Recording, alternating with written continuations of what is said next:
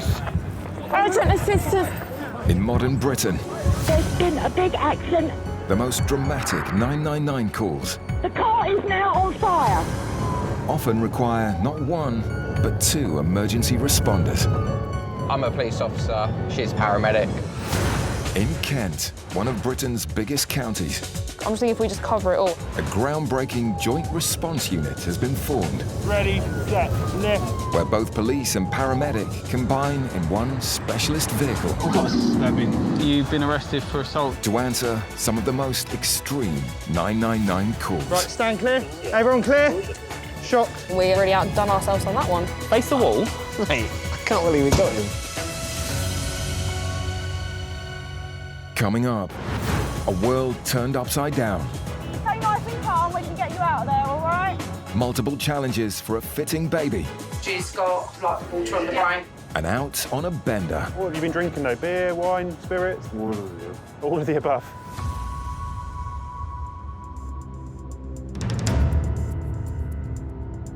Kent's joint response units are in a unique position, monitoring both the police Control here. Can anyone respond to a C1 emergency? and ambulance control rooms C1 emergency patient not breathing, cardiac arrest in a public place, your call sign, over. to make the decision whether an emergency is suited to their combined skills.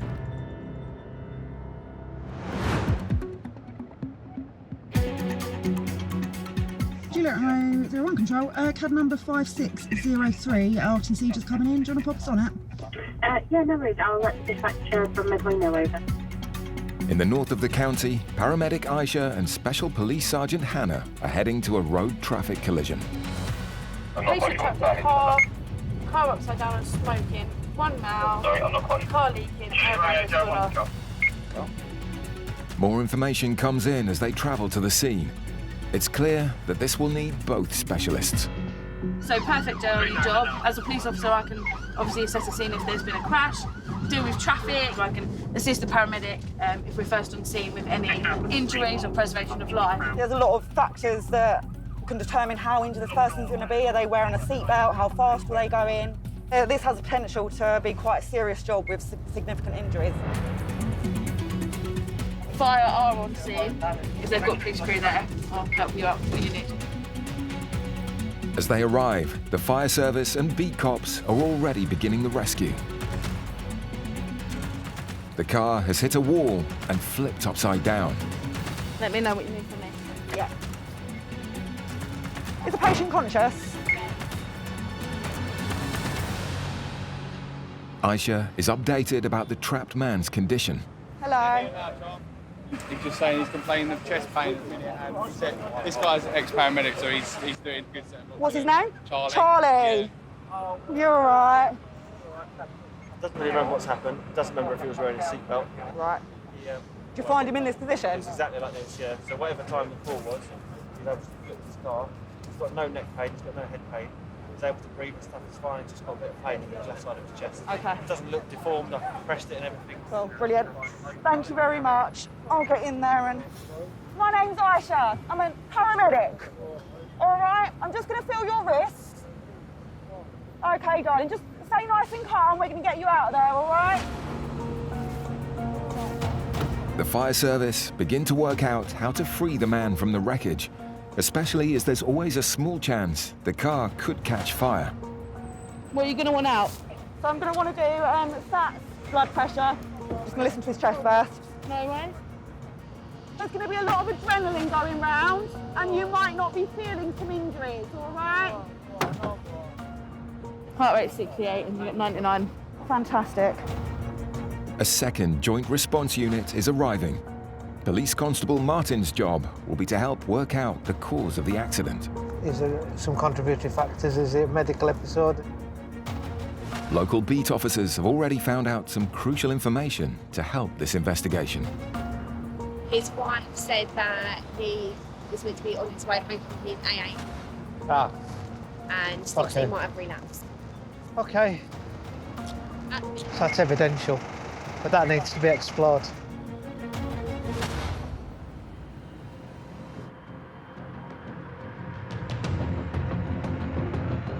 At At night, most violent incidents attended by the JRU are fueled by alcohol.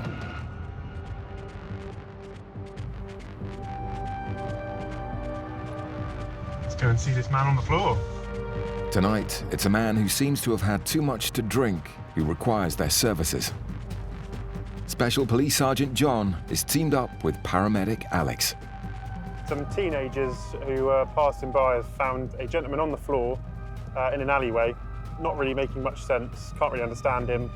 All they can understand is that the patient has said he is high and that he is going to F them up apparently. So sounds like he's being fairly aggressive and yeah, delightful gentleman. Intoxicated people can turn nasty in a moment. So knowing a cop has got your back is reassuring for Paramedic Alex. He is actually genuinely rolling around on the floor. Yes. Hello, guys. Does anyone know who he is? Hello, mate. You all right? It's the police and the paramedic. Do you need an ambulance? 'Cause you got blood on you. You've cut your knee. Stinks of alcohol, so I don't know if it's drugs or... You had a bit to drink today, mate? Yeah? I'm a paramedic with the ambulance. You're looking like you've got a few injuries. We need to check you over. You've cut your hand as well. Yeah? Yeah, look on your hand there. So you come to the boot of my car where we can have a seat and there's more light and I can clean your wounds up, can't I? No, you can't stay in the alleyway, no. We've got to help you, haven't we? Can't leave you like this covered in blood. The inebriated man isn't being aggressive, but he's not being helpful either. Because you're drunk, I don't think you've got the capacity at the minute to make decisions for yourself.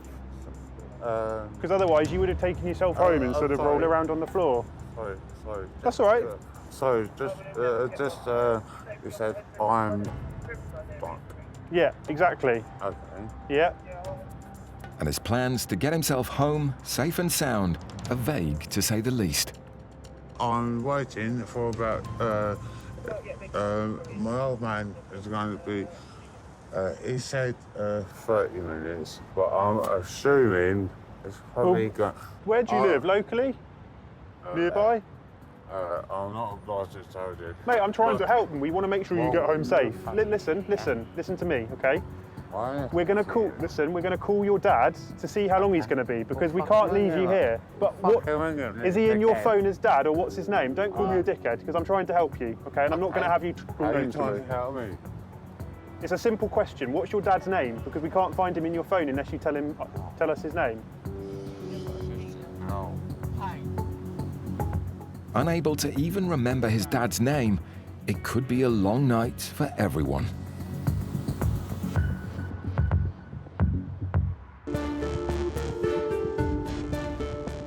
In North Kent.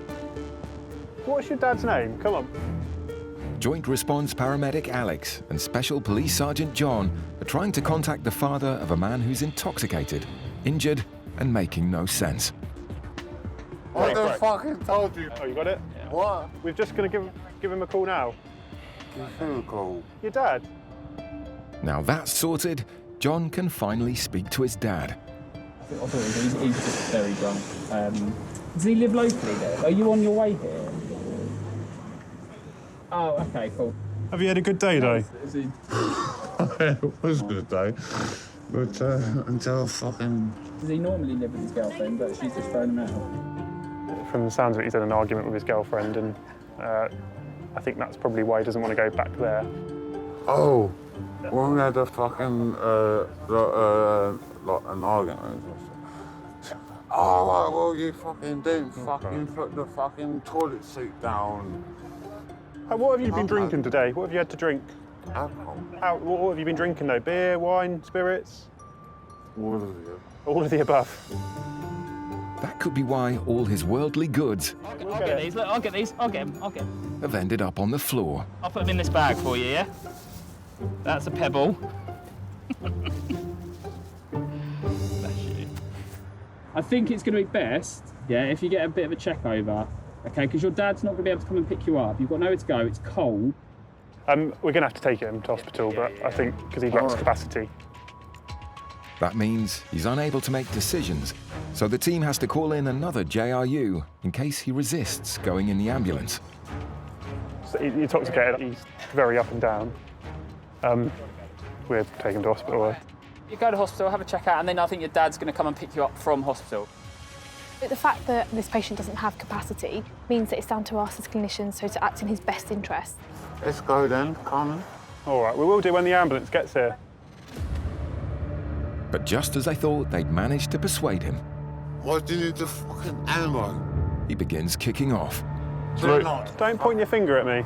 Huh? Put your fingers down, don't point at me. I'm here to help you. Do not. Now you're starting to be silly. So he will be forcibly removed and taken to hospital. Unhand me. No. Unhand me. Unhand me. Unhand me. I want my Becky. Yeah, it's in the bag. At the moment in time, you're under arrest for being drunk and incapable.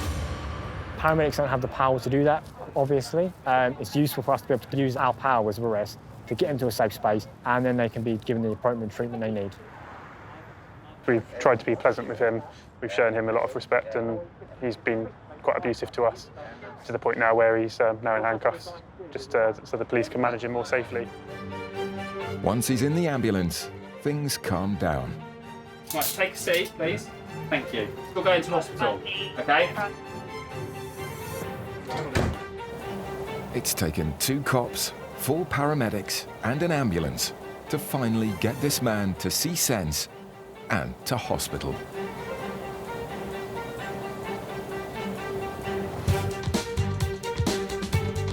Fire, ambulance, police, and 2 joint response units are fighting to free a man from a badly damaged car.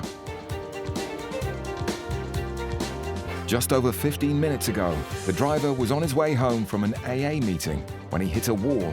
His car rolled over, landing on its roof. Mommy's gonna go mad. I'm sure she'll just be glad that you're alive. No, I want to get fucking MOT today. It's a bit of metal, it doesn't matter. You're what's important. Aisha takes the lead in treating the trapped driver. So at the moment, he's got pain in his right arm, pain in the left chest. Can't feel any actual chest wall injury. Got good air entry, good sats. Can't feel any obvious breaks on the arm, but I can't visualise it. Yeah. It's vitally important the driver's clinical state is monitored carefully. So Aisha checks his carbon dioxide levels and gives him oxygen to help his breathing. Do you want me to get the oxygen open? Yeah, go on, thank you. Have you ever set up oxygen before? No. That's all right, I'll talk you through it. Having a pair of competent hands to help out is a boon for Aisha. You want to turn that dial at the top until it says 15. So you need to make sure that's inflating, so pull the bag down. Just make sure air's going into the actual bag. We want to put a bit of oxygen on you at the moment, all right? Just because you've been in a big trauma. We need to, my love. I haven't had a chance to talk. Do you want to give me your hand, darling? I can help you. Don't get their arm caught up in that seatbelt there. Let me not get out of the way. All right, do you want to try and sit up? That's it, well done, darling. Right, if you're going to stand, you need to do it really slowly. Do you feel dizzy?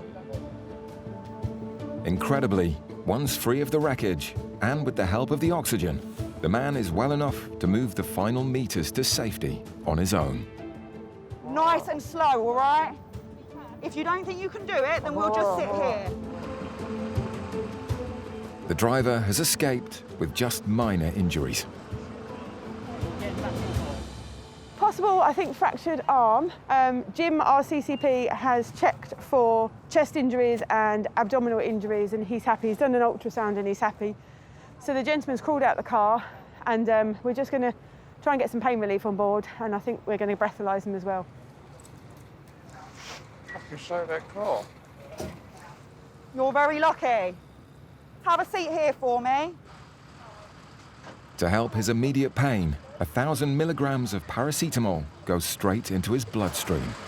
All right, darling, for this to work, we need you to have a seat and just straighten your arm out a little bit. I know you're in pain. really lucky, really, the minor injuries that he's got. So considering he's gone into a brick wall here, that's, he's come off very lightly. But it's not the end of his ordeal. There is a strong smell of alcohol. Have you given one of these before? Yeah, mate. Been to an AA meeting. Oh, okay. No worries. So what I'll ask to do... I'm an alcoholic. Have you consumed any alcohol tonight? Probably a little bit. Okay, when was the last time you had any alcohol? Have you had any alcohol in the last 20 minutes? Is it? Your reaction time isn't as quick with alcohol on board, so, potentially he hasn't responded or reacted as quickly as he would have done had he not had any alcohols. Take a deep breath. See your lips. Go. Stop. Perfect, mate. Thank you very much.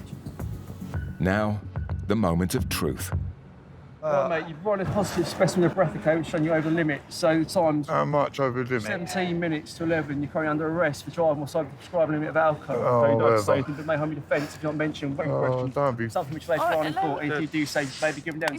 Sure you're winding up. Come on, let's calm down. You've been in a really serious accident and everyone's here to help you at the moment. Apart from him. Mate, they have turned up to help. Yeah, I'll turn that off from there. Listen, fuck off, will you? Oh, come on. Don't get yourself in even more trouble, all right? I'm not in any trouble anyway. Well, you have been arrested for drink driving, so don't make it worse. He could have killed himself, could have killed someone else. He'd lose his licence potentially, obviously.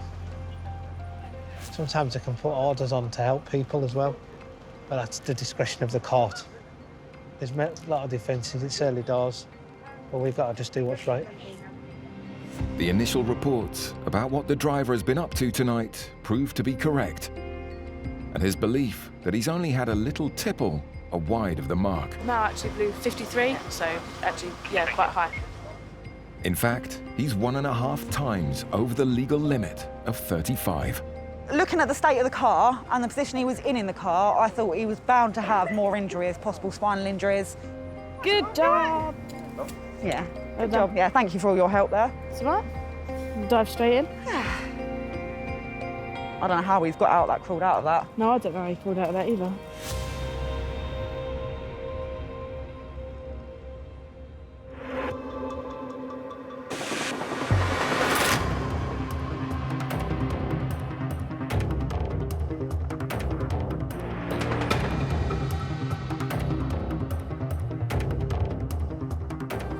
Hello there. We got a problem, the guy in the shop is shouting at us. Where you going, brother? Stay, mate. Stay, yeah? You fucking prick. Yeah? I'll teach you a nice lesson, brother, yeah? You fucking prick. He is racially abusing us. Yeah, can you listen to that, yeah? Yeah, I can hear this. The guy came in our shop for parcel. The dad is 68 years age old and he's panicking as well. Can you send someone, please? Yeah. Special Sergeant Hannah and Paramedic Aisha are on shift. Let's go. And have picked up the job. So we're going to a shop. So Mal's gone to collect a parcel and there's been some kind of disruption and this gentleman has started being racially abusive to the shopkeeper and I believe a member of the public is having a panic attack. Now, this is a really good JRU job because if an ambulance was to go to this on their own to deal with the person having a panic attack, it does sound like it's quite a volatile situation. So having police with you are definitely handy in these situations. Juliet Romeo 0166. First one's here. They may be first on scene, but as the incident has the potential to escalate, a second JRU, PC Martin and Paramedic Lisa aren't far behind. So obviously this seems more of a police job, but in something like this, it can kick off very quickly. Hannah takes the customer, who's been accused of racially abusing the elderly shop owner, out of the shop. You're right. Can you just explain what's happened for me? I came into the shop and we had a problem with returning the items. As I was leaving, the son turned up and he started mouthing me up because he's giving me hard times in the past. We've had words. While Hannah gets the customer's side of the story. Hello. Is there someone having a panic attack? That was my dad. Yeah. Are you okay, sir? Aisha checks on the shopkeeper, who claims he was shouted at by the customer, causing him to suffer a panic attack. Should we go in and have a little chat? and I can check you over, yeah? Can't speak that much. Okay, all right. And when your dad was having a panic attack, was he breathing very quickly? Yeah, breathing quickly, and I said, Dad had a water, and the guy, he was shouting at my dad. He was racially abusing us, and so he was sorry this happened. It is what it is. Not Sorry nice. about that, yeah. If the police believe the customer has racially abused the shop owner, they can arrest him for a hate crime.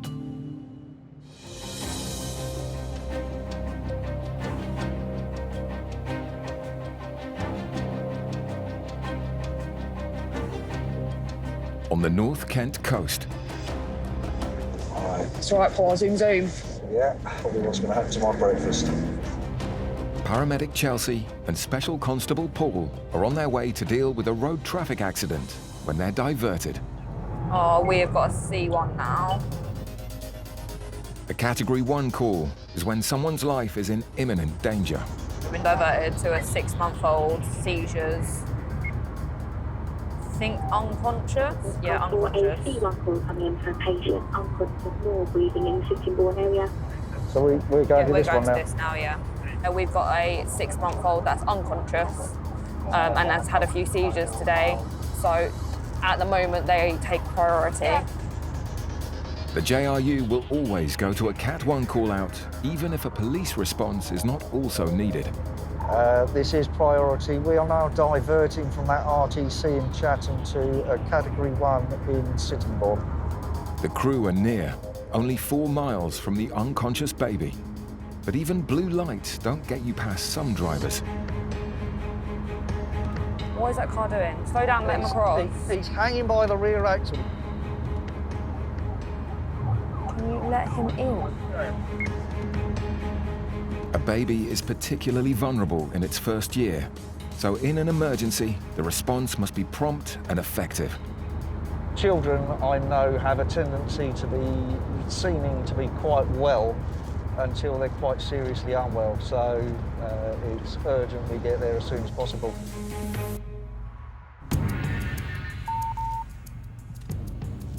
Oh, that didn't sound good, did it? What, the beeps on my radio? No, the sound under the car. In Sittingbourne, North Kent, Paramedic Chelsea and Special Constable Paul have just arrived at a Category 1 call to help an unconscious baby who's been having seizures. As the infant may need to go to hospital, an ambulance has also been called and has just arrived behind them. We're here. Okay. Inside, the 6-month-old child Arthur has just regained consciousness and is in his grandmother's arms. He had what I would have said a fit, where he literally went really red in the face, arms went right the way out, and he held his breath, and I got a phone call, can you come to great nan and granddad's? I think he's had a fit. Is he still doing it? And no, he had one about, 20 minutes ago, and I witnessed it, and then he went straight to sleep. And we're a bit concerned. Arthur has a history of ill health. He should have had a MRI at 2 weeks. Then we got told he's got hydrocephalus, which is like water on the brain. He's got no neck muscles and he's 6.5 months old. We've now we're really worried. So Arthur has had what we think is a couple of little seizures, not lasting very long, but not known to have them, so just a little bit concerning. Seizures in babies are normally due to a high temperature, so Arthur's blood glucose level is checked for signs of infection. I think it'd be concerned now, won't we? In Arthur's case, it could be more complex. Only 1 in 1,000 children are born with hydrocephalus, but they're more likely to develop epilepsy. There we go. No, it's literally I'm not joking. It's as red. Oh, sorry, bud. As lips, like lipstick. It's really hard to say how red he went, but it was really bad, and it was frightening, and I just literally had to scoop and smack his ass. Honestly, just to get him to breathe.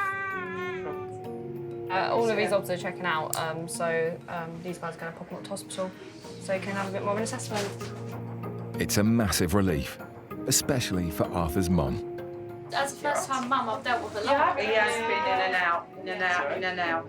There's just nothing of him. For 6.5 months, there's just nothing of him. But he eats, honestly, like a horse. Now the fitting is just concerning. He has a few medical conditions anyway, and he's undergoing a lot of other investigations that so far they don't have an answer to, just generally not developing as he should. He's quite small for his age. Come on, Nana. You're going. I was just talking to the lady. Come on, Nana, take. We'll get you settled on the Arthur will be taken to the Emergency Children's Department at Medway Maritime Hospital. They might need to monitor him. They might not need to monitor him. Get out. Does he have it? He Yeah, has I've one got- spare car seat. Arthur's dad has rushed back from work. Do you know what ward where she'll be going? The A&E, the children's A&E, yeah. So if you just go to the main reception. That's switched on. She is very switched on. Is that your mum? No, that's my partner's mum. I've nicked Madison's car seat. The ambulance got her at the same time as us, which is good quick response. So hopefully we've got her in time. If he was still seizing, we could have treated him pretty quickly, and now he's getting off to hospital pretty quick. Stand well clear. Vehicle reversing. They were here within 2 minutes of phoning 999. They were here very, very quick. So I was quite shocked. In a good way. Hopefully we might get some answers because he does have a cyst on the brain. And it's not been followed up on. So hopefully the answers might occur now.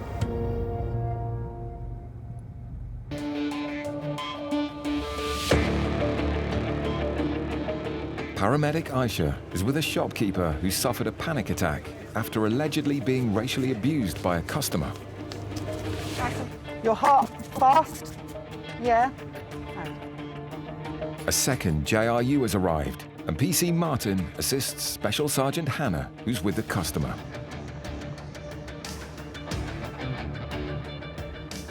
You all right? Yeah. What's been happening? So there's history between this man that went to pick up his parcel and the shopkeeper. It's got a bit heated and today, hasn't it, over. I've just got him out. It was a bad misunderstanding, officer, with the guy. But I think there's been some things said that may be of a racial That's what I connotation. just said, yeah. So we need to bottom that out. And there's been allegations that you've been throwing things in the shop, haven't you? I didn't throw anything. We did throw insults at each other. Back inside, Aisha has finished her assessment of the shopkeeper. So, Yes, please. done most of the checks. Okay. Blood pressure's a little bit high, Yeah. but I wouldn't be too concerned considering what's happened. I think fine. it's just been a stressful situation. please, yeah. Are you feeling better? Yeah, Yeah? Relax. Yeah, have a cup of tea. Makes everything better. While Martin waits with the customer Oh, watch the back. Sorry. Gorgeous. to help them work out whose story checks out. This one. That's him there. Yeah. Hannah reviews the shop's CCTV. He's saying, come out, I'm gonna show you. And he was saying, oh, because I'm a black male, that's why, everything is recorded when I was on a phone to you. Does this do audio? So it's just got visual. But audio once when I was responding on 999. It was recording. He started racially abusing my parents. He said like, oh, your father's a prick and your mom is a bitch. You are Asian, all family, all are bitch. So it's racially aggravated. And then all of a sudden, like, you know, when I was ringing 999, he started threatening me. He said, I'm gonna kill you as well. The CCTV seems to confirm that a heated argument definitely took place. The what, sorry? The way they behave over there, it's not civilized. Well, let's just not go down that route. That's what you're saying is still racial, isn't it? It's not. I was telling him, bro, they're not in India or Africa here. They're in England. This is England, mate. But when I'm talking to you, talk back to me with respect. We're a diverse community. Yeah. And we respect everybody. I was asking him to respect me, but he didn't. Right. He didn't. But let's just stop there, because you are going down a path that's not very good for you. Now, Hannah's heard both sides of the story and seen the CCTV. Have we got enough to go stay at 9? Yeah. Okay.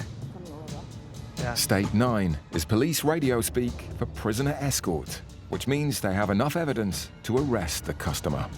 Section 5. Yeah, he also made threats. Was it directed? Yeah. For it. You've been arrested on suspicion of racially aggravated public order. I didn't. What? Yeah. Officer, You do not have to say anything. let me call my partner. Officer, I didn't do anything. Officer, I didn't do anything. Excellent. So you're threatening me. Great. I remember you when the time passed. Excellent. Why did you have to cuff me like this? Lovely. Why did you have to cuff me like this? Let's go. Yeah, it's a scary situation to be in. Look at my dad. Poor dad. Yeah, it's not just the threat of violence, it's what the threats are going to do to you. Yeah, words can be mightier than Yeah, sword. absolutely. You're supposed to be resting. You're going to go home. He wasn't very happy. He told me he was going to sue me. He told me he was going to see me in court. And he also said, oh, you haven't sort of heard the last of this. I'm the king. I'll remember you. First thing I would have probably done was called an ambulance. Because I don't know if there's any other underlying factors. So having a paramedic team there, they can just do that, deal with it, fast track, you know? If an ambulance had turned up on their own without police, it would have been quite a volatile situation for them. So this has saved an ambulance coming out, and we've been able to deal with it just with the JRUs and another unit to take the suspect off to custody. Yeah, absolutely perfect for the JRU. This is exactly what we're here for. Thank you so much. Take care. Bye-bye.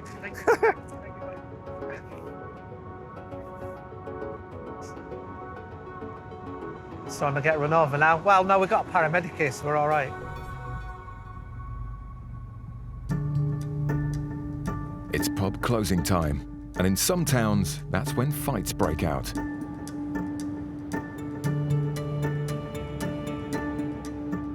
This is when the JRU comes into its own. The paramedics can tend the injured, while their police colleagues provide protection. Yeah, go ahead. Joint Response Paramedic Chelsea is tonight teamed up with Special Sergeant Kevin. Oh, there's been a fight, 6 people. We got a male that looks like he's been punched in the nose. He's got a broken nose, and a female that's been headbutted. We go to quite a lot of assaults from the JRU. There's normally police on scene already. It's a quicker way for them to get an ambulance response. Before they get there, word comes through about the person who carried out the assault. He's now been arrested, and they're just requesting a van to convey him to custody.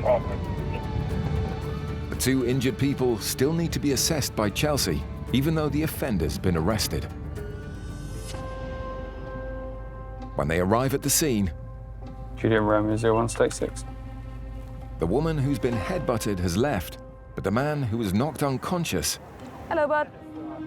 has come round. So what happened? Apparently I got hit. Don't remember it at all. You don't remember it at all? Nothing. Okay. Apparently I was laying on the floor and I obviously got... So you've been knocked out? Yeah. Okay, no worries. Ever had any head injuries before? And before this happened today, you felt fit and well? Oh yeah, perfectly fine. That's all fine? Yep. Can I have a deep breath in for me? Cool. You're not paining your hips or your legs? Nothing. Cool. So we think it's just literally one punch to the face and down the floor as far as we're aware.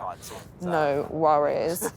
Your nose, normally, is it dead straight or is it a little bit wonky? It's dead straight. Okay. To me, it looks slightly offset to one side. Plus the fact you've had some bleeding and the fact that you've been knocked out, you're going to need to go to hospital, bud. Is that all right? Yeah, that's perfectly Yeah, cool. Sounds like he has potentially been knocked out. That's quite a red flag for any head injury. He needs to be checked over, make sure that he hasn't got any more serious injuries inside his head. There is a risk of kind of brain bleeds and stuff when you've been hit so hard that you've been knocked unconscious. So he'll just need to probably be there for a few hours to be observed and make sure that nothing more sinister comes about. No worries. I've bought this new outfit. It's been ruined already.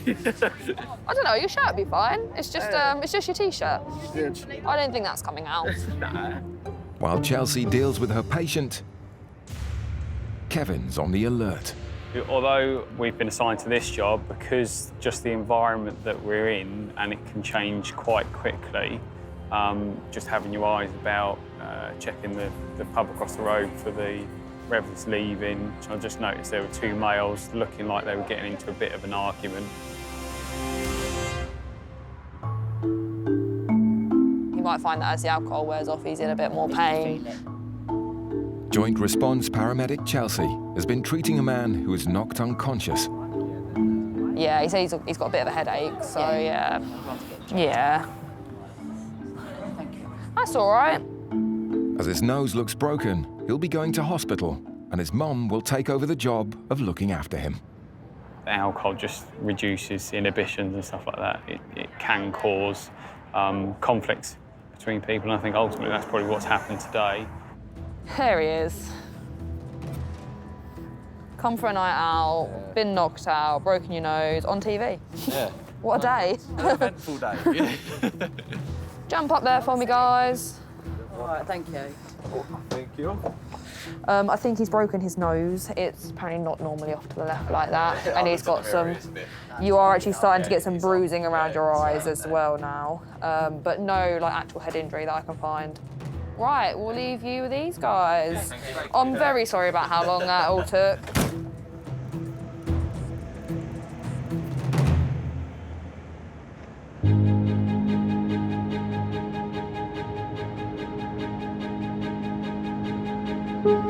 In the hours of darkness, there are 40% more road collisions than in daylight. Someone trying to, a rolled car, someone trying to push it back over, is that correct? Special Sergeant Jack and Paramedic Nathan are less than 2 minutes from the crash site. We're going to an RTC. They've rolled the car. There's people trying to roll the car back over so they can get away. If they were trying to flee from the scene of an accident, this would raise alarm bells. As therefore I've located it, 4 males trying to make off, I think. Jack needs to get to the bottom of the incident. Hello, mate. Whose car? What's happened? Oh, somebody Whose was car? steaming up the middle of the road. I swerved. Yeah. I managed to go up the bank. While Nathan focuses on treating the injured. Can you lean up against here, mate? Just so... No. I don't want the blood pressure. No. It's all right if I have a feel of your head then? Because you've got a nasty little cut up there. Yeah. Were you wearing your seatbelt? No, that's fine. We have to check, that's all, because a lot of people don't still. Did you hit on the steering wheel? Or pass? No, you don't know? up there and it went down, on the bleeding side. Can I have a feel of your head, is that right? I have to ask, mate, that's all. You want to have a feel in my head, you have a feel in my head, I know. officer. I'm a paramedic, so... Oh, yeah. Oh, okay, it's only a little nick, that's fine. Daughter, yeah. and prospective son-in-law. Ah, okay. He's found He's come over to... Out and they was with us in the car. Oh, were they? Oh, bless you. Grandson. Yeah. It seems the man was travelling with his daughter and her partner, along with their child, the man's young grandson, when the crash happened. Was the girl up there in the crash as well? Yeah. Do you want me to, I'll go check if she's all right. No, they're all right. They mate. are all right, yeah. Oh, that's fine yeah. then.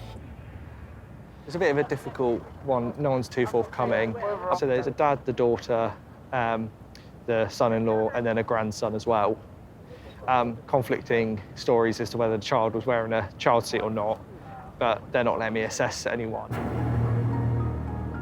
It's a mystery why people injured in a car accident would refuse medical help, especially as a young child was in the car. It's people's rights. If they don't want to be treated, then that's absolutely fine. Jack's still not sure who was driving. Yeah, I'm asking where that big bullseye on the car's come from. That was me trying to put through the windscreen. What, to get out? No, to get her out. To get your missus out? Yeah. Trying to get me one of those one-way tickets to that clinic in Switzerland where I ain't got to come home anymore. The man sounds like he's maybe had one too many. 2 local officers have turned up to help manage any traffic issues and in case things get out of hand. He said he's not grasping, it's his father-in-law. I think what he's trying to say is his father-in-law's driving, You know but he won't confirm that. He won't... Yes. Knowing who was driving means the police can take their investigation one step further. Because you've been involved in a road traffic collision, they're going to require you to move some preliminary impairment tests at the roadside, which means to drink drugs and stuff like that, because you've been involved in injury RTC. Not all officers carry a breath test kit, so it's fortunate the Joint Response Team are here. On the joint response, we have a decent amount of equipment from both sides, really, so police side and ambulance side. So we have breathalyzer boxes. Because we do quite a lot of RTCs, the breathalyzer quite often comes in handy. Are you happy for me to do this with you? Obviously go through this. Do I look happy? No, obviously not. I do have to tell you, failed to do so will result in arrest for failing to provide, okay? All right, so you happy for me to obtain a specimen of breath? Right, sir. Lovely. Essentially, you got to do what yes. you got to do. Unfortunately, quite a lot of accidents we go to are caused by drink driving. Deep breath for me. Keep going, keep going, keep going. Driving with over 35 micrograms of alcohol in your breath is illegal. You have failed. It's 79 over 100 millilitres, so I'm arresting you for driving over whilst driving a vehicle, so you're under arrest. You're not saying anything there. The driver is more than twice over the limit, but it appears he's not accepting the crash was his fault. He thought a car was coming at him, so he swerved, gone up the steep embankment and toppled it over onto its side.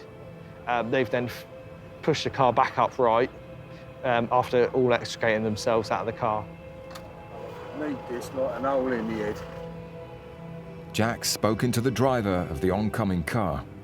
The Suzuki was coming down. He's hit the verge on the left-hand side of the carriageway, which has sort of gone up the bank, and then he's come round the other side, which is where we found the car, and it sort of flipped on the side of the bank. So it'd gone up, flipped on the side of the bank, and then they've all, well, I say all, the dad and the son-in-law had flipped it back over.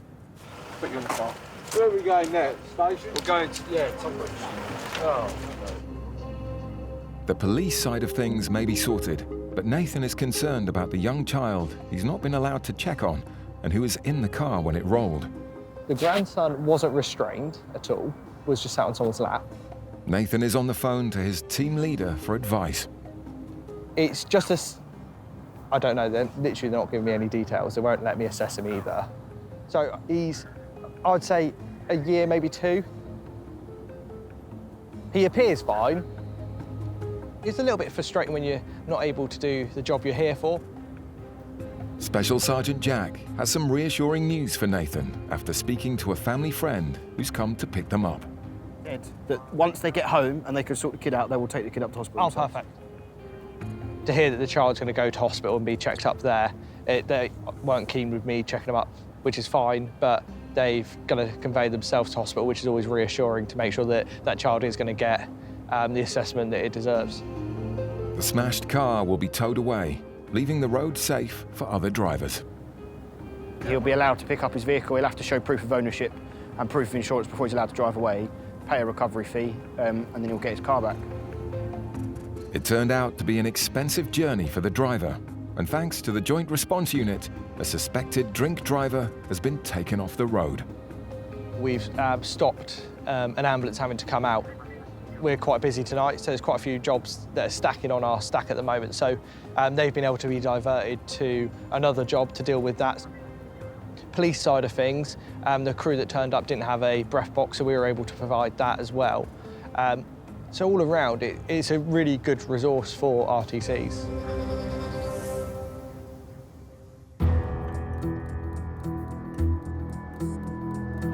Need this like an hole in the head.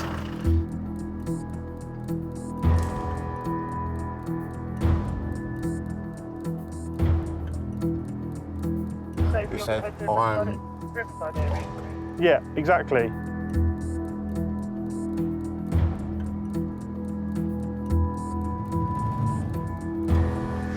Fucking slow that car. You're very lucky.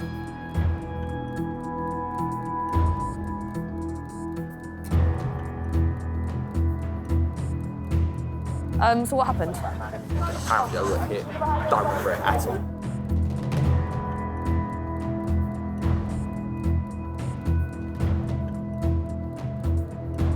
Excellent. So you're threatening me. Great. Excellent.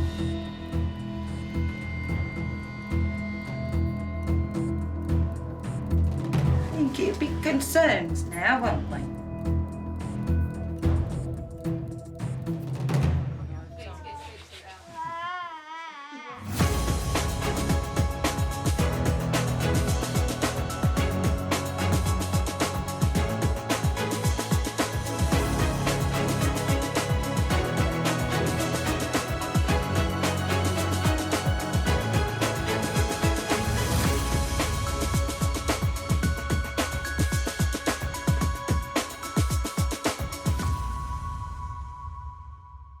police!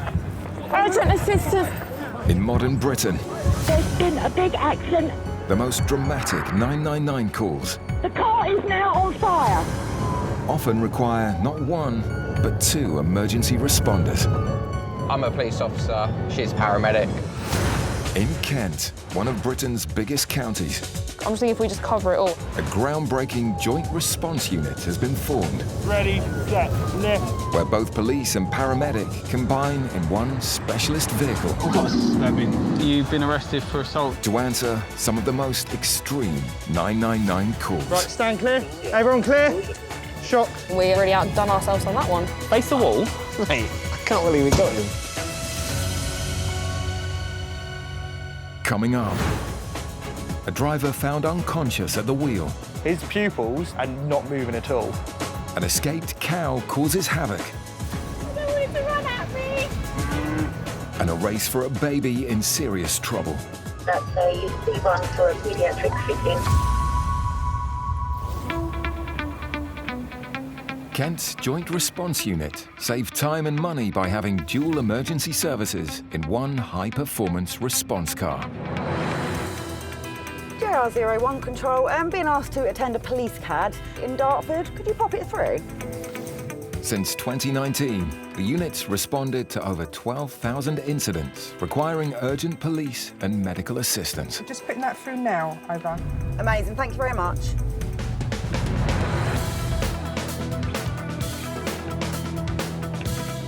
It's 7:50 p.m.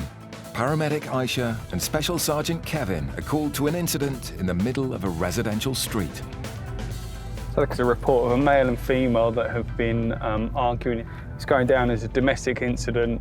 An elderly lady is in between them trying to break them up. It could potentially escalate into something more serious if the description of the male is white skin, white and black top, and then the female, white skin, wearing all black. We've arrived at the incident and we're just in a direct location that we were given. There's no one about apart from a few people playing basketball. The couple have disappeared, but then something else catches Kev's watchful eye. A car crosses their path with its lights off. Stick your sirens on me. Just gonna have a quick chat because they need to have the lights on. And just when they think the car has pulled over, They're going to actually stop. it's off again. They look like they are about to... Yeah, Juliet Romeo 1 priority. Go, Kev, go, go, go, go.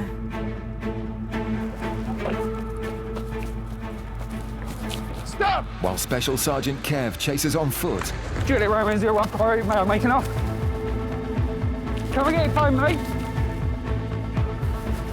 Paramedic Aisha assists alongside in the patrol car until the runaway disappears down the side of a house. Where's he gone? Unfortunately, they are a little bit quicker than me, so they managed to get away. But at the moment, I've got other units en route to see if we can track these males down.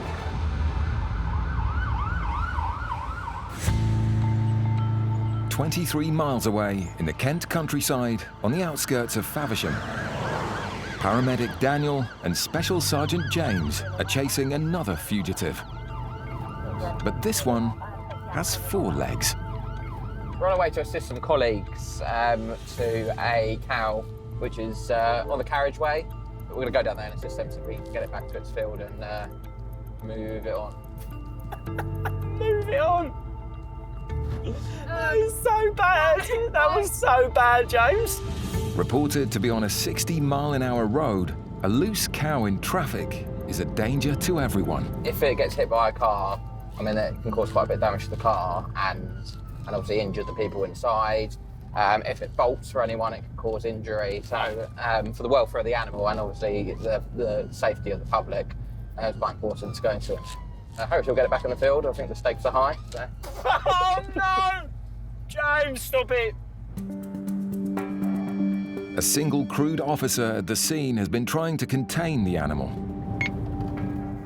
Oh yes, the cow, or the bullock, has escaped from the impromptu pen I've got. I'm just after it's down Hampshire Road towards Gravely. Where on earth can they be? I'm just half expecting this bloody ball now to be running in our direction. As they near the location, finding both cow and police crew is proving tricky, even with a second unit called in to help. No. No. Yeah. Because driving down, I can see flashing lights over there. Well, we've literally come straight from, so... We'll follow you. A phone call back from the farm hire van. Unfortunately, he doesn't have any cattle. And we can't find this cow or this other unit, so 4444, you should have an image of that male of them. either we've not gone far enough or they're not where they say they are.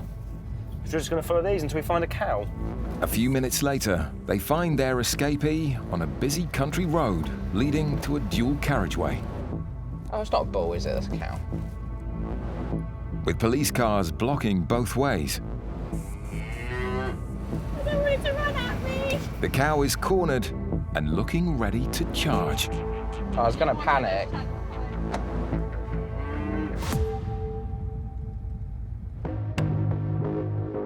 Over in Dartford, Special Sergeant Kev is still trying to catch his two-legged runaways. He's jumped a fence in someone's garden. It's all right, well, can we go back to the car? Yeah, of course. Juliet Romeo 01. Kev checks into control. Yeah, it's a white male, dark bottoms and top tracksuit, black trainers. I think the other one had light hair. Just need to secure that car. Oh, God. Within minutes, extra patrol units and police dogs are at the scene, with reports coming in of a male hiding behind some houses. Right, mate? That sort of direction. Between the shops and over a fence. The police try a containment move to trap the runaway driver, but that leaves paramedic Aisha alone on the street with the abandoned car. Kev has gone off in pursuit of the young boys, so I'm going to stay here, make sure they don't come back to the car. So hopefully Kev will be back soon with an update. Make sure camera's got updated description. In Dartford, a driver has been on the run from the police for over 10 minutes, leaving Joint Response paramedic Aisha watching over the abandoned car. There was a male seen by another crew making off towards that way, so I just assisted doing a bit of an area search, hopping over the fence, seeing if we could locate him. While other officers continue the hunt, Aisha's Joint Response colleague, Special Sergeant Kev, returns to examine the car for evidence. Just seeing if there's anything stashed in the car that can identify them or identify why they've made off from police. At the moment, there's not really anything in the car that suggests why they've decided to do a bit of a runner. It could be something simple that the driver was potentially uninsured on the vehicle and they were a bit worried about that, so they've done a runner for that reason. Were they carrying something on their person that was illegal? The search of the car is inconclusive, and the driver still at large. I am sort of pushing 40 now. He's like mid-teens, early 20s, and he's a little bit quick. He's quite lightweight because he's in trainers and tracksuit, and I'm in full body armour, and you're probably talking a good, extra couple of kilos of weight, maybe a few more than that. And it, unfortunately, is the first person that's managed to get away from me. So I'll let him have that one. If I see him again, I might be a little bit fitter, and he probably won't get away. But even though the young man managed to outrun him this time, the hunt is not over. The male decided to run into a bit of a dead end, drop his phone, which I'm now going to seize as evidence. So we'll now take that. So if he wants it, he can come back to the police station to collect it. It's a crucial bit of evidence, and the police will use the phone to help track down the driver.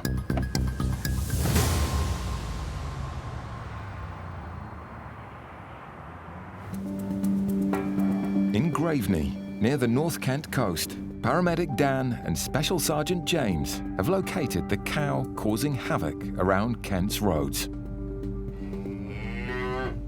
Working with 2 police units, they attempt to trap it between the 3 patrol cars. I was going to panic. I don't want it to run at me. But the animal has other ideas. No, so as you can see at the moment, the horse is trying to outsmart the police officers, but... The cow. Sorry, the cow. Look, he's done it, no, look. The cow walks straight past the car blocking the road. Come on, in your car. How have you let that get through?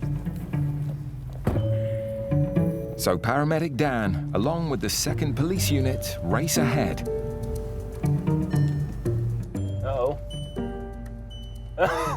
No, he ain't gonna jump over, is it? Surely not. Attempting to box her in.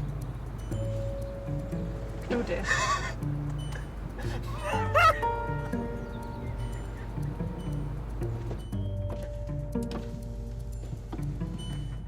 We've got contact from the farmer, so we've got to just try and keep containment of it. Obviously, we are quite close to a dual carriageway. We can just try and contain it with the cars. Obviously, it's better the cars get kicked than us. It's key they stop the cow. So the 2 cars attempt a dual stop maneuver. Oh. Yeah, go ahead, Hello.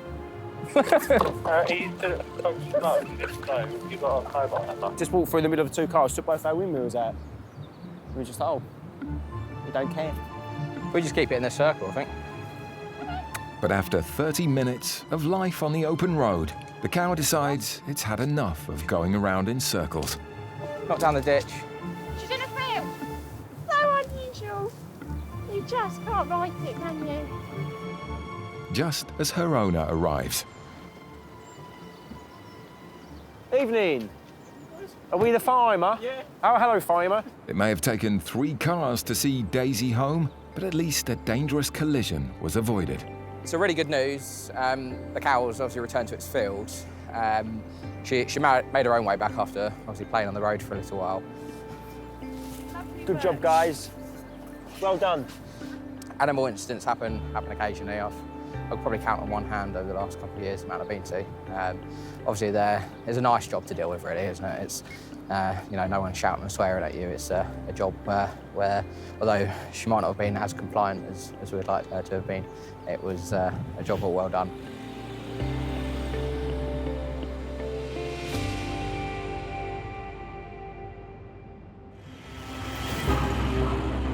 The Joint Response Units have the skills to attend to almost any type of life-threatening incident, from road traffic collisions to domestic assaults.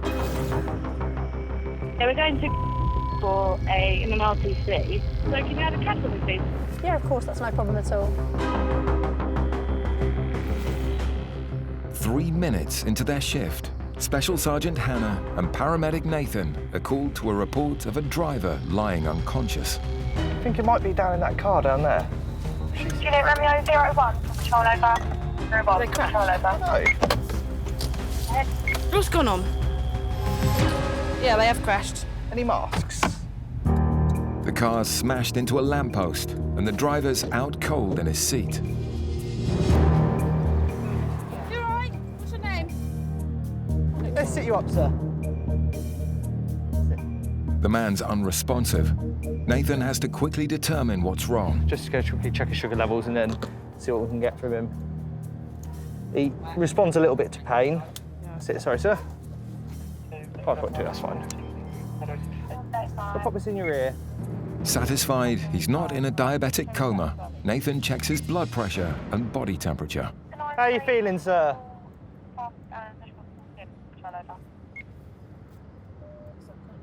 Yeah. You want to grab me the drugs bag out the back? Have we got it? No, the red. Oh no, I haven't got a drugs bag, have I? Got it. No. There's a problem. Nathan is only just on shift, so he doesn't have all his paramedic drugs available yet. Unfortunately, we've just started shift, so haven't been able to grab any drugs or anything yet. So we can start giving him fluids and potentially something called atropine as well, just to hopefully speed up his heart rate a little bit. Worried about the driver's low heart rate, Nathan calls for backup. I'll just go lie you down a bit, mate. Juliet Romeo 03, go ahead. I'm gonna have to put in a grade 1 because I haven't got a drugs bag or anything yet. No worries at all. Get a crew on route to you now. A grade 1 backup means Nathan needs an ambulance urgently. Apart from being unconscious, he's a little bit hypertensive. And time is critical.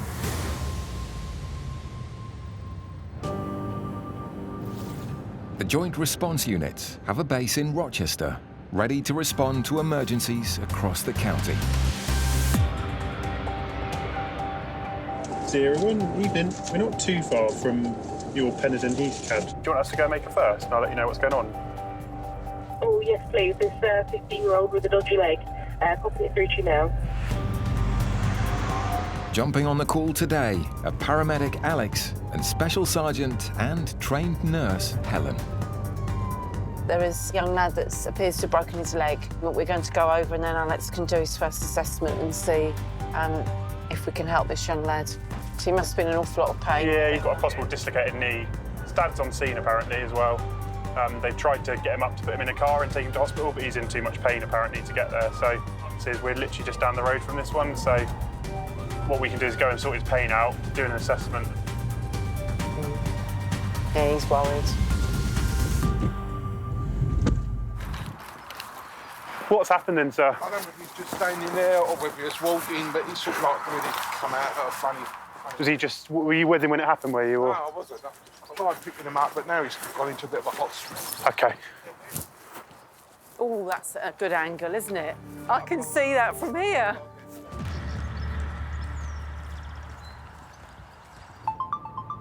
While the team have a closer look, paramedic Nathan has called for emergency backup to give drugs to a driver found unconscious at the wheel.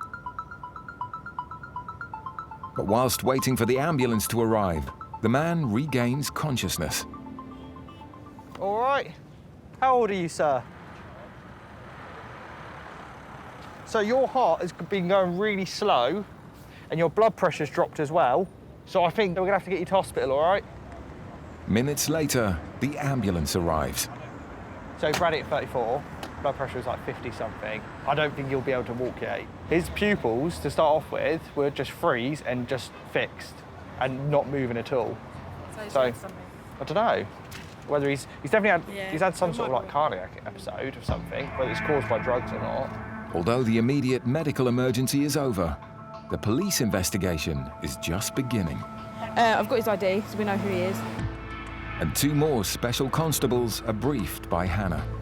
He's, from what I've understood, been driving up here, hit the post. You can literally see the marks where he's gone straight in, but he's completely unconscious, out of it.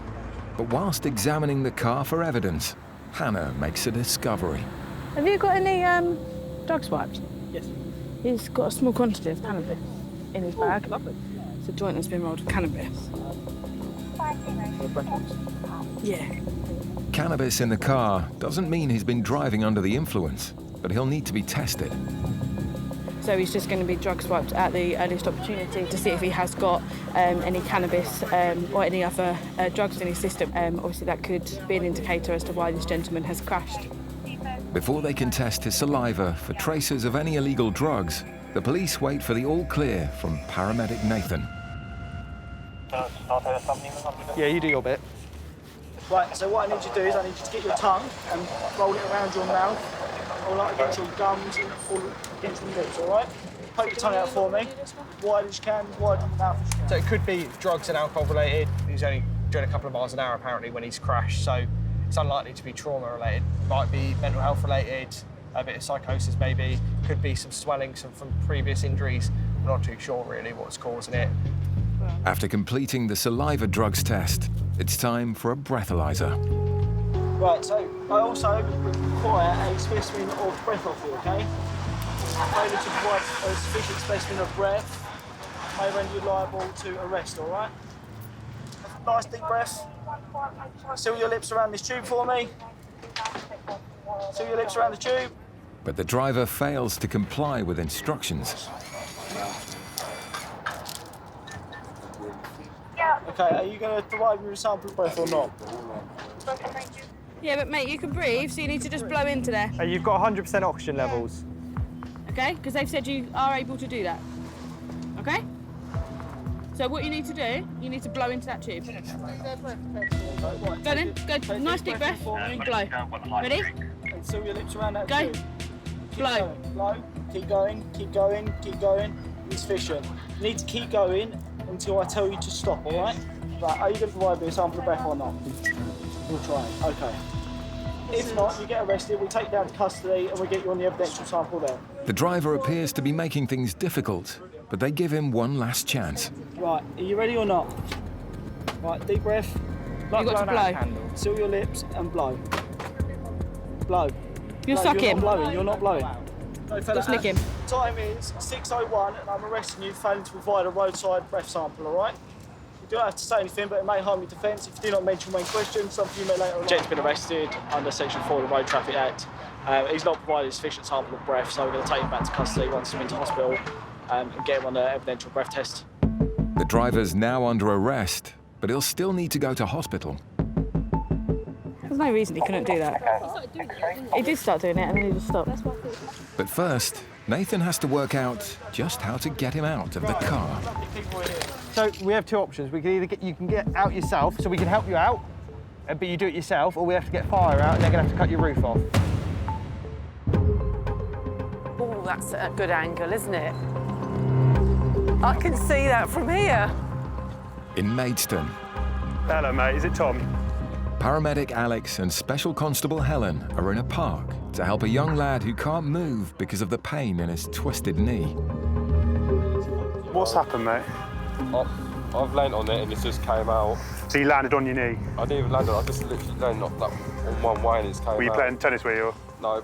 Oh, okay. With the dog. Oh, okay. Oh. Have you dislocated your knee before? Nope.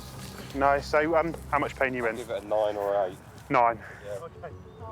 A dislocation occurs when a bone slips or pops out of a joint. Not only is it extremely painful, it will need to be treated so it doesn't cause damage to ligaments, nerves, or blood vessels. Could I get a grade 2, please? You haven't had gas in there before, no? No. So it's what they give people when they have babies. It might make you feel like you're a bit drunk if you pop that in your mouth. You're in charge of it, mate. As much or as little as you want. As soon as you stop breathing it in, though, it wears off very, very quickly. I think what we're probably going to do, I'm going to see if I can get a quick needle in your arm, if that's all right, give you some morphine to help with the pain, and then we'll probably look to see if we can straighten your leg, and it looks like it's dislocated, and actually just by straightening your leg, we might be able to manipulate your kneecap back into place, and your pain will go instantly. Great thing for a runner. Oh, you're a runner, are you? Yeah. How old are you again? 15. 15. Normally, Tom's kneecap glides over a groove in the joint, but because it's now sitting off at an angle, Alex needs to get him more comfortable. Keep sucking on that. Does it feel like it's helping? Right, rest back and relax because you're going to get woozy. Just enjoy it. It's lovely stuff. All right. A sharp scratch, mate. All right, 1, 2, 3. A dislocated knee is painful, so Alex attempts to fit a cannula to administer morphine, which acts on the central nervous system. Where your hands are so cold, mate, your veins have disappeared. When the body is warm, blood flow increases, dilating the veins and making them easier to find. Not doing a very good job today, am I? But after waiting for over 40 minutes on a cold court, finding Tom's are proving impossible. Oh my God, veins just work. Dodgy workman blames his tools, that's why. That's it, keep going like that for me. I want you to take really, really deep ones. Alex's best option for pain relief remains the gas and air. If you feel like you're about to pass out, that's okay. Nothing bad's going to happen, I promise, all right? Just having a look at it to assess to see if there's any possible breaks at all. It looks like quite a simple dislocation of the patella. So we're just going to get him some sort of as much of the end knocked into his body as we can. Once Tom's inhaled enough pain relief, Alex chooses the best time to straighten his leg. Keep going. Tom, Deep this breath. is going to be a little bit uncomfortable, all right? So keep going on that gas and air. Keep going. That's it. Good lad. Keep going. Just relax the leg for me, relax. There we go. Alex pops the bone back in place. Your knee's back in. I didn't realise that. I was Yeah? asleep. It's wonderful. That's good. Isn't it? It's That's like good gas stuff, and that. air. So your kneecap, as you probably know, was sort of around here. Yeah, so it was displaced laterally. I've just straightened your funny, leg out isn't it? and I've popped you back in and you'll be fine. But how's your pain now? So if you're 8 or 9 out of 10, can't feel it now. If I'm pressing that, does that hurt or? No. No? Good. We've done our job. So we've straightened his leg out, realigned his patella, so his kneecap back into normal alignment. His pain's now pretty much gone. We're just waiting for an ambulance to come to convey him to hospital. A dislocated knee can take up to 6 weeks to heal, but there's a risk of it happening again if it's not had the chance to rest and repair properly. I'll try and sit on that then. Yeah, that's Get your bum as far up it as you can. So Tom will have to take it easy. High five for that. Well done. Well, thanks. Don't like compliments.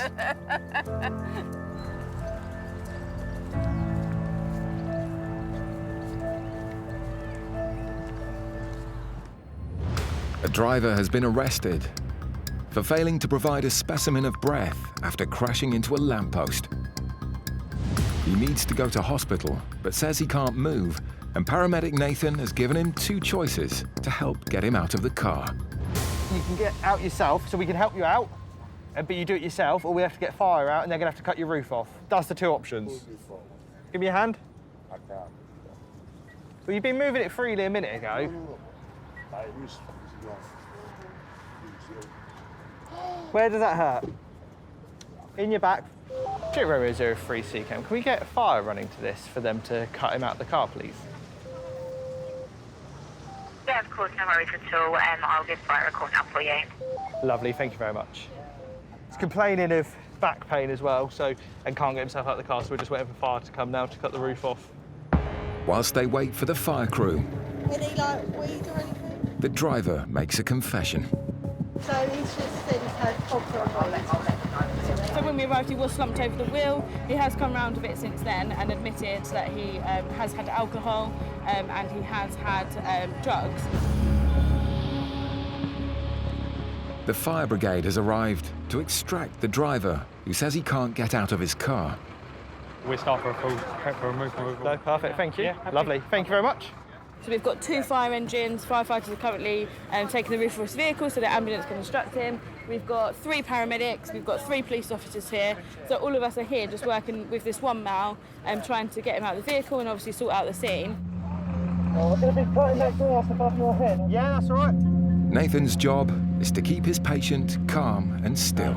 Exactly, that's the big worry. Yeah, so that's the biggest issue, isn't it? So in a minute, what we'll do is we're going to put a hard board down behind your back, pull you up onto it, and then lift you across onto our bed. All right? You're going to end up with a convertible now, all right? There we go, got a smile. Won't be long now, all right? Just focus on wiggling your toes. We're going to get the roof off now, all right? Yeah. 30 minutes later, they're finally able to carefully remove the driver. Fire have cut the roof off nice and safely, and managed to extricate him from the vehicle nice and safely as well, so it's all been done in a nice, timely manner. In the ambulance, the crew check the driver over to try to work out if there's a medical reason for his behaviour. I feel that. Yeah, feel that? I feel that. See? He is feeling now. So he's got feeling back in his legs, which is a good thing. So he's going to go up to the hospital, have some scans done, and go from there, really. It's a difficult one. It was just after they arrested him that all of a sudden his legs wouldn't work and his arms wouldn't work. So before that, he'd mentioned nothing about it. So whether that's just coincidence or whether that's actually something to do with it, we'll leave the hospital and the police to decide about that.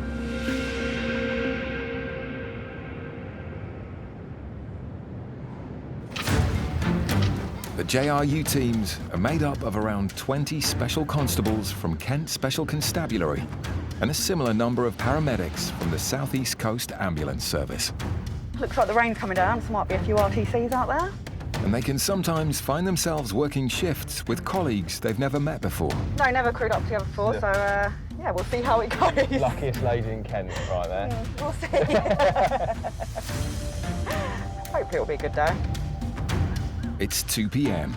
and the beginning of a 12-hour shift for Joint Response Team Special Constable Tom and Paramedic Aisha.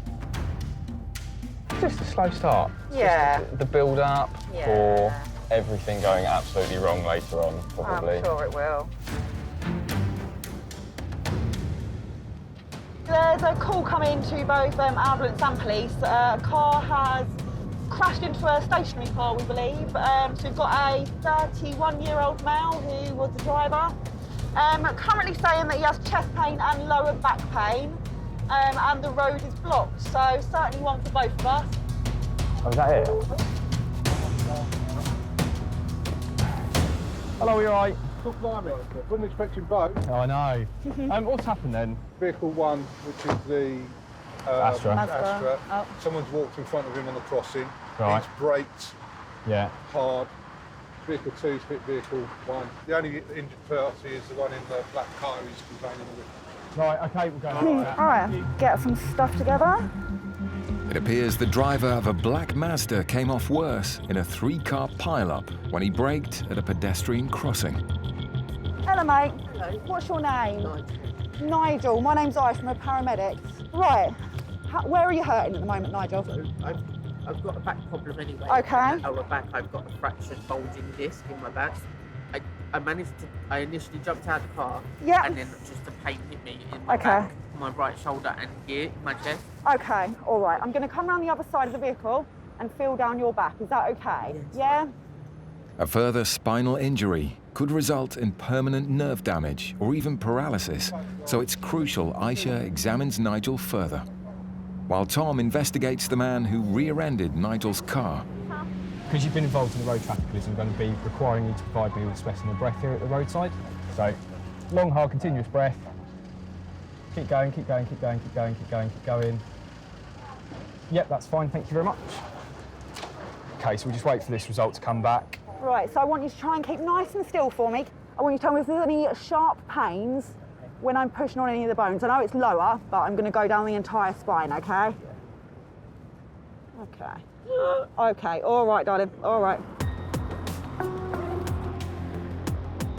So we've got to be very careful with the spine, so going to keep him in the exact position he is at the moment until we get a crew here with some immobilisation kit. If Nigel has damaged his spinal cord, he's at risk of permanent paralysis. In Kent, between 2020 and 2022, an average of 4 assaults a day were committed against the police, whilst attempting to arrest offenders or protect the public. Romeo 04 CCAM, could you assign us to CAD 4763, please? Yeah, we'll just that through for you now. And today, it's JRU team Paramedic Nathan and Special Sergeant John called to assist with an aggressive man.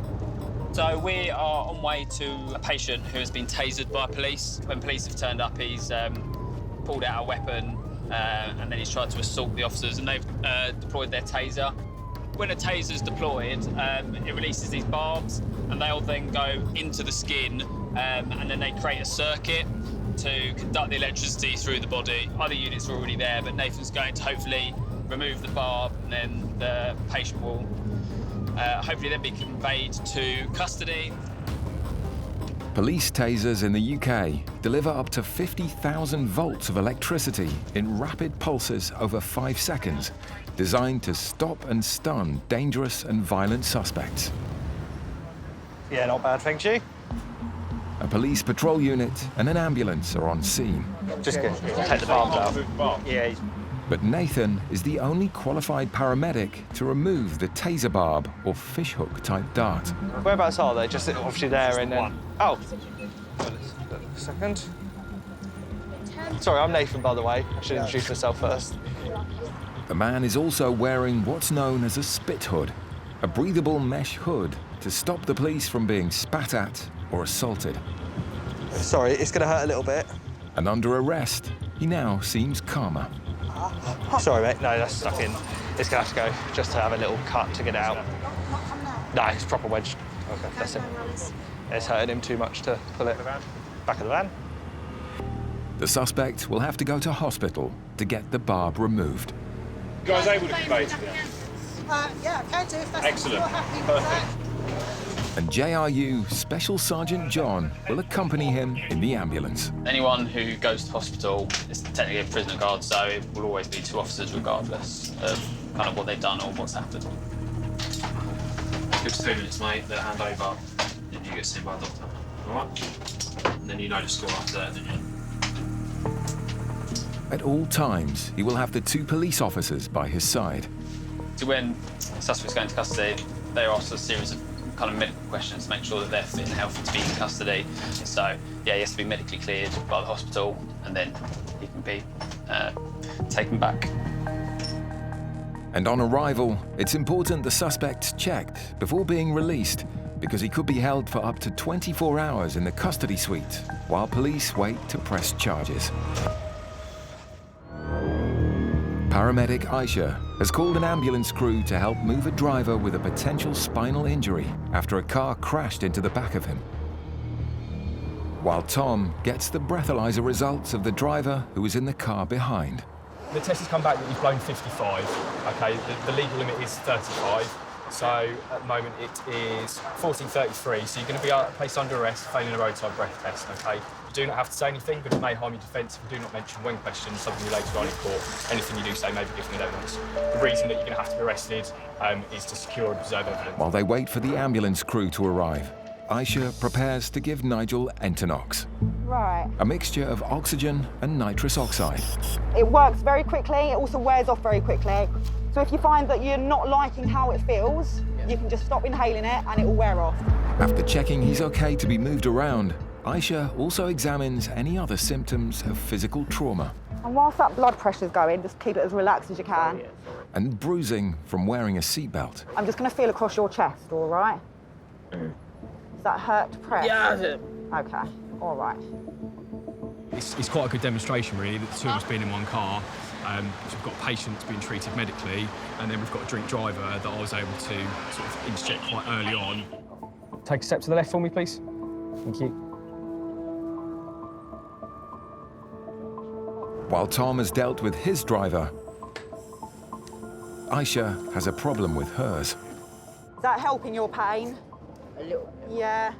The gas and air she's given him isn't taking the edge off his pain. So we're going to try and get something a bit better going. Time for something stronger. So this is morphine, very good for severe pain, and this gentleman's saying that he's got 9.5 out of 10 pain. It's all right, sharp scratch, my love. Amazing.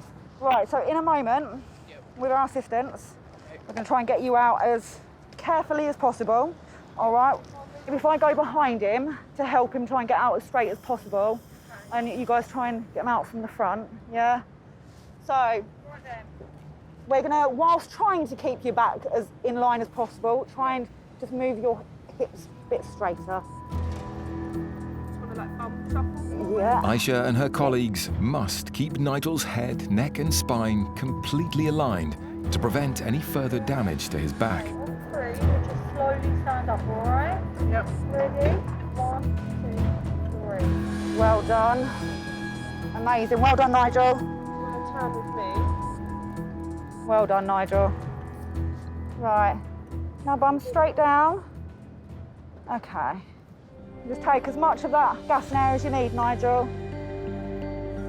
Is that really painful? It is when you push it. It's not hurting to breathe, though, no? It's off to hospital, where the doctors will do a CT scan on Nigel's back to find out the true extent of his injuries. Yeah, I think perfect JRU job. Lots for me to do, lots for the police officer to do. This is exactly what we're here for.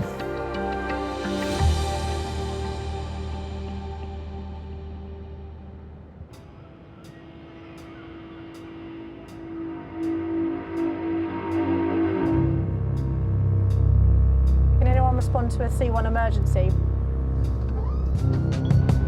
That's a C1 for a paediatric fit-in. Rochester. Every month in Kent, more than 4,000 999 calls are categorised as C1. meaning a patient has life-threatening injuries or a time-critical illness. 8:30 p.m. and Special Sergeant John and Paramedic Chelsea are heading to a Category 1 call for an 18-month-old baby having a seizure. With fitting, our biggest worry is going to be kind of their airway. All the time they're fitting, they've not really got a patent airway going on. They're not getting the oxygen they necessarily need, and in turn their brain's not getting the oxygen that it needs. In a Category 1 call, the JRU need to respond within 7 minutes. We're 2 minutes away. They get to the location just minutes after the call.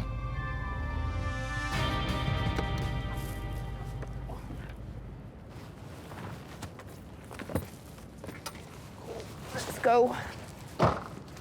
Hello, you right? Okay. Who's upstairs with him? Okay. Hello. Hello.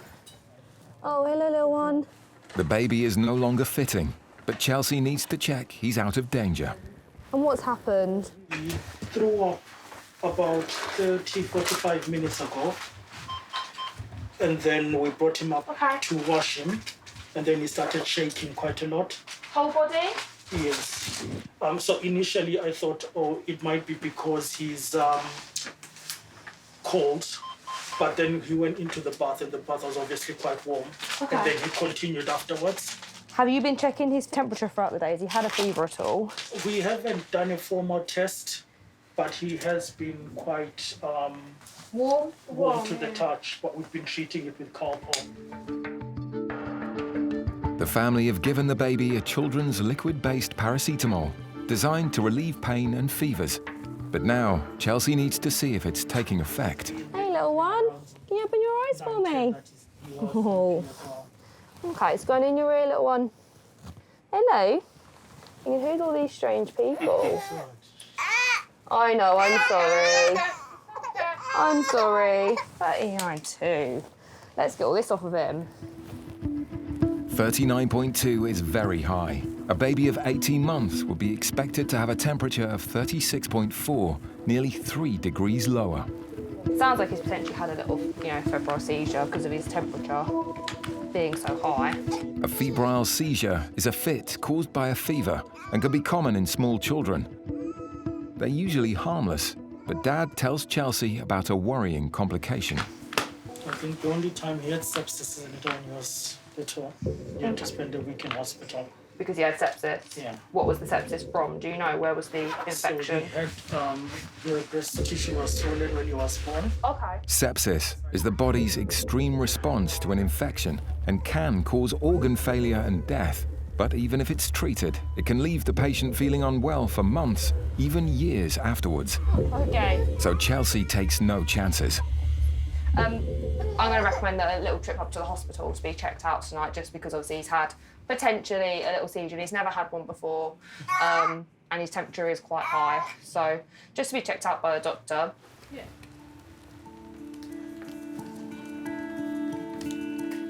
Just 8 minutes later, an ambulance crew arrive. Oh, hi. Oh, hello, how are you? We're just going to head down.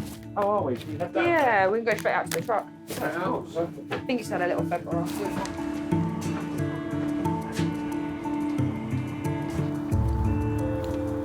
Yeah, he's had ibuprofen inside the ambulance, as well as he had paracetamol indoors. They both work together quite well to bring down temperatures. He's a lot more alert than when he was indoors. So just be a little trip to hospital and get seen by a doctor.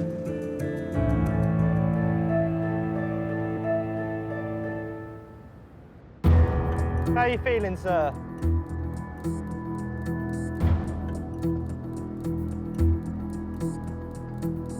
Stop!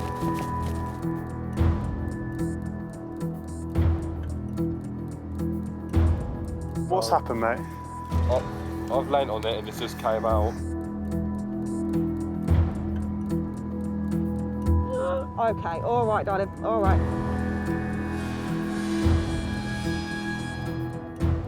I don't want to run at me.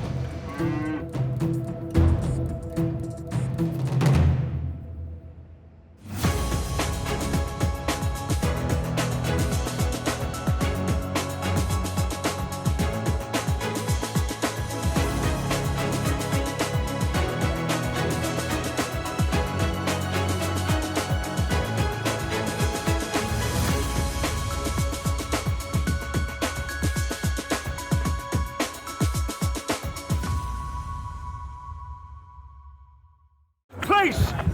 Urgent assistance. In modern Britain, There's been a big accident. the most dramatic 999 calls The car is now on fire. often require not one, but two emergency responders. I'm a police officer, she's paramedic. In Kent, one of Britain's biggest counties, I'm just thinking if we just cover it all. a groundbreaking joint response unit has been formed, Ready, set, lift. where both police and paramedic combine in one specialist vehicle You've been arrested for assault. to answer some of the most extreme 999 calls. Right, stand clear. Everyone clear? Shock. We already outdone ourselves on that one. Face the wall? Mate, I can't believe we got him. Coming up, a diabetic man is in a coma. Neil, can you hear me? A suspected kidnap. I was unconscious in the back of a stranger's vehicle, over. What the? And a car thief crashes at high speed. They've hit that, I think, are roughly about 70 plus.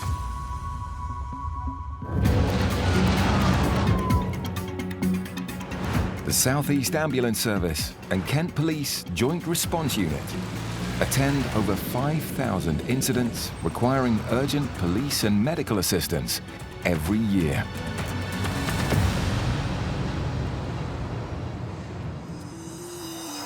What shows state 5? Can you change my call sign to 07, please? It's 8 p.m. and JRU Police Constable Ben and paramedic Lisa are called to an incident on a residential road in Chatham, North Kent. It's a 3-vehicle RTC in quite a built-up road, really. It's a 30-mile-an-hour road.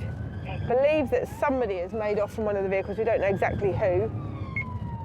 There's also, at this time of night, 8 o'clock at night, there's quite a few pedestrians walking up and down this road, going to the local takeaway, so just hope there's no pedestrian involved as well. It's this perfect job for the JRU because of patients with injury, scene safety, patient safety. It works, having all of us in one place. Jesus Christ. Oh, bud. Right, what have we got? So, this chap, Yeah. he's driving with this car. Yeah. He's parked it down the road, gone to the shop, left the keys in the ignition. Come out, it says he's seen it flying down the road. He's run down here, found this accident. The driver of the stolen car has fled the scene, leaving a trail of destruction in his wake. Those sort of vehicles are believable to be stationary. That's when something's into the wall and the metal fence, but the fence is protruding into a gap in the electric box. A nearby house and critically its gas meter have been damaged. Chris, I think you might need a skipper down here, mate. Purely because of the structural. This would be just the wall, but it's depending what the foundation's like.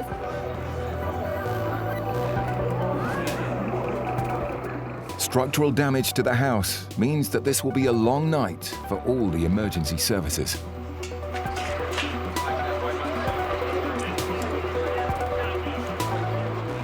So I've just spoken to one of the firemen. The car that's against the house over there, the fire brigade have checked. There's some gas meters and an electricity cupboard. The door of the electricity cupboard is broken. They are going to triple check that in a moment.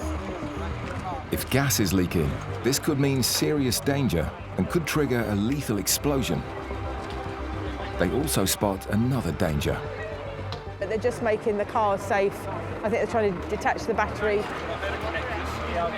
The batteries in cars are highly flammable, so this, combined with the potential gas leak, could spell disaster. It's critical that the fire brigade make the scene safe before the JRU can start their work in earnest.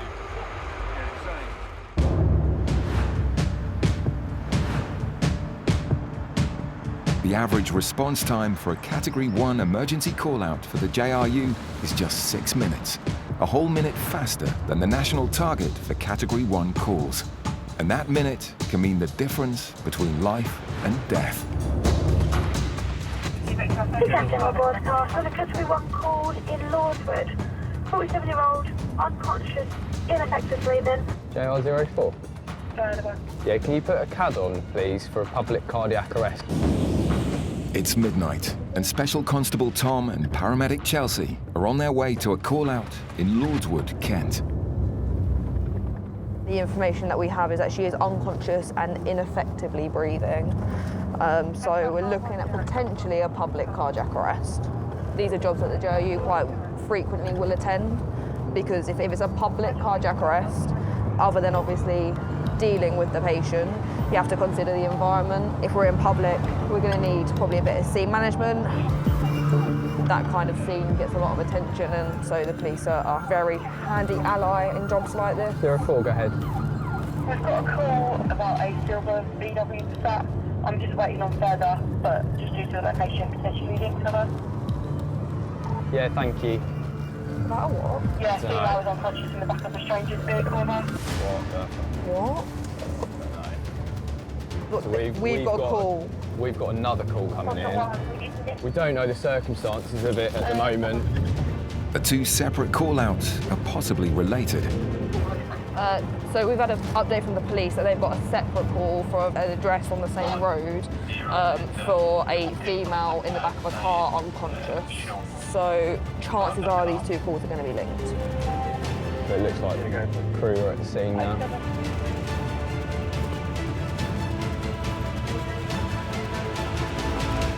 The JRU arrived to find the woman unconscious in the middle of the road and ambulances in attendance. Hey. Is it this car? Cool. Yeah. Let's just get her up. What's her name? Do we know? My love, we're going to get you up and get you onto the stretcher, all right? Are you able to sit up? In Chatham, North Kent, Joint Response Team Ben and Lisa are dealing with the aftermath of a high-speed crash involving a stolen car. After checking for gas leaks and other deadly hazards, the fire brigade declare the scene safe. And I spoke to your chap there, and he said that you're happy that the house is safe for the gas meters and the stuff. gas with them two there on the left-hand side. No, not really took a hit. The electric one took a hit, but that's all right. It's okay.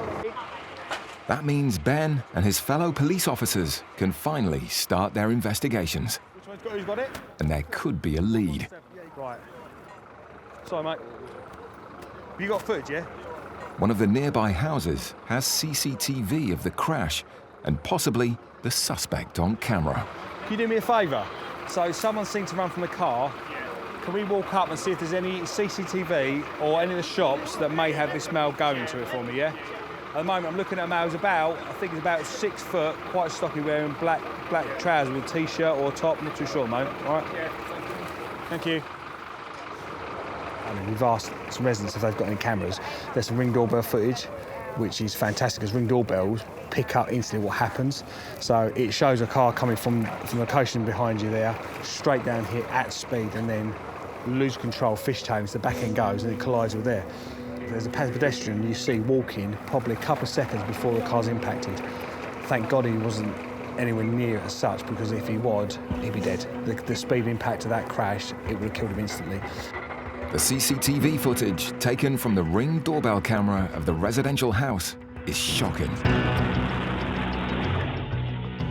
So I've just seen the CCTV, and from what I've seen, there was a pedestrian literally within feet of this. So had he been a couple of seconds earlier, we'd be looking at a fatal. The footage shows how near a pedestrian came to losing his life. And importantly, now the police have a vital lead. On the CCTV from the shop, which your colleague, wherever he's gone, Chris has got, there's 3 that get out. Police officers have also managed to track down more footage from another CCTV camera.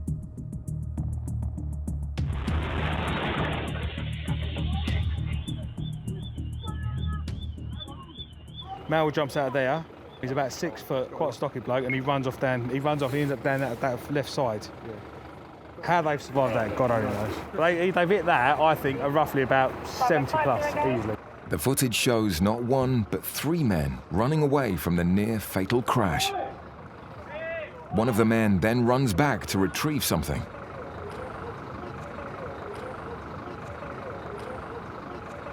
Is that the one who's... He's the one that's got out of this.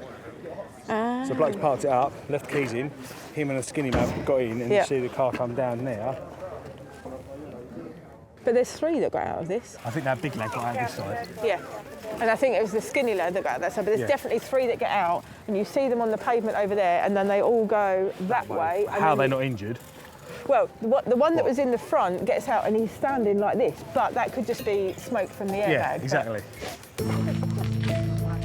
Knowing now there were 3 people in the stolen car, Lisa turns detective to see if there's any physical evidence left behind. Have we actually looked inside to see if there's any sort of blood or anything? And has he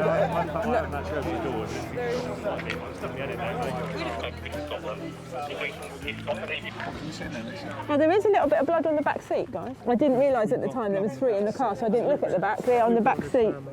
Traces of blood gathered at a crime scene can be used as forensic evidence by extracting DNA in the lab. Chris, are we seizing this for forensics? I would consider the airbag forensics, mate. Any blood, hair or fibres left on the airbags will also be considered evidence and will be analysed. Just having a look on the back seat, there are a few spots of blood and there's some tracing of blood on the side of that front seat. So whether that's where the person in the back is bleeding and has grabbed hold of that, or it's may have come from the person in the front. But there's nothing on the airbags, but I think they're going to seize it for forensics and evidence, and hopefully we'll be able to get some more answers. It's just how somebody's got out of that car is incredible. It is a high impact incident. You know, hopefully when we seize that vehicle, due to the fact it has got stuff in there that potentially could be of forensic value to us, we'll locate whoever's taken the car and then they'll be brought to justice. On the CCTV we've seen from different angles, we see 3 men get out of the car. One of them stands at the footpath on the opposite side of the road, bending over. There are spots of blood on there. Then on the CCTV, you see him cross back to this side of the road, and there are, again, little spots of blood going up the road. Nothing too heavy, so maybe something to suggest either a small cut to the head or a nosebleed, but obviously the guys are going to swab those because it's not raining, so it's perfect conditions. We might be able to get something from that. The evidence gathered will hopefully lead to tracking down those involved.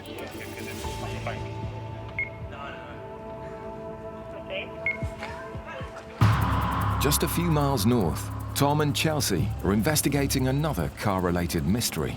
This one involving an unconscious woman found in the street. I've got a radial. Yeah. Early reports suggested a possible abduction after she'd been seen in the back of a stranger's car.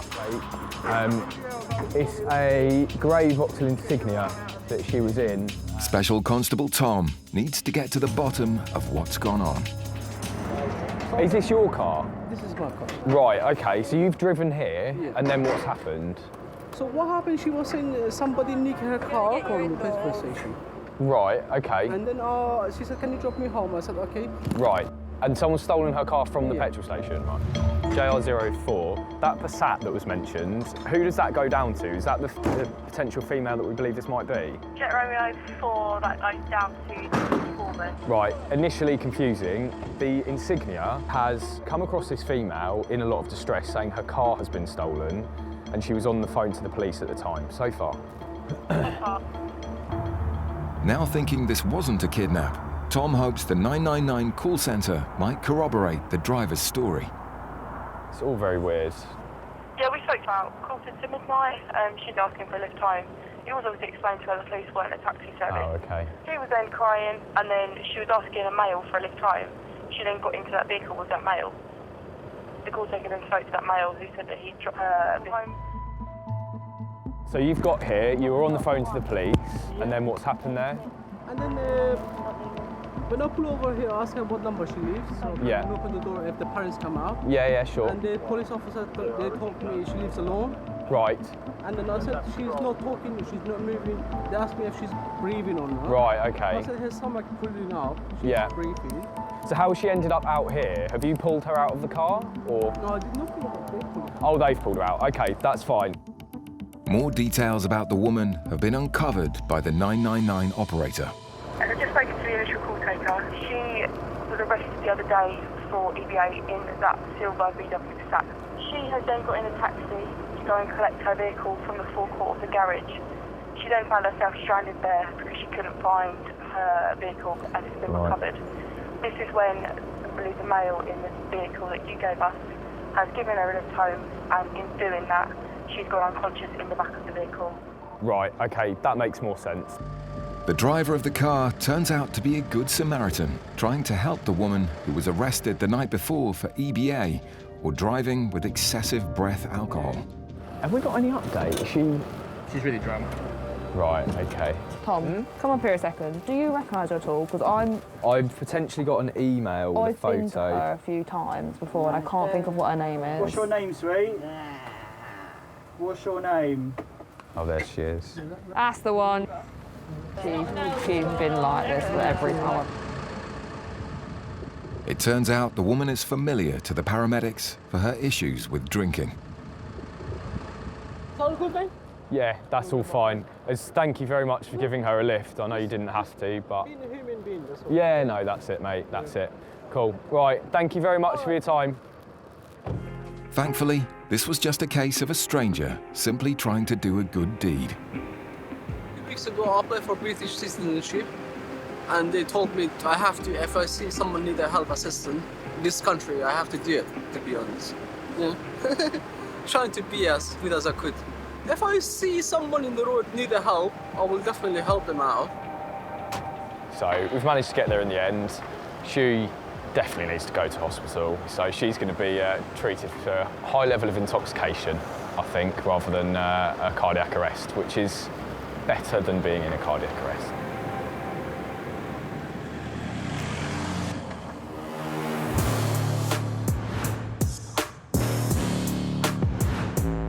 The vehicles the Joint Response Unit use are much faster than ambulances, which means the JRU teams are often the first to the scene for a Cat 1 life and death call. The team can often resolve incidents swiftly and prevent the need for further patrols and ambulances.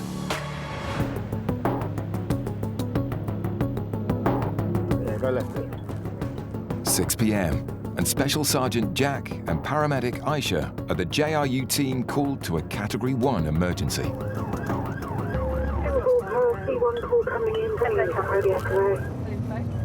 Coming as a cardiac arrest for an adult 60-year-old male. He's now going on as a diabetic coma.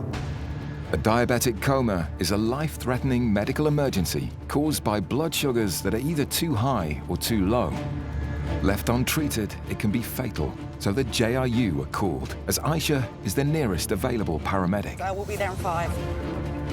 Thank you. I mean, it does say diabetic coma as well. Whether or not they were in a diabetic coma and now obviously not breathing, I'm not sure. But that's all we've got. But there is a crew just behind your back. Okay, amazing. Thank you. Thank you. So anyone with diabetes, if their blood sugars go too low, it can cause them to become unconscious and completely unresponsive. You need glucose for every bodily function. So if that drops too low, then it can cause you to go into cardiac arrest. So you need to get there and try and resuscitate this person.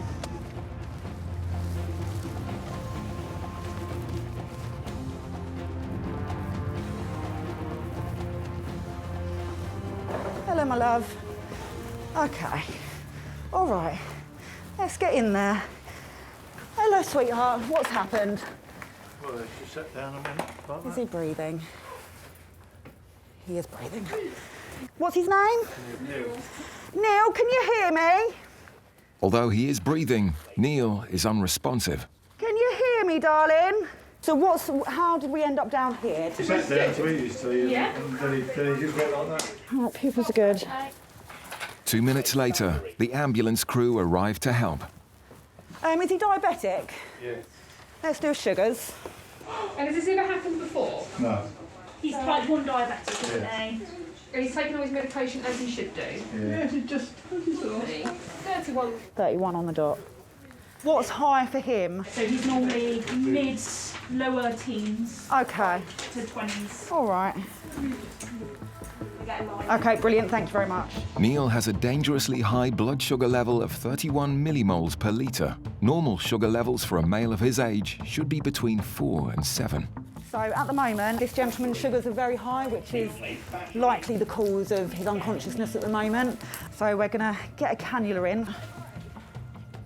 So yeah, once we've got some access to his veins, we can give him some fluids. Intravenous sodium chloride will help balance Neil's blood glucose levels and hopefully restore consciousness. You laid him on the floor, right? He didn't fall. Didn't hit his head or anything like that. He was just sat in the chair. Brilliant. Down to make sure he's breathing. Okay. Neil has learning difficulties and lives with his sister and brother-in-law who were with him when he collapsed. Do you check his sugars often? Yeah, every twice a day, yeah, in the morning. And they were fine this morning? The levels are high, they're always high. They're always high. All right. And was he complaining of feeling unwell before this? He's handicapped. Oh, okay. And how does that affect him daily? I think it's all right then, he goes to work. And So it doesn't really affect him then? only that he can't add up and converse with people and that doesn't sort of remember much. Right, okay. Only because, you know, when he comes around, if they try and talk to him and he can't talk, then that changes things. That's the only reason I was asking. He could talk before. Just popping this up your nostrils, my love. And you say he took his insulin not that long ago before dinner? He does have high blood sugars, whether that's the reason for the unconsciousness. It's difficult for us to know. We're just going to be doing lots of checks on him, trying to figure out why he's unconscious. Running some fluids, it might help, might bring him round a bit more if it is because the sugars are too high. Neil is unresponsive. If he doesn't come round soon, it could result in permanent brain damage or even death.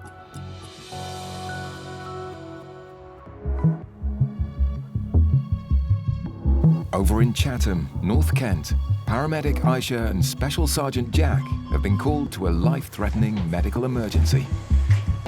60-year-old Neil is in a diabetic coma and unresponsive. Neil, can you hear me? You all right, Neil? Neil, can you give me a squeeze of the hand? Oh, amazing. Oh, nice and strong, mate. With his blood sugars stabilising after receiving intravenous fluids, Neil starts to come around. Neil, it's the ambulance service. You're all right, lovey? That's it. I think we may need a little trip, my love. Yeah. I'm afraid so. See what's gone on today. So we've given this gentleman some fluids and he's started to respond to us now, which is a really good sign. Indicates it likely was the high blood sugars that's caused him to become unconscious. So we are going to do another check on his blood sugar. We're going to get him up onto a chair in a minute and see where we are. Neil, I'm checking your blood sugars on your hands. There's going to be a sharp scratch, my love. 1, 2, 3. Well done. 26.7, so... His blood sugar levels are slowly coming down, but they're still 4 times higher than normal. Right. Can I take her to the Lake District? We need to get you checked over, but as long as things keep getting better like they are, then I don't see why not. But that will be down to the hospital when they look at you, all right, darling? Neil's worried about his holiday plans, but his next trip is to A&E. Just sitting up. I'm not going anywhere, just having a sit. And I'm going to put myself behind you. There we go. How are you feeling sitting up, darling? You A little bit better. Okay. All right, darling. I'm going to do that blood pressure, all right? So it's going to squeeze your arm a little bit. Oh. Don't be sorry. Why are you apologising, darling? Look, your sister's here. It's all right. I think you just gave everyone a little bit of a scare. Yeah. What the life out of me. Oh, bless. But you're back with us, aren't you, Neil? Yeah. Yeah? Oh, so sorry. Don't apologise. We're just glad that you're up and talking to us now. It's my fault. Oh, it's not your fault, darling. Yes. Why do you think it's your fault, my love? Because I caused a lot of problems. Oh, no, you don't. Should we get you sitting on one of our chairs? I'd have to. All right, put your hand on the back of my elbow and then have a seat. Oh. Look at you. Is that better? Lovely. That's lovely. No one says that about our chairs. Bless him. Am I okay to take that wire off? Yeah, we're not going to be like shooting straight No. off like that, so you'll give you time to get yourself together a bit. Okay, well, Where are you going? There's no arms on the chair. Neil, Neil, my love. what happened? Neil, squeeze my hand for me, darling. Neil. Hello, darling. Back again. Keep falling asleep on us, my love. Oh, sorry. That's all right. I apologise. You've got nothing to apologise for, Neil. I do. No, you don't. It's my fault. No, it's not, darling. Just this sometimes happens when you've got diabetes. I love you all. Yes, we love you too, Dick, but you've got to behave yourself. Oh, You're not a troublemaker, are you? I'm not going to die, mate. No. We're going to look after you, not on our watch. Okay. All right. Do you secretly eat sweets in your bedroom? I've got biscuits in mine. Oh, here we go. Oh, there we go. All your secrets are coming out now. We're not really sure why he collapsed when he got in the chair. Sometimes some sorts of illnesses, infections, anything going on with the heart, neurological conditions can cause sugars to go up. Having just done his blood sugars again, they have started to go back up despite the fluid. So any kind of infection will cause sugars to go up. Blood tests, scans in hospital is going to probably get the full works to try and figure out why sugars keep going up despite our interventions. Hey. Can you see what's going on now? Yeah, a little bit. A little bit? I can see fish and chips on the table. You can see fish and chips. It's my fault. What was it that you ate, darling? What was the naughty food? I can't remember. You can't remember. Should we get you into a bed on the ambulance, darling, so you can have a lay down? Yes, please. All right. Wouldn't say. Can you see sunshine? I can see the cold. You can see. Ready? 1, 2, 3. Neil will undergo further tests at hospital to rule out any underlying issues. He's in good spirits despite what's just happened to him. A really lovely patient to deal with. 1, 2, 3. Well done. And then we're going to have a little dance and a seat. I can feel a party. You can feel a party? So I haven't had this exact situation. Normally once we treat with fluids, the sugars do normally stay down. So that's why I'm thinking there's probably an infection or something causing those sugars to go up, not just the naughty food that he's eaten.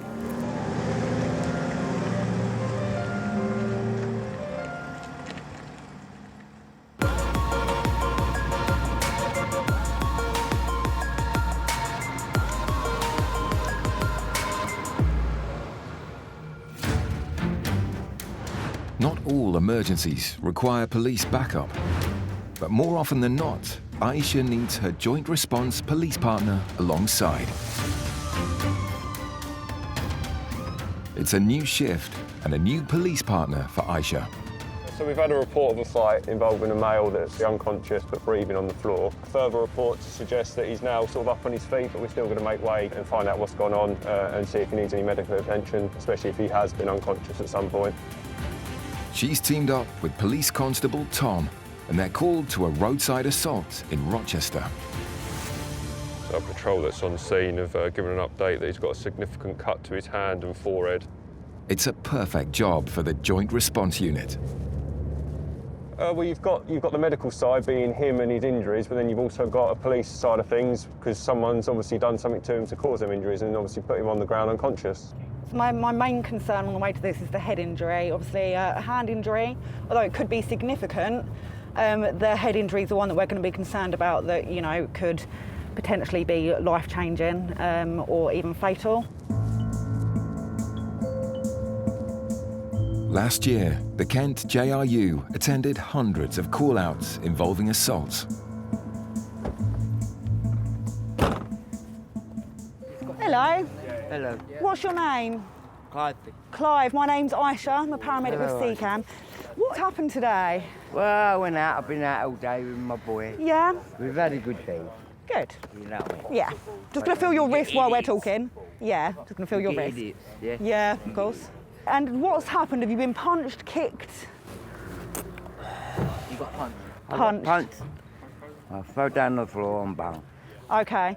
So is the injury to your head from the punch or from hitting the floor? Hitting the floor. Hitting the floor. Did you lose consciousness? A little bit, yeah. Yeah? Okay. But then I'll come round. Okay, all right. Right, I'm going to do some observations, darling, then I'll get a good look at that injury. If you've been knocked unconscious, I'd always recommend a trip up to the hospital to get checked over. Potentially they might want to do a scan. Okay. But I'm just, because obviously we're not on a truck, so I'm just going to have to request a truck to come to take you. All right? JR01 control. This gentleman has been knocked unconscious, not unconscious any longer, but will need to go to hospital. So could we have a grade 2 backup, please? Roger, grade 2 backup on his feet. I will get some ID as soon as I can. Yeah, no worries. Thank you very much. Whilst Aisha attends to the head injury, Tom takes witness statements to try and find the attacker. So then, what time did you leave there? Clive left before us. We left probably about 20 minutes before. Okay. And where was you leaving to go? Go home? Yeah, we were going home, yeah. And where was Clive going, do you know? He'd left to go home. Oh, he'd go home as well, yeah? All right, we're just shine a light in your eyes, darling. All right. Any alcohol today? Yes. Yeah, I've had that's a all few right. today. That's all right. My It just, boy. yeah. It just changes things with a head injury. We've got to bear that in mind, all right, darling? How are you feeling at the moment? Any headaches? No. Dizziness? No? No. Good. All right. Always good when they're no longer unconscious. He's been drinking alcohol today, which confuses head injuries a little bit, so just to be precautious, up to hospital. Potentially to have a scan on the head. I still need to visualise the injury. Good chance that's going to need stitches or glue or something from what the police officer said, but check that over and have a truck here soon to take him up there. But so far, observations are okay. Aisha takes off the makeshift bandage applied by one of the witnesses so she can get a proper look at the injury. I'm going to give that a little bit of a clean. All right. But yeah, I think you're definitely going to need some potentially glue or stitches or something in that. You sure you've got no pain? Is it not even stinging? Nope, nope. You sure you don't want any pain relief at all? Nope. I don't need that, mate. Hard as nails. Ex-Scotty. You had blood coming from your ear. Where's that from, darling? I don't know. Okay. Bleeding from the ear after a head injury could indicate internal trauma to the brain. It's definitely a reason to go and get checked out at hospital. We don't like seeing blood coming from the ears, so to make sure there's nothing further going on inside that we need to be concerned about. So then what's happened next? Yeah, we was walking down to go home, and he's then come over and started having a go at my partner, telling us that we needed to get off of their road. Okay. And then when Clive got to us, that's when they started screaming and shouting and everything again. He's basically trying to defusing it. Bless him, seems like all he's trying to do is help the situation. He's ended up getting hurt. Yeah. Ran back towards him and punched him. Yeah, was it just the one punch? Yeah. And he's fallen to the ground? Yeah. Okay. But you think the actual head injuries from where he's hit the floor? Yeah, so where he's hit the floor that hard where he got knocked out straight away. How long was he unconscious for? A couple of seconds. Couple of seconds, and come back round, got himself up. All right. Because I put him straight in the recovery position. Well done. Is there any CCTV? Yeah, there is. The attack has been caught on CCTV, which will be key to identifying the suspect. We've got two really good witness statements, and it just provides a much bigger sort of evidential package when we now go and arrest the suspect. And now when he turns around and most likely says, I didn't do it, we've got two brilliant witness statements and CCTV to say, actually, you did, and you're coming with us. If there's any issues, anything, please give us a shout. We'll see what we can do to help. All right? Go and get him, boys. There's no excuse in any sort of circumstance, especially this one. 3 people have just gone for a beer on a Sunday, watching the football, and they've come home and the poor guy's been assaulted. So yeah, there's no excuse for it, and it's definitely something we stamp down on as Kent Police as quickly as possible. Hence the really quick response to it, and they're off now, hopefully to go and nick the bloke. While police officers go to find the offender, the ambulance crew arrive to take Clive up to hospital. So Clive is on the ambulance now. They're going to be reassessing, doing another set of observations, make sure nothing's changed in the time that I've been with him. And then they will be popping up to hospital as long as he still consents to that, so that he can have some further assessments in hospital. Blood pressure is 144 over 94, and the blood sugars were 6.3. So not much more for me to do here now the crew has arrived. Make sure that they're up to date with what I've done so they can hand it over to the hospital. And something like that, you could be looking at time inside, which me personally, I think that's where they probably belong after doing something like that.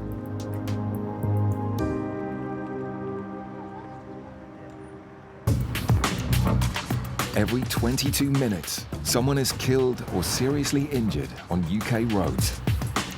Road traffic collisions, or RTCs, are one of the most common incidents that the Joint Response Unit attends.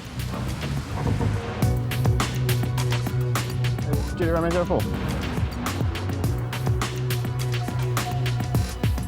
It's 11 p.m.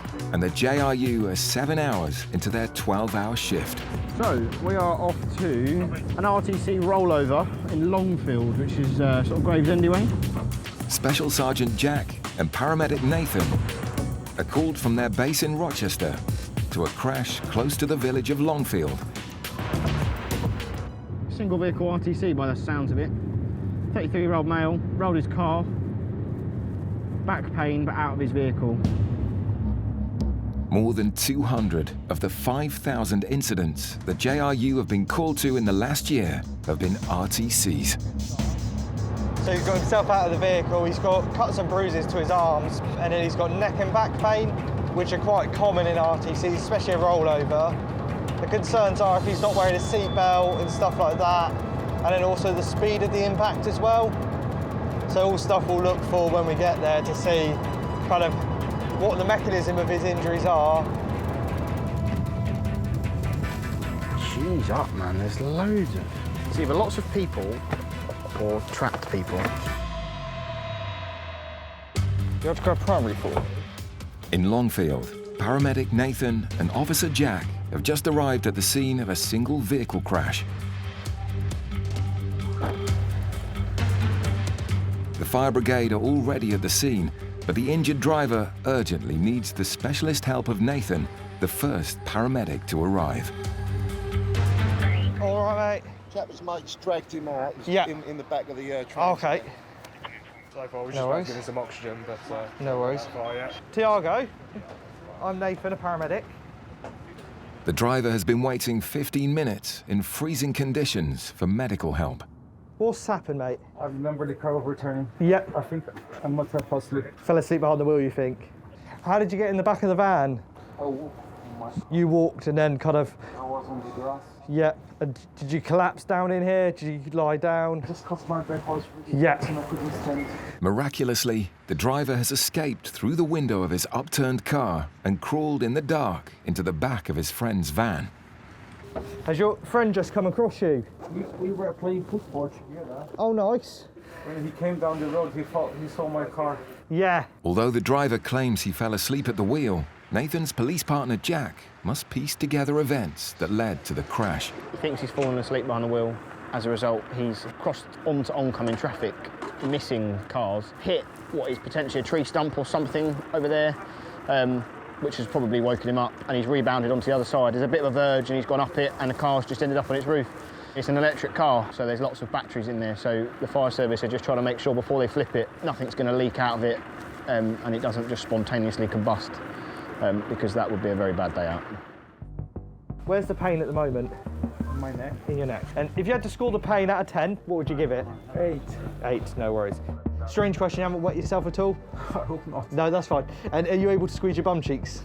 Yeah. All fine, good. Wiggle your toes? Yeah. Perfect. There's no loss of sensation or feeling in your legs, which is a good sign. I'll be back in just a minute, mate. I'm just going to get you some pain relief. No one else involved, single vehicle collision, injury to himself and himself only, nobody else, which is lucky. Once he's in the ambulance, we'll ask him to provide a specimen of breath just to make sure, as we do with everyone. From what he's saying, he fell asleep behind the wheel, which means he hasn't tensed up at all for the impact. But quite a modern car, so it's got quite good impacts. And, oh, 1 second.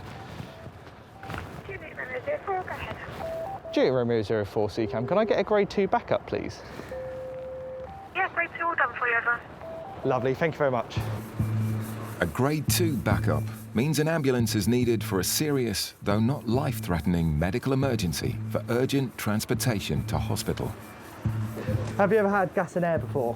Yeah, when my wife was Pregnant. You had a go? Yeah. Who hasn't? So, we'll give you some of that. And what I'll do is I'll pop a little needle in your vein and look at giving you a bit stronger pain relief through that as well, all right? Gas and air is a gas comprised of oxygen and nitrous oxide used to reduce severe pain. It might make you feel a bit woozy, a bit tingly around the lips and stuff, a bit like you're drunk. Okay. That's fine. That's it. That's the noises we want. While they wait for the ambulance to move him to hospital, Nathan discovers a potential problem. Just relax this arm down for me. Sorry, where's that hurting? My right arm really hurts.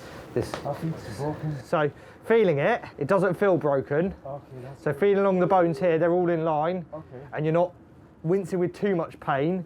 It all seems muscular. Okay. So I'm just gonna set up a cannulation, give him some stronger pain relief. Sharp scratch, sir. There we go, that's all in perfectly. So just going to put in some IV paracetamol. So I'll let that run through while I draw up some morphine and some anti-sickness to give him. It's a roof, there's loads of holes in here. It's perfect. Never had such a good place. Little like mini hospital in here, it's perfect.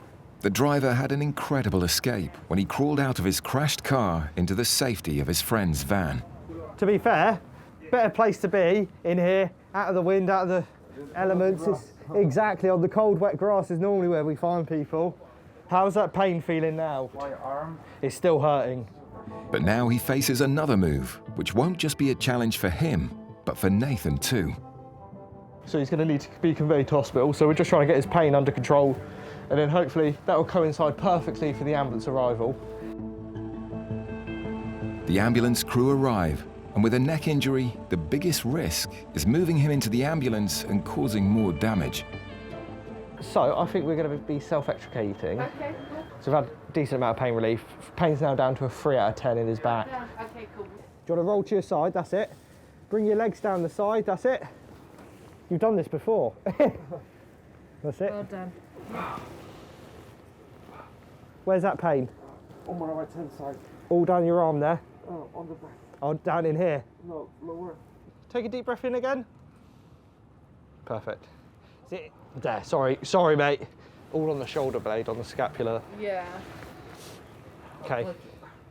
That's it, don't do more than you can. Okay. Well, we're here to help you, so you can grab hold of me if you need to. Good, he had a slight bit of muscular pain in the back there, where he seized up a little bit. But it all seems muscular sort of pains, which is good. So we're going to lie down flat now. One more bit, that's it, perfect.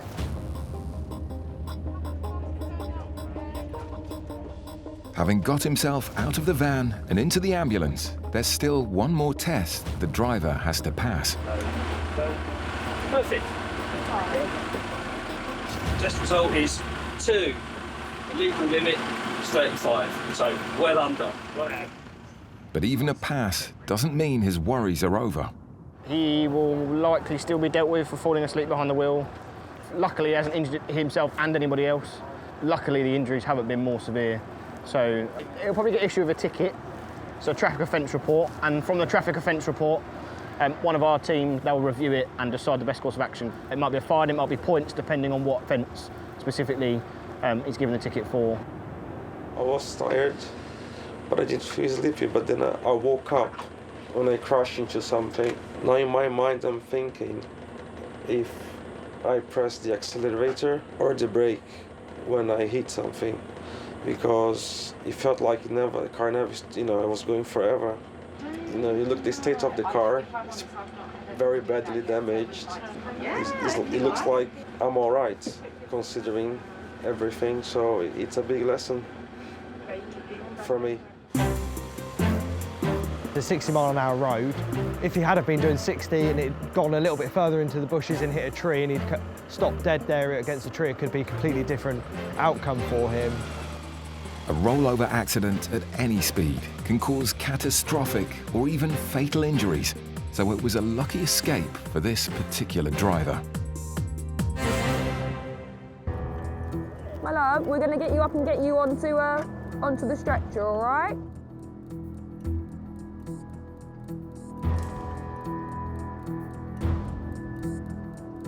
What's his name? Neil, can you hear me?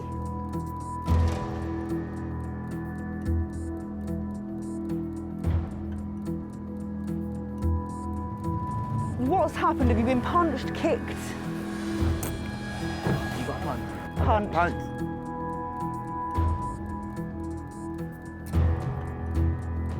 What's happened, mate? I remember the car overturning. Yep. I think I must have fell asleep.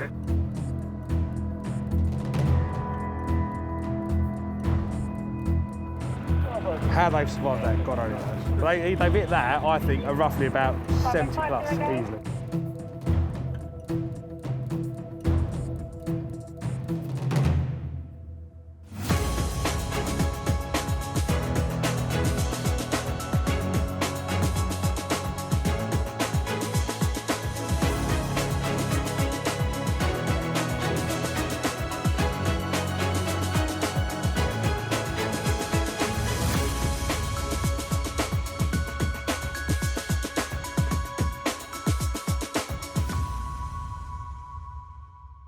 police! Urgent assistance. In modern Britain, There's been a big accident. the most dramatic 999 calls The car is now on fire. often require not one, but two emergency responders. I'm a police officer, she's a paramedic. In Kent, one of Britain's biggest counties, I'm just thinking if we just cover it all. a groundbreaking joint response unit has been formed, Ready, set, lift. where both police and paramedic combine in one specialist vehicle You've been arrested for assault. to answer some of the most extreme 999 calls. Right, stand clear. Everyone clear? Shocked. We already outdone ourselves on that one. Face the wall? Mate, I can't believe we got him. Coming up, attacked in his own home. This one was a stab, and this was where I'm holding the blade and pushing him back. A high-speed crash ends in a manhunt. We've now got units plotted up all around. And a woodland walk ends in agony. 1, 2, 3.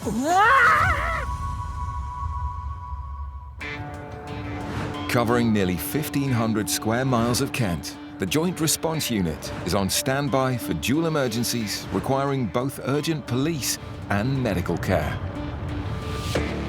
Can police, where's the emergency? Road traffic accidents are the third most common emergency response for the unit, as they require both the skills of a highly trained paramedic and a police officer to make the scene safe. Okay, we have got an ambulance en route. It is an ambulance and a police officer, okay? It's a vehicle on its roof. It does say that it's gone through a wall and a fence of a house of her. It's 11 p.m. Paramedic Nathan from the South East Coast Ambulance Service and Special Sergeant John from Kent Police are on their way to a Joint Response Unit emergency. We've got a rollover RTC. The male's got himself out of the vehicle, but he's clearly intoxicated. The passerby has tried to keep him on scene, talking to him, but he's now trying to leave the scene. So you've not only got kind of like the concern for welfare for him, okay, he's also potentially committed offences as well. The JRU, or Joint Response Unit, can get to the scene faster than an ordinary ambulance, delivering the specialist skills needed. Right now, someone he's bleeding. Yeah, if he's gone across those fields, he'll come out the back of the road. The man has left the scene of the crash, and he could be seriously injured, so he needs to be found fast. Consider drone and dead fast, please.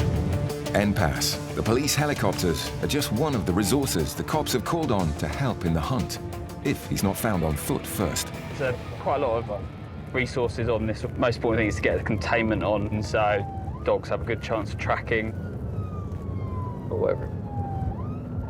Just show JRO4, state 6. As the rollover is in a residential area, there are many places to hide. We have one patrol, stay where you are with fire. Have JRU head to the other side of the road. Suspect has not been found and he's still outstanding. Right down here. So keep going straight. A sergeant is in charge of coordinating the search, and John and Nathan are assigned to a strip of land to the north of the upturned vehicle to help contain the missing driver. Control JRO4. We're plotted up by the railway crossing. We are almost directly opposite where the car's rolled. The drivers ran off. We've now got units plotted up all around.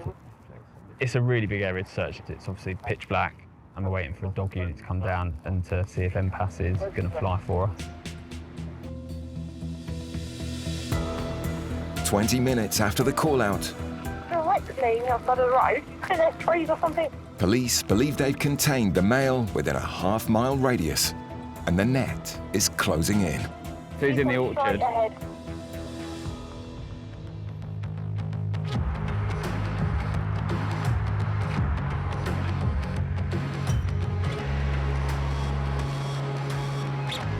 With most crimes occurring between the hours of 10 p.m. and 6 a.m., the Joint Response Unit can guarantee a busy night shift.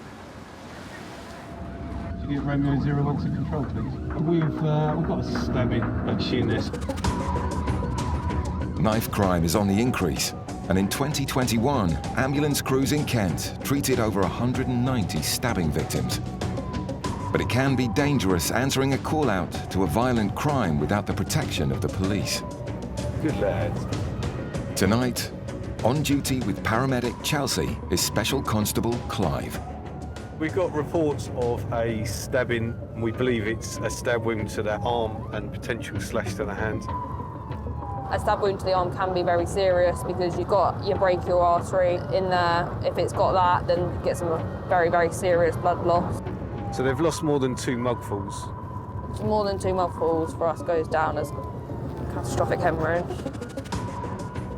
A stabbing incident means a fast response is critical because bleeding from an artery or main vein can prove fatal in minutes. Does it say about whether it's spurting or not? Blood spurting or spraying from wounds. Obviously, priority number 1 is going to be making sure that the scene's safe for Chelsea to be able to work and make sure that the victim's safer as well. If we didn't have the JRU, if I was going to this as a normal ambulance, I would not be entering the scene until police are there. So that can sometimes delay getting care to that patient. Perfect JRU job. And especially in this type of vehicle, we're able to travel at a normal response speed. Yeah, these cars go a lot quicker than ambulances. Love that hat at the ready.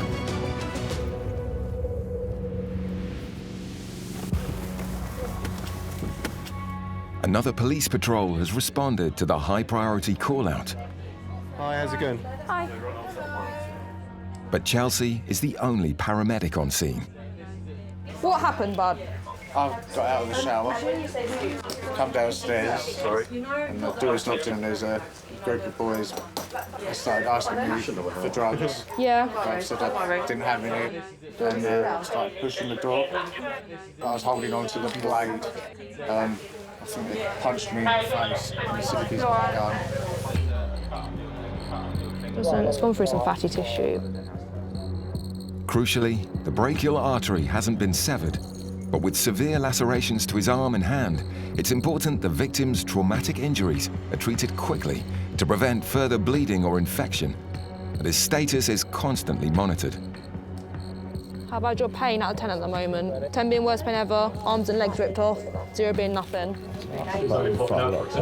Give me a number. Give us a number. Number 8 or 9 if it's a jellyfish.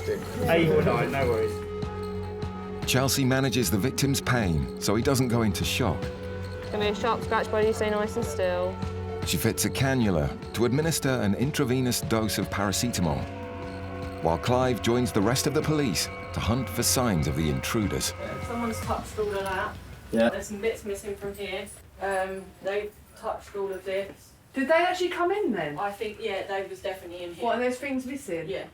Can we get CSI to come out? A search of the house reveals more evidence. Is this someone's hat? Is it River Island? No, it's an Omani one. I don't think it is. I think it must be one of theirs. It was right outside the front door when I got here. There's potential for forensics. There's been some clothing that's been left behind by the attackers. And there could always be blood from the attackers if any of them have got injured by their own weapons as well. You all right? In a bit of shock, eh? Yeah. Applying a temporary gauze dressing to his deep wounds is just the first step. Chelsea needs to establish if the victim's been knifed anywhere else.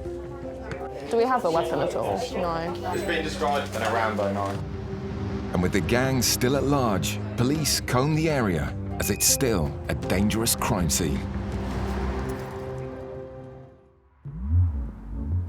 Where do we think it's going across this field?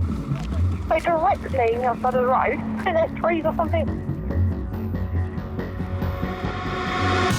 3 patrol units, including the joint response team, are closing in on a suspected drink driver who's been missing for half an hour. Special Sergeant John leads a search across the fields. Who's in the orchard? If he's caught, it's critical Nathan, the only paramedic, examines the driver. It's just a case of when we find him, what injuries he's got, and making sure medically he's okay and that he's fit to then for the police to deal with kind of the criminal side of things that's happened. 110, well detained.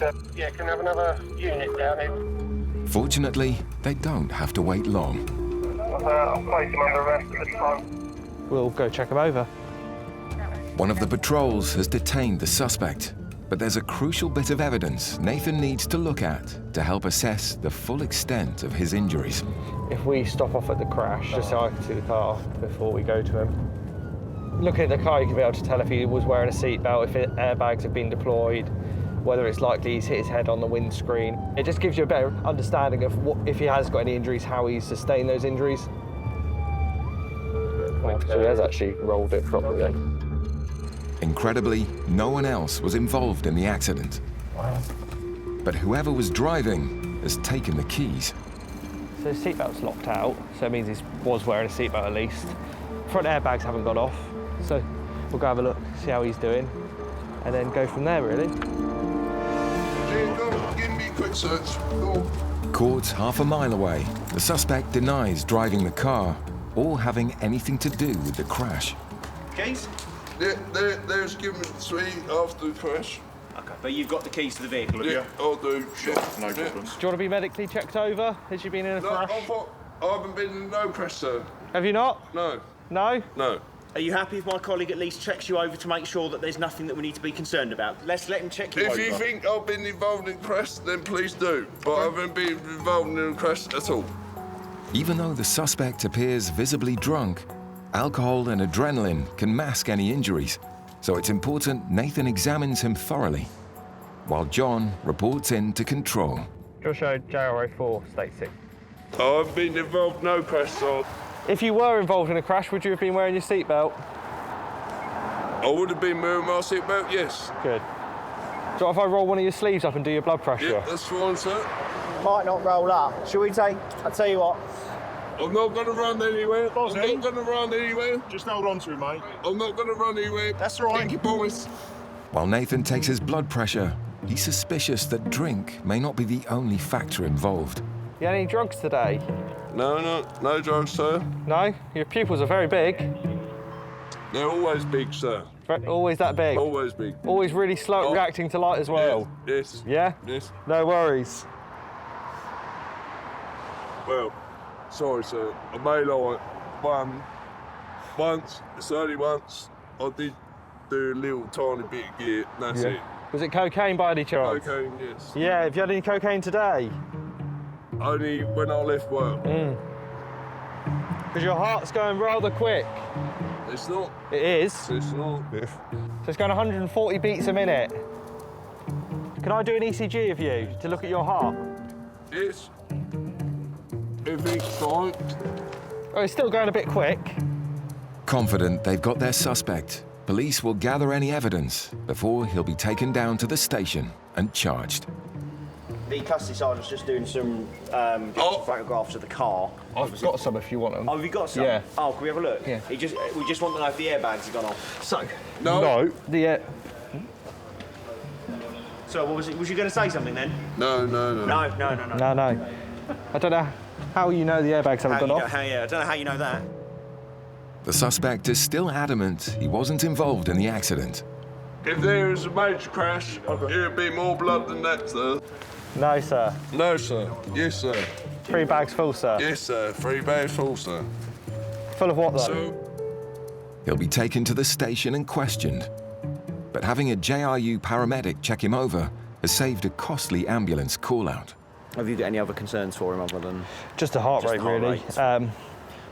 If custody are happy to accept him the way he is, does he need to go to hospital for the heart, or...? If they're happy to accept him with his heart rate that fast, and potentially cocaine and RTC, then that's fine. Right.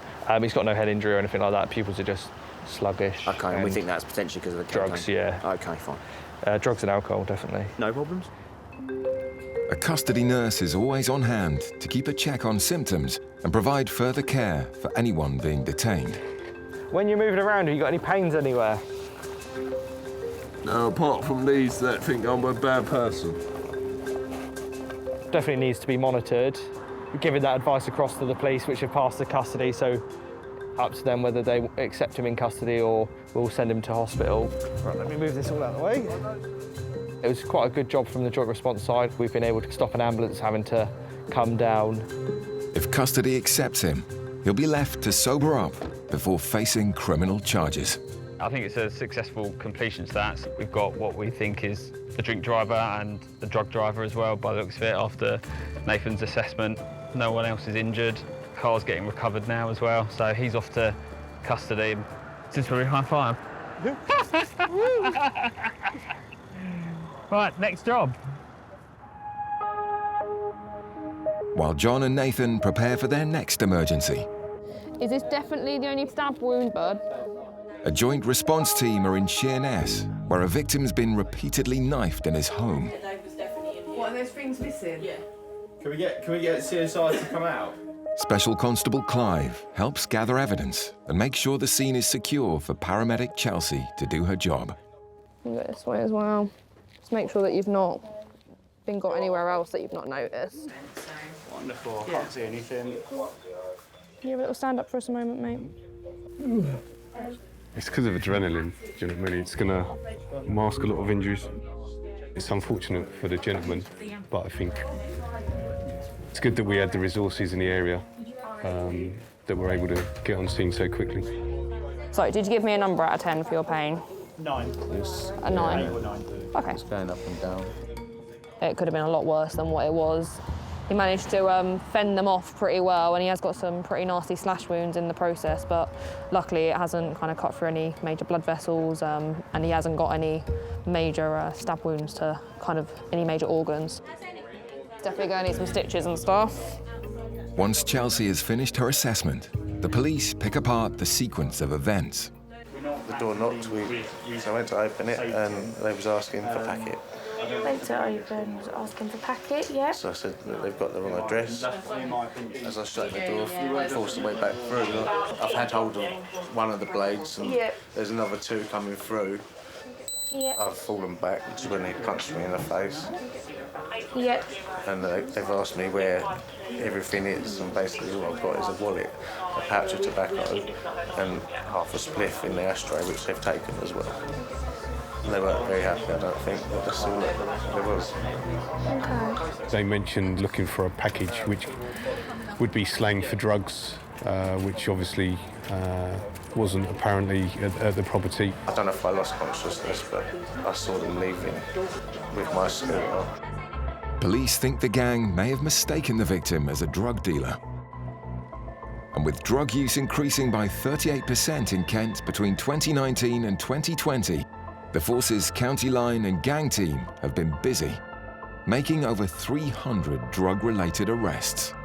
It's quite common for gangs to target their competitors, as it were, but unfortunately innocent sort of members of the public get caught up in that just through rumours and incorrect information being spread.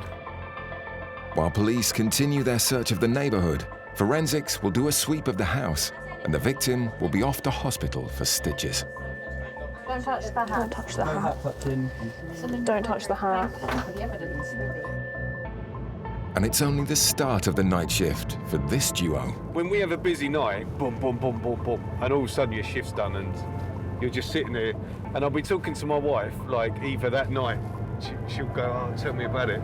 And you forget about half the jobs because you've done so much. Like it does get a bit mad.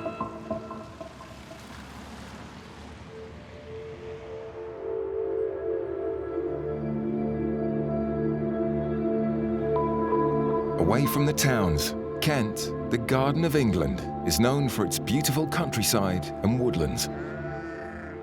But the idyllic landscape can throw up its own challenges for the emergency services.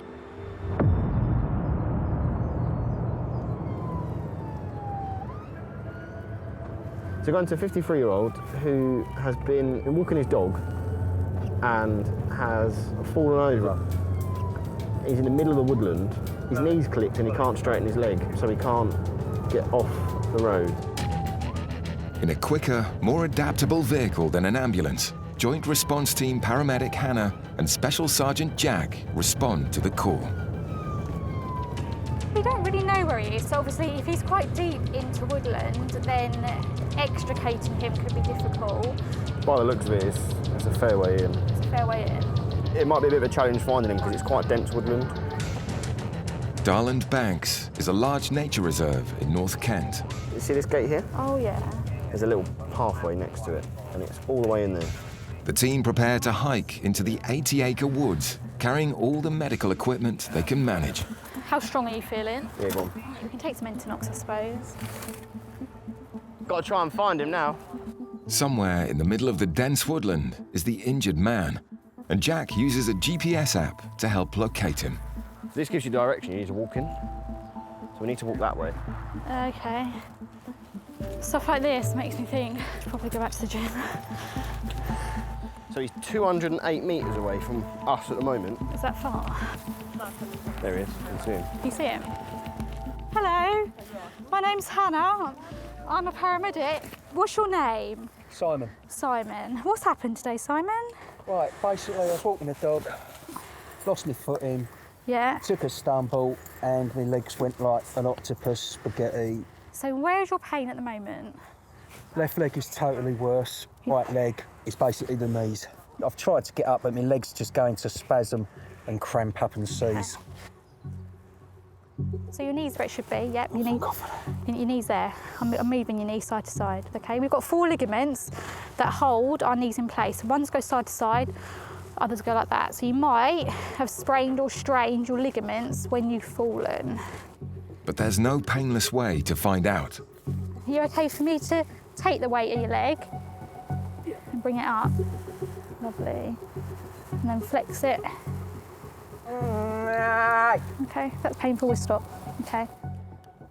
Injury-wise, I think we're looking at ligament sprain and strains, probably to both the knees, which is why we're in pain. So I'm going to get a crew and then we will make a plan from there on how to get you out. Is that all right?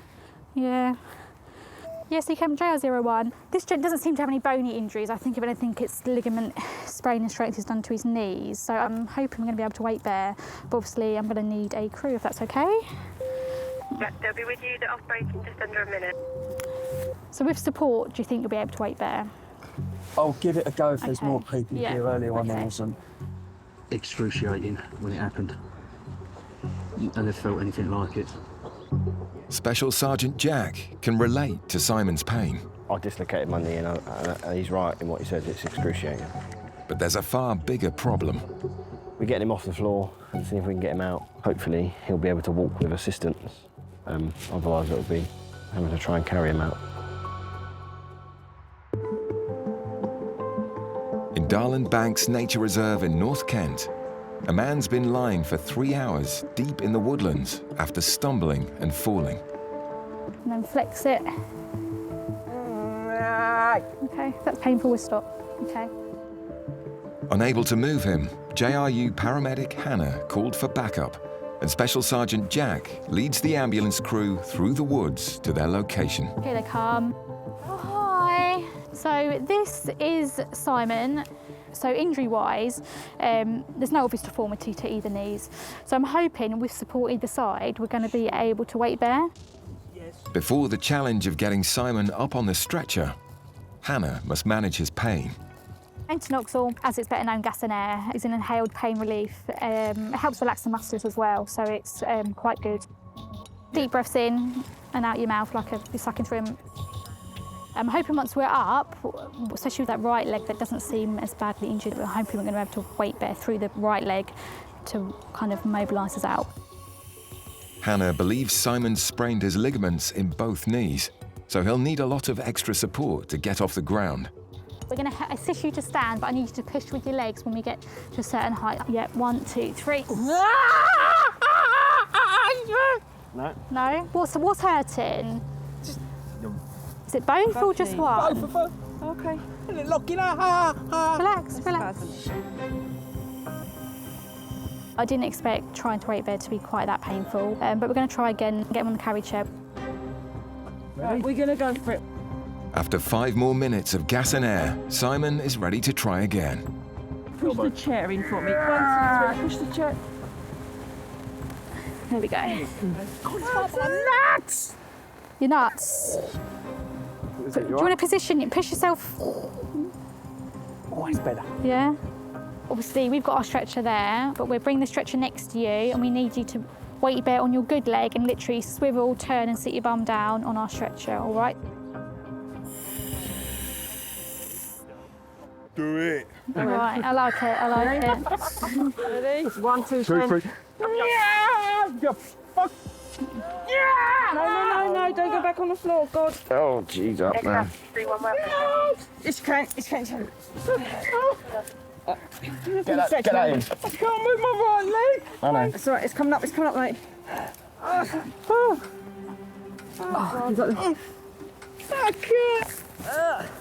With the help of 5 people, Simon's finally up on the bed. There we are. Well done. There we go. Inside, that's the main thing, all right? We've just got him onto the stretcher from the carry chair, and now we just push him back to the ambulance.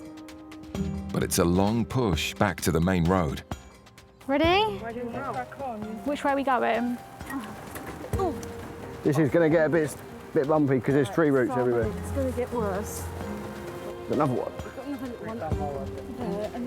I'm never coming up here again. I bet you'll be up here next week once your knee's sorted. Finally, after 10 minutes, they make it to the ambulance. You're in. Sorry I was in such a Don't be sorry, place. it's not your fault. So Simon will be off to hospital, probably have some x-rays to rule out any possible fracture, and then, yeah, go from there. Kent Police, where's your emergency? Romeo 01, go ahead. Okay, just take a deep breath. Where's the victim been wounded? At police and ambulance control rooms, all 999 calls are categorised. A C3 ambulance call is an urgent problem like a diabetic issue that needs assessment. Are you on your own? A C2 is a serious condition like a stroke that needs rapid treatment. I'm arranging deployment for you now. They won't be too long at all, OK? But a C1 or Category 1 call needs an immediate response to a life-threatening condition like a cardiac or respiratory arrest. We've got a C1 for unconscious abnormal breathing in Sittingbourne. If there's anyone close enough to assist, please contact control. 01, do you need help on that C1? Yes, please. Thank you so much. Coming through now, Ivor. The JRU teams may be set up for dual emergency call-outs, but they'll also respond to a serious medical emergency if they're closest to the scene. Where's the location? Actually in the street? Yeah. And tonight, it's paramedic Chelsea and Special Sergeant Holly jumping on the Category 1 call, even though only a medic is needed. I see one at the end of the day could be life or death.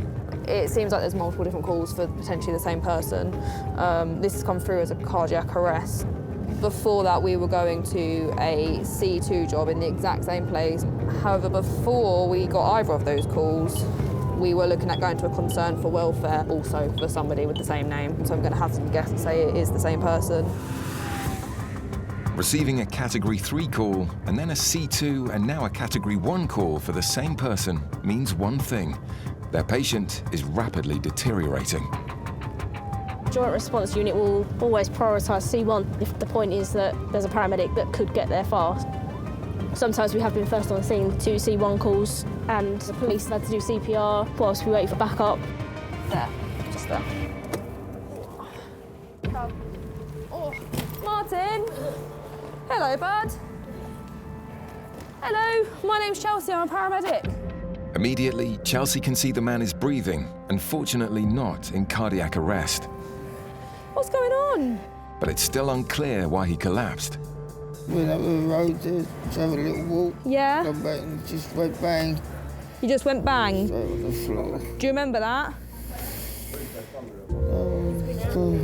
Okay. While Chelsea checks Martin's vital stats like blood pressure, oxygen levels and heart rate, Special Sergeant Holly speaks to witnesses. Does anyone know him or? Oh, okay. Oh, okay. Yeah, I live in a flat over there. I live in here, but I don't know him. Don't know him. I got lots of medical conditions. Oh, how do you know that? Caretaker. Yeah. Time. Pardon? Second time. Second time this week? And when you've had these blackouts before, do you know what they've been caused by? Parkinson. Your Parkinson's. Dizziness and falls can be common for people with Parkinson's. due to lack of balance because of muscle weakness, problems with blood pressure or posture. Luckily for us, he was conscious and breathing, which is obviously the best case scenario. It's just a medical condition that's made him collapse. No other aggravating factors and no danger to us or the paramedics. 01, a patient is conscious and talking, but can I get a crew grade 2, please?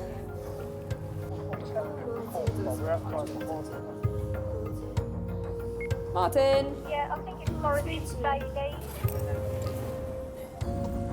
Martin needs emergency care in hospital. Martin, I've got some more ambulance people here, all right?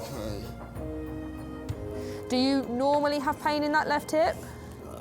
No. And how bad is that pain out of 10? 0 being nothing. And 8? Okay. Martin? Yeah? I think we'd like to take you up to hospital and try and get this hip looked into, and obviously you've had a passing out episode. I'm just going to pop this back over you, just try and keep you a little bit warm. No one knows how long Martin's been laying on the cold concrete. I bet you're freezing. I've got the heating on in the ambulance, so it should be nice and toasty by the time we're... He's lovely, isn't he? He's very thoughtful like that, Colin. He's very thoughtful. Oh, sorry, that's my foot. That's my foot. There we are. Cool. Couple of bumps. Pop your head up for me. I'm just going to swap out. This isn't as comfy. Put your head back down. Is that okay? I'm going to jump out. Yeah, do you mind? After 3 different 999 call-outs, Martin's safely off to hospital for a thorough examination. All right. And the crew head off to their next job. 01, sorry, I never updated you earlier. We really outdone ourselves on that one. 2 jobs for the price of 1. It was 3 jobs, so I'm well impressed with you. 3 jobs in 1 hit. Outstanding work. You got a key for your up though? Let's see what we can achieve. Awesome. Thank you, my love. Take him out. Kent, the gateway to Europe, has a network of over 5,000 miles of public roads and is home to 4 major motorways. But an accident on one of these key arteries often requires a combined police and paramedic response.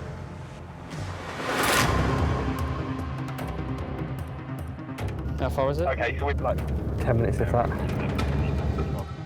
On their way to a road traffic emergency is Special Sergeant John and Paramedic Nathan.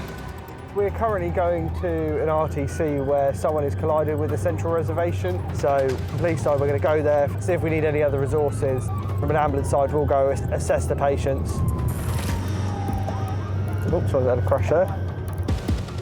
With the car on the busy M20 motorway, there's a huge risk of multiple casualties if it's hit the barrier and spun across lanes of traffic. Coming up on the left here. Yeah. Who's here? Truck. Great, I'll hide behind there. Critically, the passengers are out of the car and seem unhurt. Okay, right, we'll all get the other side of the barrier. But with traffic flying by at speeds of up to 70 miles an hour and the car straddled dangerously at an angle across the hard shoulder, there's a risk of another high-speed collision. So the team work quickly. What happened then? Just control the wind, innit? Just blew her up. Luckily we was on this lane. With gusts of wind across the 3 lanes of the fast-moving motorway, John needs to get the car safely off the road before there's a much bigger accident. He calls for urgent backup, and police colleagues organise a traffic calming measure using traffic cops with Special Constable Tom and Paramedic Lisa to help. Going to put a rolling road in just to give the crews there a bit of protection and obviously members of the public a bit of protection. A rolling road is a slow manoeuvre the police use to reduce traffic speed to a temporary stop. But it's not an easy procedure and is only used as a last resort. Don't undertake the absolute. And then you get people like that don't understand what a rolling road is. What we'll do is I will weave between the lanes and bring the speed right down. So what I'll start to do now is bring it right down to a stop. So it's the only safe way to actually put a closure on a motorway, and hopefully everyone will get the message that they are not too far. 01 then. We've got the rolling road on, so you should be safe for there. Now the traffic's under control, it's safe for John to check if the car is entirely on the hard shoulder, and there's no danger of it rolling or causing any further accidents on the road. Is it? No, it's just onto the hard shoulder now, so should be able to let it out in a sec. All safe, he can breathalyze the young driver. Keep going, keep going, keep going, keep going, keep going. That's 0, which is great. Okay, so lovely. A negative for the driver, but a positive result for the team. Now the road is safe and a potential catastrophe has been averted. What we'll do, we'll arrange recovery, okay, and then be on your way.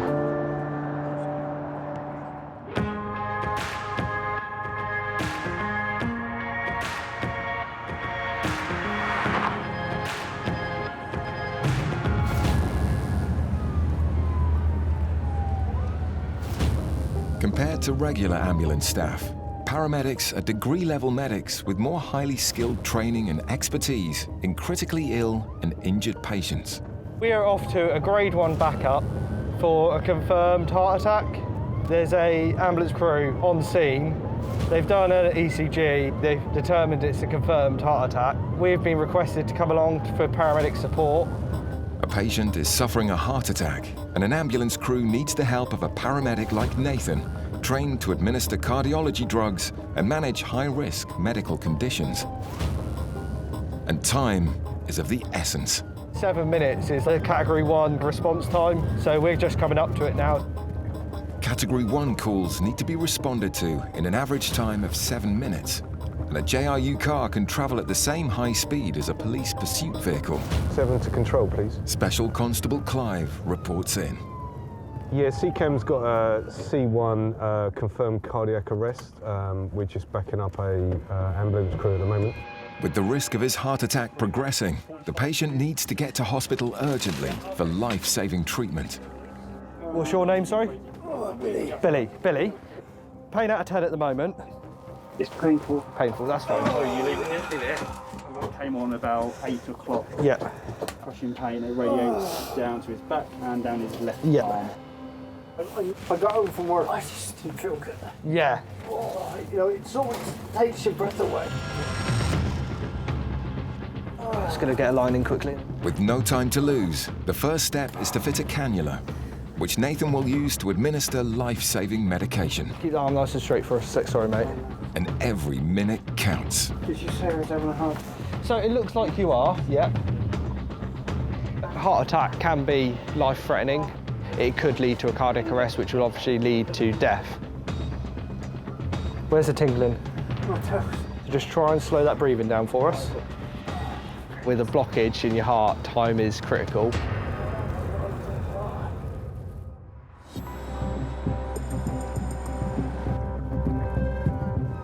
Just gonna pop this by your nose a second. In Rainham, North Kent, paramedic Nathan from the Joint Response Unit is assisting an ambulance crew with Billy, who's having a heart attack. But the specialist cardiology hospital is 30 miles away. So every 5 minutes, your blood pressure's gonna go off. Gonna keep squeezing on your arm all the way to hospital, just every 5 minutes. Oh, my crossbones gonna go. Yeah. Nathan has to keep Billy stable, reducing the risk of his heart attack, leaving permanent damage, or worse, suddenly progressing to a cardiac arrest where his heart stops completely. Has that pain eased a little bit again, or is it still there? That's fine. At the moment, we have given this gentleman aspirin, ticagrelor, anti-sickness, morphine, all help with pain relief and relieving the symptoms of a heart attack. Authorized to administer a number of drugs to reduce his pain, Nathan gives him another dose of morphine, helping to reduce inflammation and stress on the heart. Hi, it's Nathan on ambulance 467. We are about 10-15 minutes away. Obviously, if it is a blockage, that's stopping the blood supply properly getting to perfusing the heart. So the quicker we get there, the quicker they can remove the blockage and relieve it and get blood flow back to that section of the heart. So yeah, time is kind of the essence. How's that pain now? Is it eased off a bit? Sorry to wake you a bit. Not nice. Not nice, no, sorry. CCAMB, the South East Coast Ambulance Service, receive over 2,000 emergency calls a month for cardiac chest pains, and swift action can be the difference between life and death. I'll give you another spray of GTN, all right? So if you open your mouth again for us, lift your tongue up. GTN just helps relax the muscle tissue in simple terms. So if there is a clot there, helps release all the vessels around it.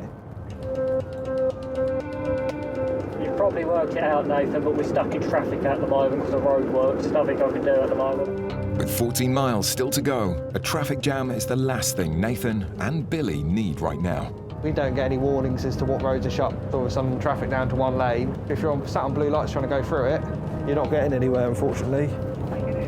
Hi, it's Nathan on 467 again. Just to let you know, we're still 10 minutes away. Unfortunately, the M20 is down to one lane, so we're stuck in heavy traffic. With a blockage to the heart, it's critical Billy reaches the operating theatre in the recommended 90 minutes or less, and statistics show that every 10-minute delay reduces the chance of survival. Do you want any more of the spray? Yeah. Obviously, try and manage his pain as best as we can. The side effects of the pain relief is that it lowers blood pressure, makes you quite tired, sleepy, your breathing starts to slow down a little bit. So it's just a fine balancing act between managing his pain and making him worse when his observations are getting worse anyway. I've got his blood pressure cycling every 5 minutes, and then we've also got the ECG. Every time there's a slight change on the ECG, it automatically prints out again for us. Just compare it, so the first ECG we have, and then the latest ECG, just to see if there's any increase or decrease in the elevation. His blood pressure started to trend down a little bit.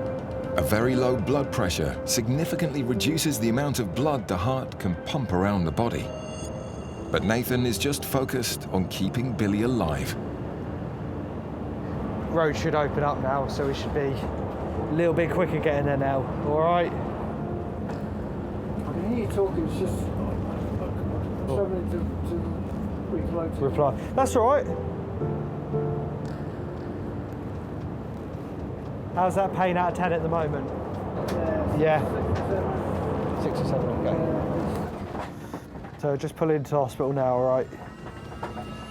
The unit's quick response for an emergency paramedic and Nathan's cool head means Billy's arrived without any further complications. I think we've just parked up. We'll wait for him to come around.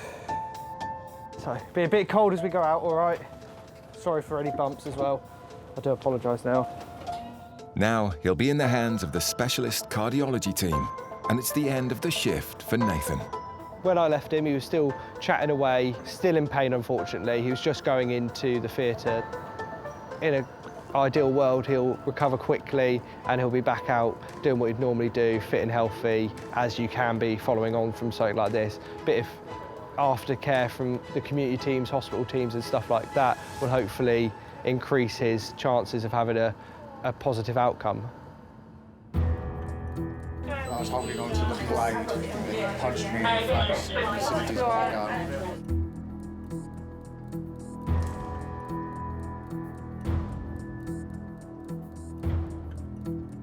One, two, three.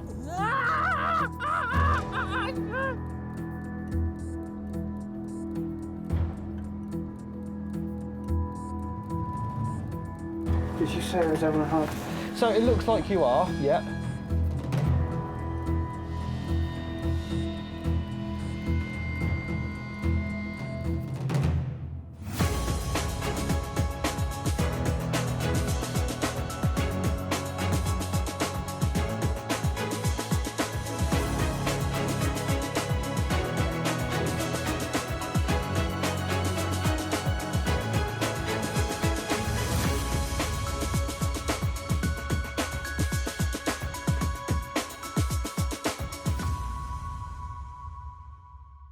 Police! Urgent assistance! In modern Britain, There's been a big accident. the most dramatic 999 calls The car is now on fire. often require not one, but two emergency responders. I'm a police officer, she's a paramedic.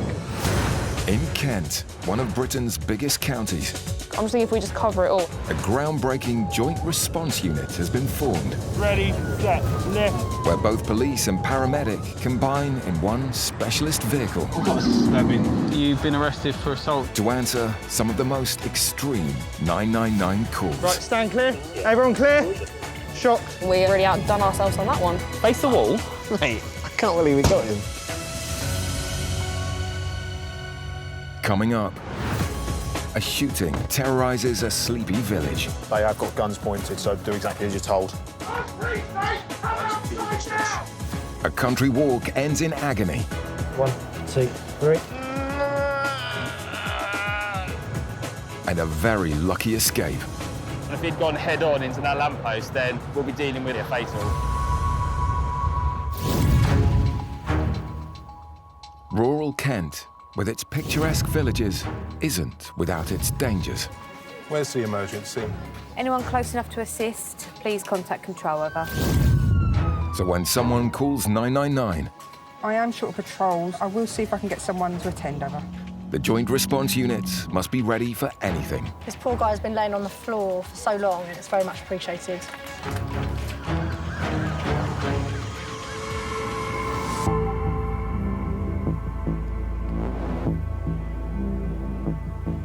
Juliet Romeo 07 Patrol.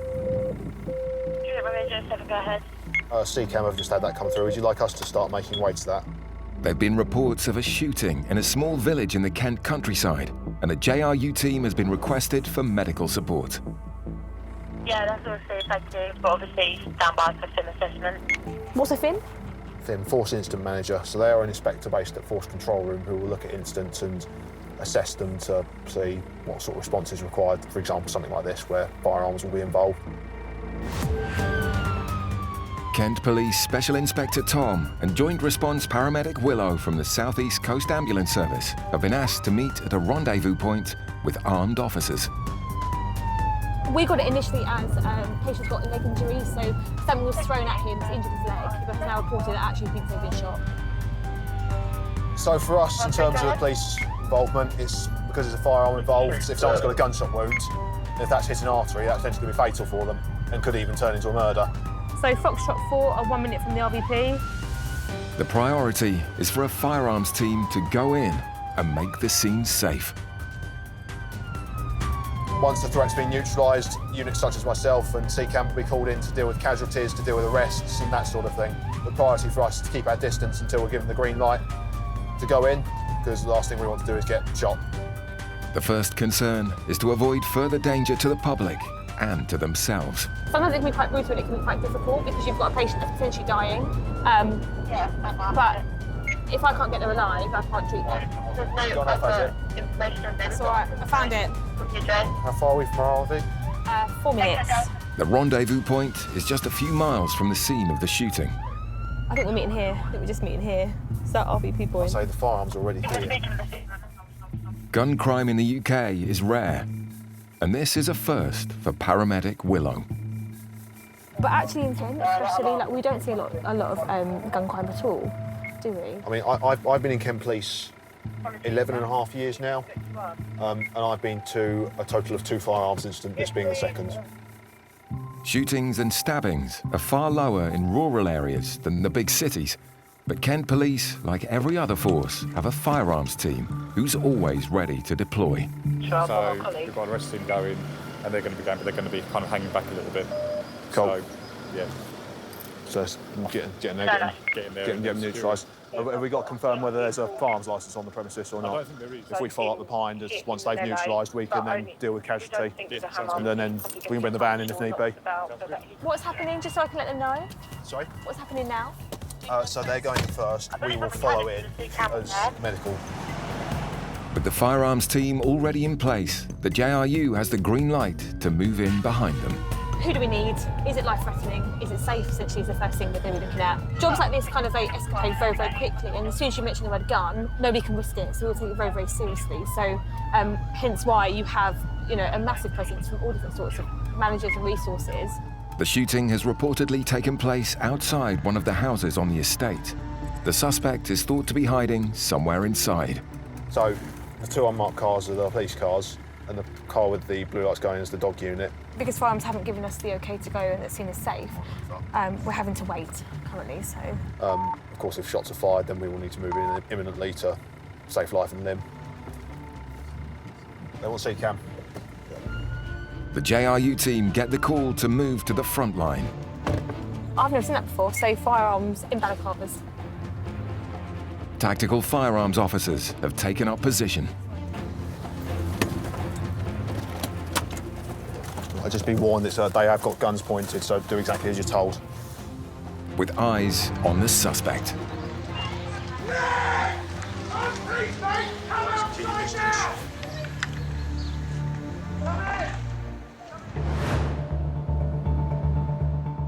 Shooting incidents are fortunately rare. Can anyone respond to a C1 emergency? That's a C1. Unlike the 30,000 cardiac arrests which happen outside of hospital every year.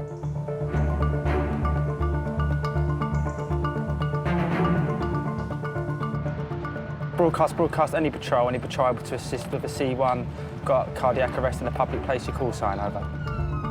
Special Sergeant Jack and Paramedic Nathan are going to a Cat 1 call, which indicates immediate threat to life.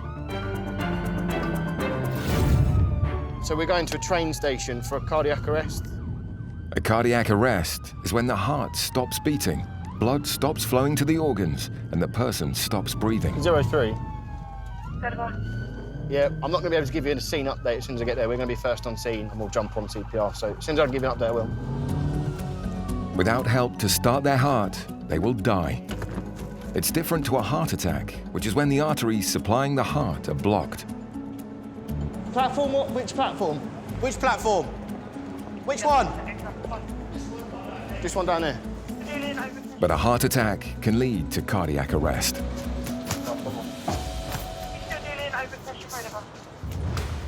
The call came in just minutes ago. The man on the floor has no pulse. The team need to move fast. Nathan prepares the defibrillator to try and shock his heart back to life. You want to get the pads out, mate? Pads on? Yeah. Yeah, cheers, mate. But it takes time to set up. And in the fight for life, every second counts.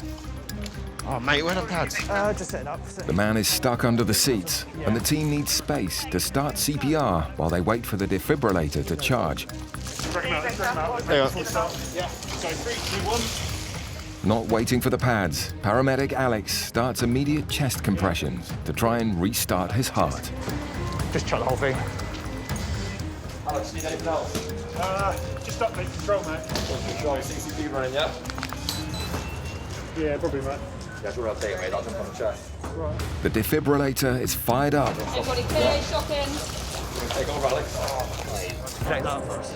Right, stand clear. Everyone clear? Yeah. Shocked. At Chatham railway station, a man has gone into cardiac arrest, and paramedics have used a defibrillator to try and kick-start his heart. Can we get the size 5 eye gel as well? Everybody clear, shocking. I got a pulse. Yeah, got a pulse. He's breathing. Tell Darren to get that trolley and stuff ready. Yeah, yeah. Oh, Darren, get a trolley and a scoop ready, mate. Trolley and a scoop. Cheers, mate. It seems to have worked. Got a good end tidal. We've got rest of 15 at the moment. The patient's heart is beating again, but he's still in a critical condition. He's making good respiratory effort. So, pupils are freeze. In order to give life-saving drugs as quickly as possible, Nathan's colleague Alex drills into the patient's shin, so drugs will go straight into his bone marrow. So we've had, what, 2 shocks, was it, or 3 in the end? 2 shocks. 2 shocks. See what his blood pressure is. We're doing that at the moment. Yeah. Does he have a radial? He's got a very strong pounding centre. Yeah. I think there's a whole lot of fluids then. His heart is gaining strength. We just mind grabbing that off. We need to push the trolley up further. Smooth the lights back to place. While the paramedics work on keeping the patient alive, Jack has been busy looking for contacts of loved ones. I found a wallet, but it's got no driving licence in it, so he's got no date of birth. But I found a letter that's got his home address. So they're going to get some officers there, firstly, to tell next of kin, secondly, so they can get down the hospital, and thirdly, so we can find out any details about him that we need. When patients are in cardiac arrest, they're not breathing, their heart is not beating. For all intents and purposes, they are dead in that moment. He's not out of danger. The crew need to get him to hospital urgently. His heart could stop at any time. It's still a really critical position to be in.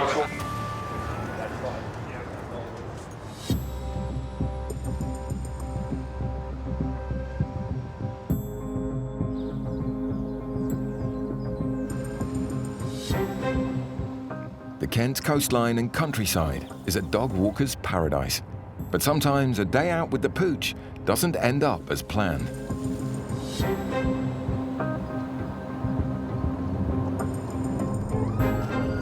Got an address, it's actually in a field, I believe, from a cattle grid. A member of the public's got their foot stuck.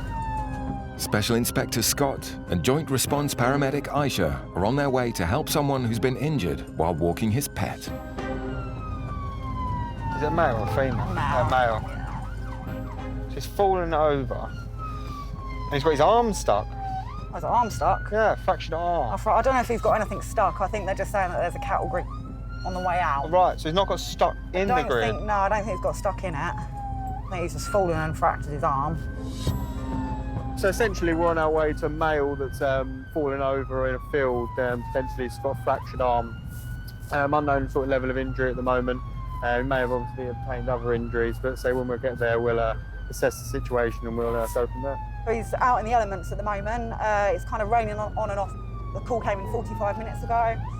So any patient that's getting cold, that's going to make them deteriorate even quicker.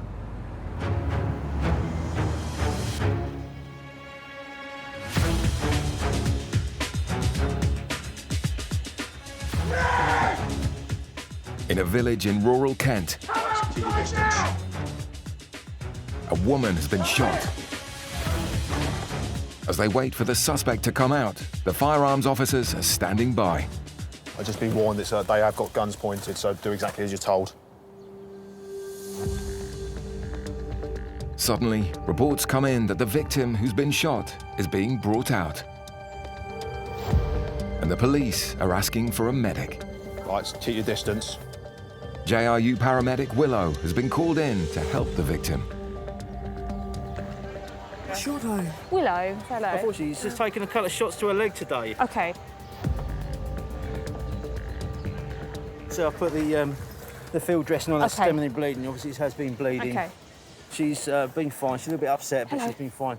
Any other patients? Not this time. No, okay. Just come have a seat over here for a minute. While Willow assesses the injury, Have a seat there for me, okay? a manhunt is underway. Could you describe the person who shot you in the best detail you can? What does he look like? Is he a bit tall, short? I just felt a pain in my leg and I looked down, so I can't say. Yep.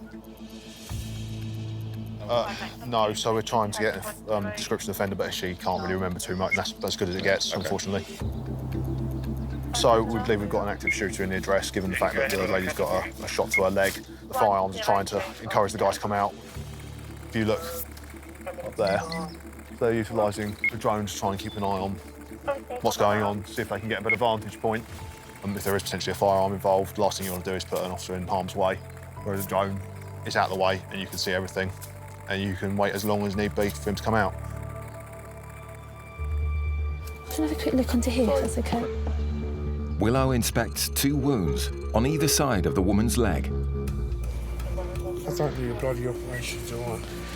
Well, it would depend. If the bullets come out, no. It appears the bullet has passed clean through the leg and crucially missed any bones. So it's going to be hospital. I'm going to a panic attack.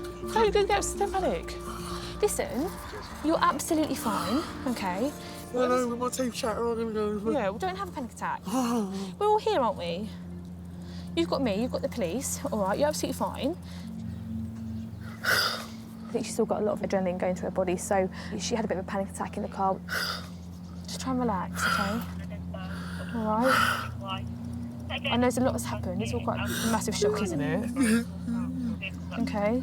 But your leg can be fixed. Just an update for you on this job if you want one over. So the lady does appear to have 2 puncture wounds just below the knee on her left leg. There's no active bleeding and no critical hemorrhage at all over. So she's absolutely fine. It looks as if a bullet has gone in just beside her knee and come out on the other side. I think she's been incredibly lucky in terms of where the gun has hit her.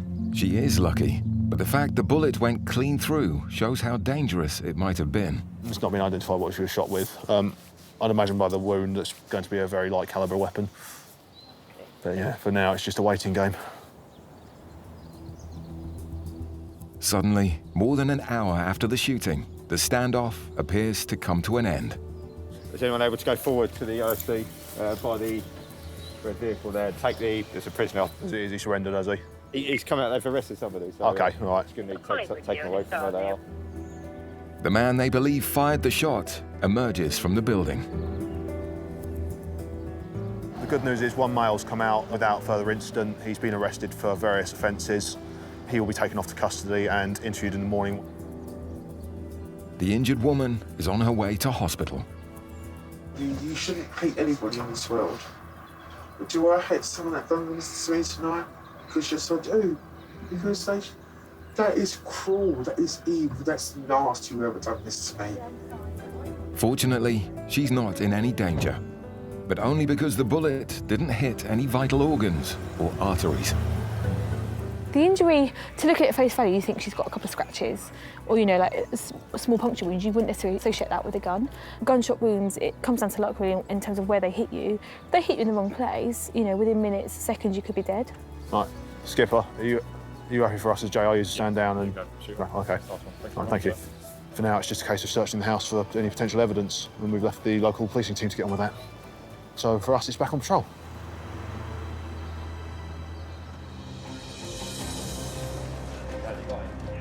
In Chatham, JRU paramedics have managed to restart the heart of a patient who had gone into cardiac arrest, but they urgently need to get him to the intensive care unit. They're just discussing HEMS, whether HEMS come to assist and take him somewhere. As I say, it'll either be Medway or William Harvey given the traffic. That's why they're looking at HEMS so far. HEMS, the helicopter emergency medical service, is on standby as the patient may need to be put into a coma to prevent brain damage. Can we plumb into the main oxygen? We're not at the moment, but we can do. So let's plumb into the main. It's down there. We're not trying to stop someone from dying, we're literally trying to bring someone back from the dead. And that's what we've done for this patient. He was dead and we brought him back. We have got the helicopter coming, HEMS, because they can provide a kind of higher level of care. Time is absolutely of the essence at the moment. 1 hour after 999 was called, the patient is taken to hospital with a HEMS helicopter trauma team in attendance.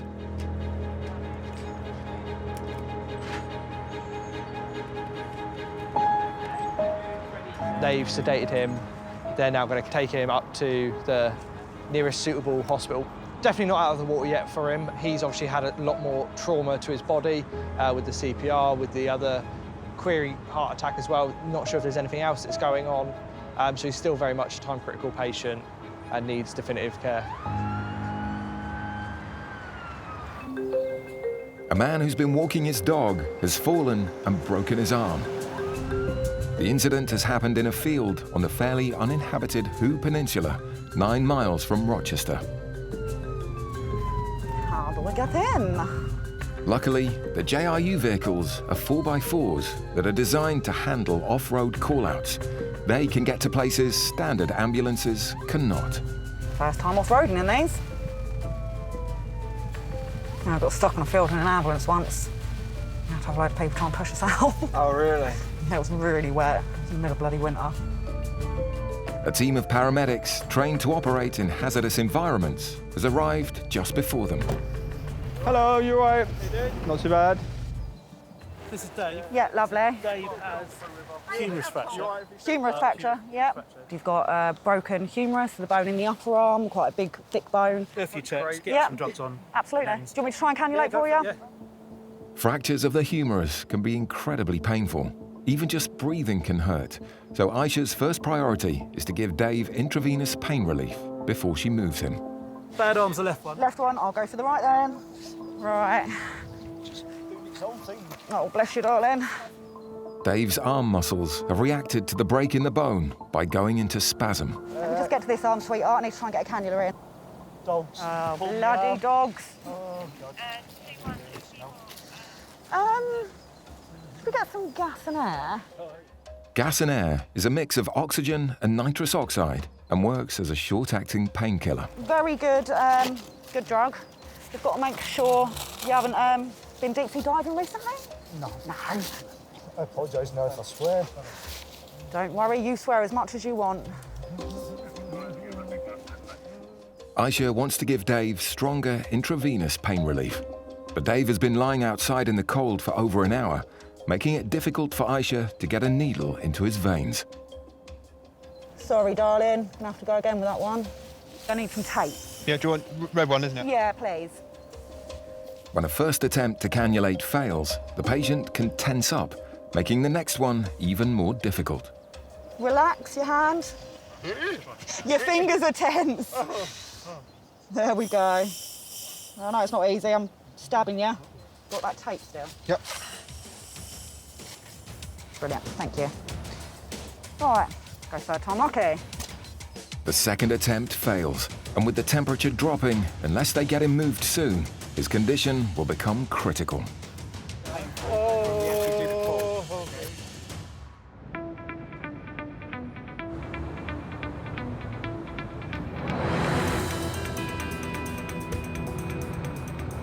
That was 32-year-old female. I'm not sure if you heard you called. Lovely, thank you very much. In northwest Kent, Joint Response Paramedic Nathan and Special Sergeant Jack are responding to an emergency call from a lifeline company, a service for frail and disabled people when they need emergency help at home. It's going to be these here, isn't it? It's 86 as we just arrived. The only information the team has is that the woman inside is an epileptic and her seizure detector has gone off. We are going to a fitting.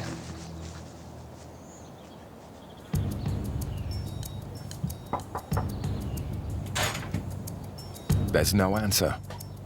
Hello, ambulance. Nathan needs to get in to check the woman's condition because a prolonged seizure can sometimes be fatal. Key safe. Fortunately, the emergency services have been given the key safe code for just such an emergency. And it's from a lane. Callback 1, answered, can hear patient making noises but not responding. Hello, ambulance. Now they just need to find a lane. Anyone there? No. Hello. Oh, cats. Sorry, little cats. Hello, my love. It's the ambulance service. They find her, but she's not responding. Hello, my love. Hello. 15 miles away on the Hoo Peninsula, Dave has fallen and broken his arm while walking his dog. So what happened? Did he just pull you or? Yeah, he's a bit of a nightmare. Yeah. So he's running round the back of me, so Yeah. he's pulled my arm up my back. But he'd also run round my leg as well, so when I tried to step out of the leash, Then you've landed on your arm. I've landed, fallen backwards, but my arm was underneath my body. Oh, not good. And I knew straight away. JRU paramedic Aisha is trying to inject painkillers, but has been unable to find a vein. And Dave's temperature is dropping, making the procedure even trickier. Really good veins. You've been out in the cold. A third attempt is made, this time into Dave's ankle. Is that Entonox helping, Dave? To everyone's relief, the needle has gone into a vein, so Aisha can attach a cannula. All right, so that's some paracetamol in. That'll start working really quickly. Dave is immediately given pain relief, but paracetamol isn't strong enough to deal with the pain Aisha knows is to come. Have you ever had morphine? No? So very, very good pain relief. Makes you feel like you've had 1 or 2 gins, maybe a few more. We had to make sure we get some pain relief on board. I think he hasn't had morphine before. I'll go 3 mils to begin with, see how we go. So that we can then splint that arm, pull it, get some traction on it, get those bones back in a more neutral position so that we can relieve some of his pain. Gonna give you an anti-sickness and some of the really good stuff, all right? Morphine can make a patient feel sick and dizzy, but it's essential as Aisha wants to realign his broken arm while he's lying on the ground. Right, those drugs are in. No, it will do, love. Don't worry. Something's not right on the wall. What doesn't seem right? any of it. No, you're doing well. You're doing all right. It's just where the drugs are all going through your body. Okay? You've never had morphine before. Okay. It's all right, darling. You'll start to feel a bit more with it in a moment. Dave's wife, Deb, is on hand to help relax him as the painkillers get to work. So waiting for pain relief to kick in so that we can get on with putting traction on that bone, because without the pain relief it would be absolutely excruciating. Dave, get you up off the floor very soon, all right? Yeah. And get you straight onto that bed, all right, buddy, to get you nice and warm. Another dose of morphine is needed. She's doing really well. So, yeah, quite a tricky one. Don't you swear as much as you want. Nothing we haven't heard before. Dave's now had 7 milligrams of morphine. The maximum paramedics can give is 20 milligrams. So yeah, we're going to give it a bit of a tug and then put a bit of pressure on it. Enough about sex offers, but what about the arm? With the morphine kicking in, it's time to attempt the realignment. So we go on 3. 1, 2, 3.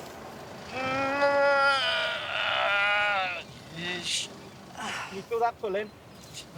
Yeah. Need a bit more? The broken bone is pulled apart against his spasming muscles, which are trying to hold the bones in place. Nearly there, Dave. The bones are back in alignment, Well done, love. and Dave can finally be helped to his feet. Ready? 3, 1, 2, 3. Well done. Alright, get on that stretcher. It's all right, I've got you. Yeah, no, I'm not. It's just a bit tender. To say the least. That's it, lift. One is mine. Thank you very much for this. You are very welcome. When they get to A&E, Dave will be x-rayed, and the bones may have to be reset again under anaesthetic. But at least he'll have a nice warm bed. The only thing you've got to apologise for is for not doing it on a nice warm day.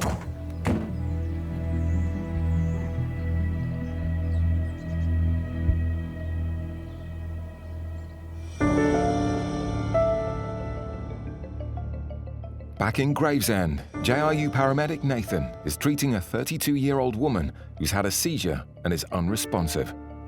Can pop this in your finger, my love, all right? While Nathan checks Elaine's oxygen levels, Special Sergeant Jack has been looking for clues to help. Right, here we go. These are May's dates. Was not well, had a headache, been busy all day, no seizures. Been sick. It's a seizure diary. What day are we today? Sunday. In bad pain, Nath. Diaries are kept by many epileptics to try and work out what triggers their seizures. I'm going to do your blood sugars and your temperature, all right, my love? Hello? It's the ambulance service. You've had a seizure. Suddenly, Elaine regains consciousness without medical intervention from Nathan, but he still needs to do more checks. Just going to pop this in your ear a minute. I'm just going to do a small drop of blood from your finger, OK? It'll be a sharp scratch. Some people with epilepsy have back-to-back seizures, so Nathan is checking Elaine's temperature, blood pressure, and blood sugar levels. How many cats do you have? 2. We shut the door before we opened your door, all right? They're all fine. They're just in the other room. Have you been feeling unwell at all? Got a kidney infection. Oh, you got a kidney infection? Oh, yeah. Infections that cause high temperatures can trigger a seizure. How long's that been going on for? A week, oh, bless you. Do you find you normally have more seizures when you got the infections? Yeah. Oh, bless you. What's your normal plan after having a seizure? Do you go to hospital? Do you stay here? I normally stay there. Normally. Unless I have more than 4 or 5. Oh, OK, that's fine. No worries. I am known to have back to back. Yeah. Oh, OK, oh, bless you. And you've just had the one today? As far as I'm aware. As far as you're aware. Is there any way of checking? Does your machine tell you how many? My lifeline normally goes off. Yes, your lifeline's gone off today. That's why we've come out. It's a good little bit of kit you've got to call us. How do you feel now? Do you feel your normal self after a seizure? Yeah? And that's normal for you after a... Yeah, all right. So all your numbers are OK. So what I'll do is I'll do a bit of paperwork, and once we finish the paperwork, if you're still feeling like you are now, we'll leave you here. If not, it'll be a little trip to hospital, all right? Thankfully, Elaine's vital signs are normal. Oh, shut up, phone. Oh, that's mine, sorry. That's all right. Sorry. Sorry. Elaine's been coping with epilepsy since she was just 13. I can't work because of my seizures. I used to do caring for a little elderly lady that lived next door in a wheelchair, and I couldn't do it anymore because seizures got in the way. I used to go to college. They got in the way. I really want to be a nurse, but that gets in the way. It is difficult. It's part of my life, though. I've adjusted to it. What's the rabbit's name? Babe. Elaine's pets, 2 cats and a rabbit, are company for her. How old's your cat? Don't like cats, don't touch them. I don't like looking at them, I don't own them. Draw the line. Cats is a big no from me. Dogs, love them. Sorry. I won't be horrible to them, I just don't like getting scratched. And Jack's tolerance to cats has reached its limit. Oh, mate, I need to get out of here, my nose. Jack and Nathan are confident that Elaine is out of danger. She's back to her normal self. We're happy to leave her here. It's safe for her to stay here, even though she lives on her own. She's got all the safety measures in place. Leave her with some worsening care advice of what to do going forwards. Take it steady and to call us back if any symptoms change. And failing that, if she has another seizure, her alarm will go off and we'll be notified anyway.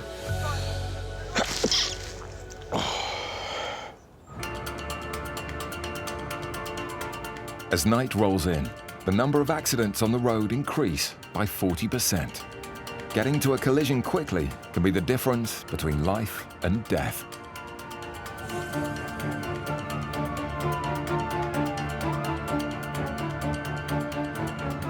On the A2, Greater, right off, airbags, blood everywhere. Oh, we'll go. When did this come in? Oh, it's literally just come in. Yeah, car. A crash has just happened on a busy dual carriageway near Gravesend. Control, Juliet Romeo 03. Do you want to show us running to that RTC? Perfect, thank you. Joint Response Paramedic Nathan and Special Sergeant John head there on blue lights. All yours, obviously see the crew on now, so let me know where that. Will do, thank you very much. We're 5 minutes out. So we are currently going to an RTC on the A2 by Gravesend. We haven't got too much info at the moment.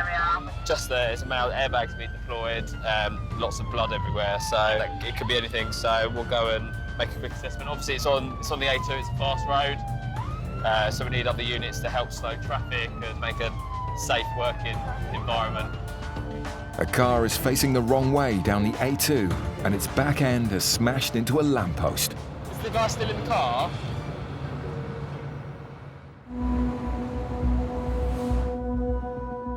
On the A2 dual carriageway near Gravesend, Joint Response officers are dealing with a high-speed crash. Is the guy still in the car? You've got blood coming from somewhere. Is it all right if I have a little look? You've got a nice little split on your forehead. While Nathan checks the driver, John tries to work out why he crashed. Quite a nasty crash. He's obviously lost control and spun around, and you can see from the damage to the lamppost and to his car that it was a reasonably high-speed accident. I think he's really lucky to walk away. Crashing into a lamppost, I don't think he's gone straight on. If he'd gone head-on into that lamppost, then we'll be dealing with a completely different scene and probably a fatal. And a closer inspection shows just how lucky the driver was. Bank is really steep. All it would have taken is probably another half a metre and he would have tumbled down rolled over and then probably become trapped. Just assessed him at the moment. He's got a nice little head injury, so probably be conveyed to hospital. Oh, no worries. I'll keep the money for you then. Thank you very much. Were you wearing your seatbelt? Yeah. How fast did you... No. Just got to check. Did your airbags go off? No, that's fine. Has your stereo come out or anything? Yeah, it has. It's probably your stereo that's hit your head then. You any pain in your neck? No pain in the neck. No? It's just a head in my hand. I would suggest you go to hospital for that head injury. Yeah. I should have a quick look at your car a second, okay? Yeah. So check over the vehicle just to see kind of what the damage is to the inside the car to work out kind of what injuries he's likely to have. His stereo's come out, so it looks like that's whacked him in the face. That's my life. Was it just you in the car? I was going to pub. Oh, were you? Oh, no. Well, I think you'd be going off to hospital now. Yeah, so he's very fortunate considering he's in a bit of an older car, doesn't have the same sort of safety equipment as modern cars do. For the medical side of things, have you had any drugs tonight? Do you ever take cocaine? No. No? No, that's fine. Any alcohol or anything? I think I had a drink last night. He's at the moment in the back of the ambulance, being assessed by the paramedics, and he'll be going to hospital once they do a clean of his wounds. We breathalyse before he goes as well to see if alcohol was a factor in the crash, and the officers here will follow up with see if there's any offences. The breath test is negative, so there are no driving-related offences. So just talking to the officers in the back of the ambulance, the male's been arrested for a domestic incident. The driver will still be going to hospital, but with a police officer, and will be taken to custody once he's been treated. So it looks like the male was either wanted or had breached his bail, but he's been arrested for criminal damage.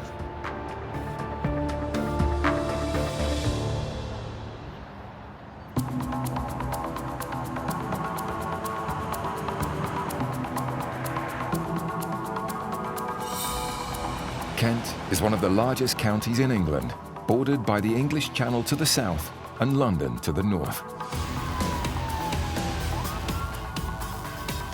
Tonight, JRU paramedic Daniel and Special Constable Tom are in Greenhithe, just 23 miles from central London.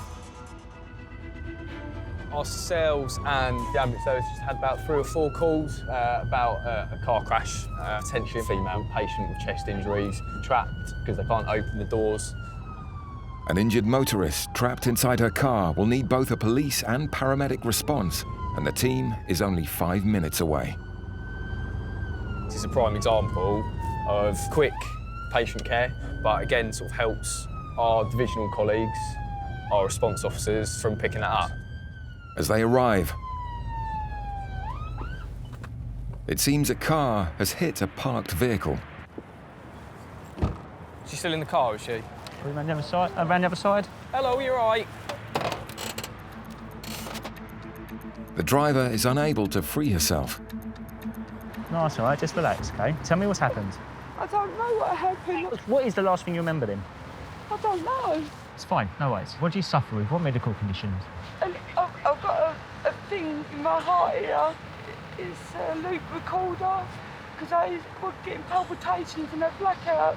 Okay. I haven't had nothing like that for a long time. A loop recorder is a small heart monitor fitted under the skin to record the heart's rhythm. Bang, I hit the steering wheel on this side. I'm in so much agony. Fine. Was you wearing your seatbelt? Yeah. You know, that's good.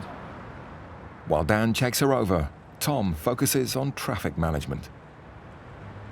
So at the moment, I'm just sort of like keeping the scene safe for Dan, just so he can crack on and get on with what he needs to do. How are you feeling at the moment? When I breathe, it hurts. When you breathe, it hurts, On okay? this side. You're down that side, yeah? I feel sick as well. Yeah, if you're going to be vomit that way. My first thing to notice is she was very anxious, very emotional, very upset, which I completely understand. Tom? Yes, yeah. Do you know where the Entonox is in the back of that? Entonox, is it just that, yeah, Is that blue bag, yeah? Yes, mate, yeah, I'll have a look. I'll tell you what, Tom, get the square little red bag, the drugs bag. Drugs bag as well, yeah? Yeah, mate. Yo. How's this one for That's you? it, mate. Yeah, perfect. Cool. Entonox is a short-acting painkiller, more commonly known as gas and air. Oh, and Beth? No, I haven't yet. She reckons she's hit the steering wheel. because of the force, and she sits quite close because she's quite short. Whether or not she's just done a couple of rigs and that. I've had a feel of her collarbone, it all feels fine. So it's just, she needs an X-ray of her chest, really. An ambulance has been called to take Bev to hospital, but until it gets here, she needs something for her pain. Dan injects paracetamol straight into her bloodstream. And you've been a carer? 3 months. I can do your job. Bev had just left one patient and was driving to another when the accident happened. I couldn't believe it. I couldn't believe it. I just looked like it happened. I pulled my handbrake off. I took my seatbelt off. I panicked, and then I realised I couldn't move. My left side was in such agony.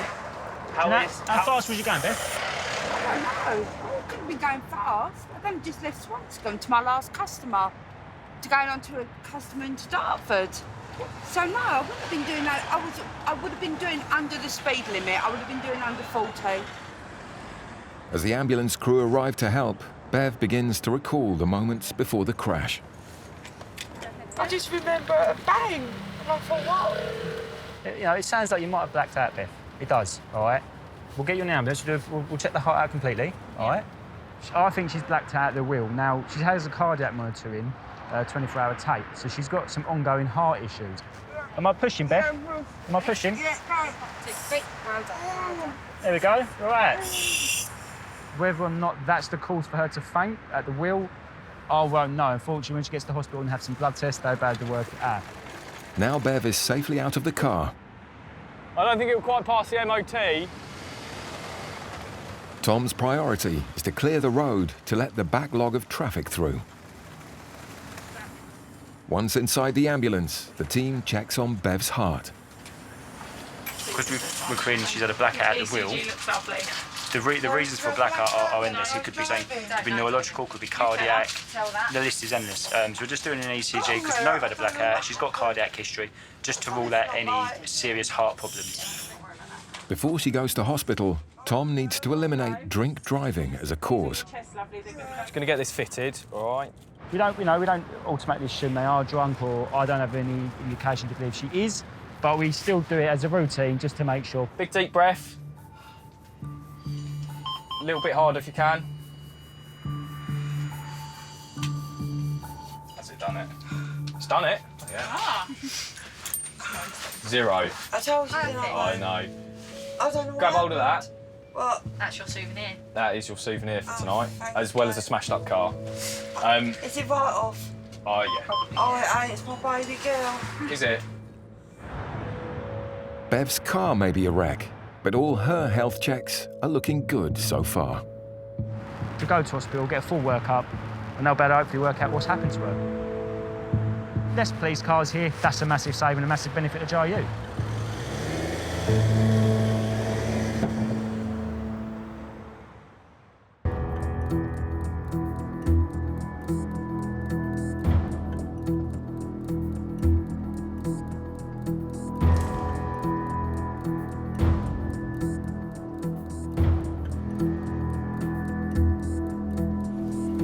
I don't need a bloody operation, do I?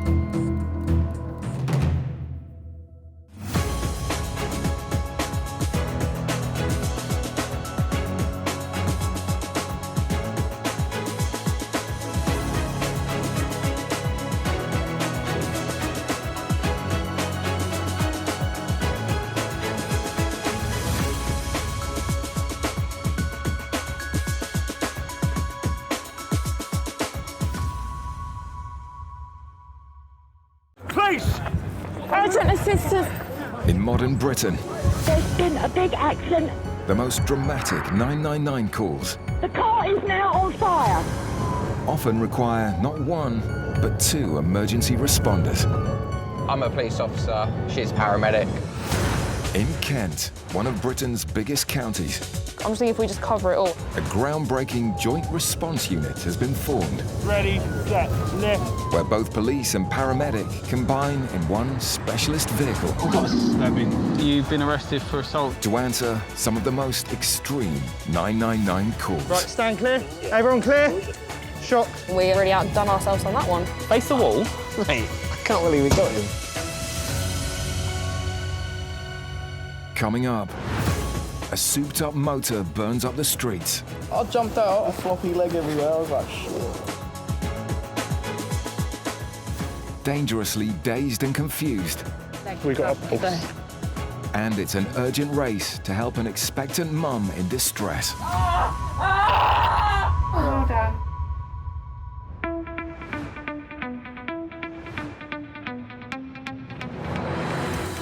Police, what's your emergency? Kent Police and CCAM, the South East Coast Ambulance Service, call on each other thousands of times a year when one of them needs the services of the other. Broadcast any patrol to assist with a cardiac arrest in a public place. You don't remember 07, we'll be there in 5. And so, the JRU, or Joint Response Unit of Police and Paramedics, was born to free up vital resources and save lives. We've got an ambulance and a police officer will be with you as soon as they can.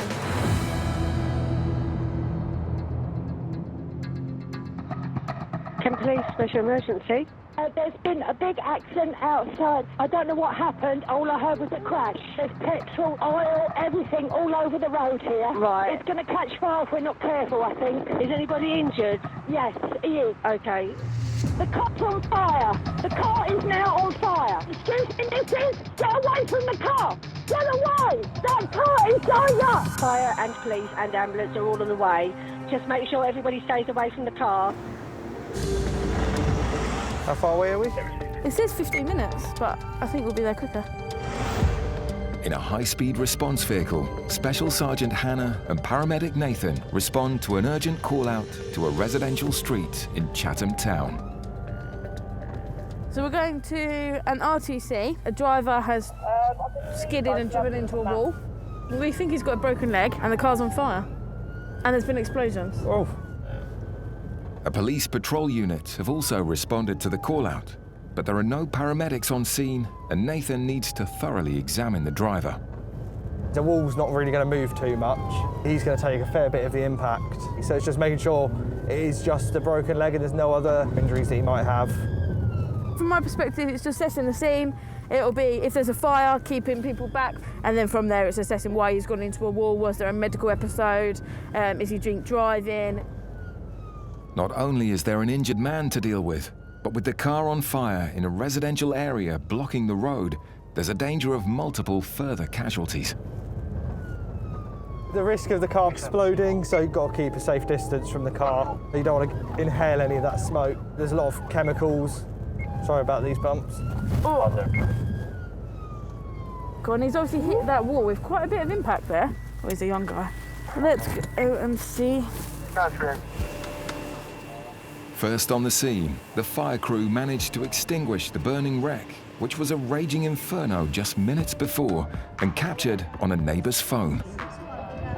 Hello, mate. I'm Nathan. Incredibly, the young driver managed to crawl out of the car before it was engulfed in flames, and now he's lying injured, being comforted by his girlfriend. Gabriel is 21. Yep. Was driving up the hill, wasn't doing more than 30. About and crashed into the wall. Yep.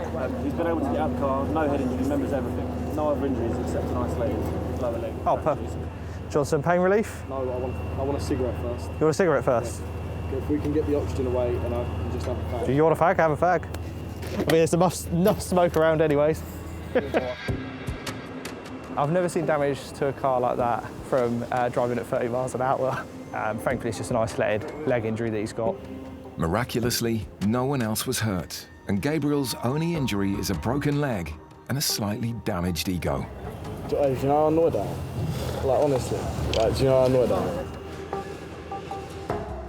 It's at the back of the car, isn't it? Wowee.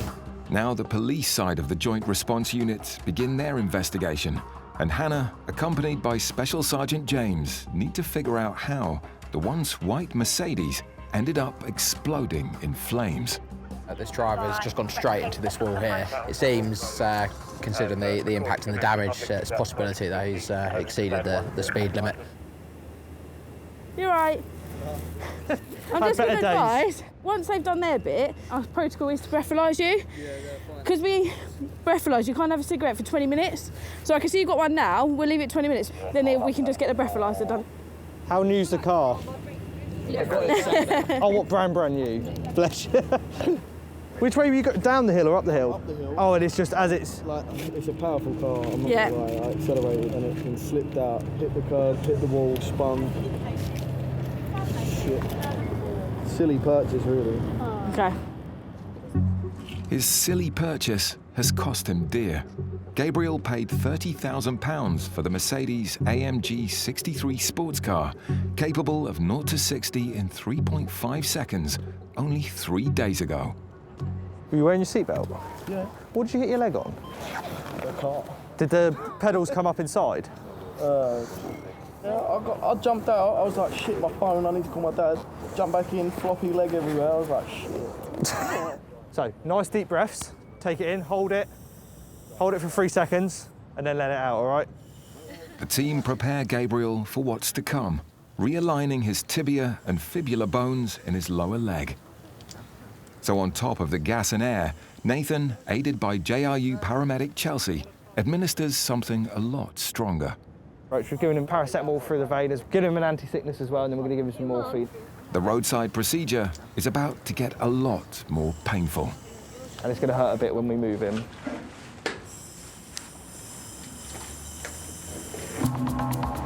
With a surge in demand for police and paramedic help, the average time to answer emergency 999 calls has more than doubled from 2021 to 2022, and the services are working hard to improve their response times. 01, yeah, did you want to pop through CAD 4045, 7X, over? Yes, Rog. It's 5:30 p.m, and a report is coming through that a patient has been waiting an hour for an ambulance. So JRU paramedic Alex and Special Sergeant John jump on the job to help. Category 2 job that's come into the ambulance service for a 67-year-old female. It says that she's fractured her spine on Thursday, falling over somewhere. Sounds like she's fallen again, lying in the road, and she can't get up and blocking traffic. A van nearly hit her because of where she was. Need to make sure that the scene's sort of safe by blocking off the road. A good thing that sort of John can take charge of when we get there, and then we can go and assess the lady and see what's been going on. Falls are one of the leading causes for emergency call-outs for medical assistance, and this patient's fall has left her in danger on the road. Oh, bless her.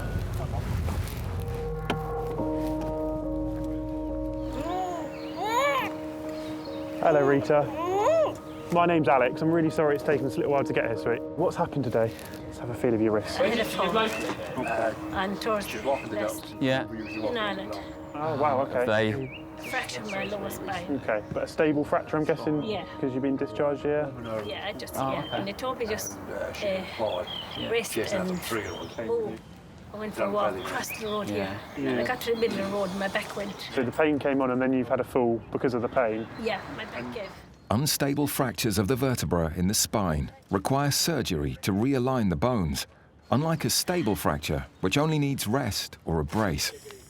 But it seems Rita's pre-existing stable fracture may have caused her fall. It's not been your week, has it, sweet? Bless you. And St. Patrick's Day. Okay.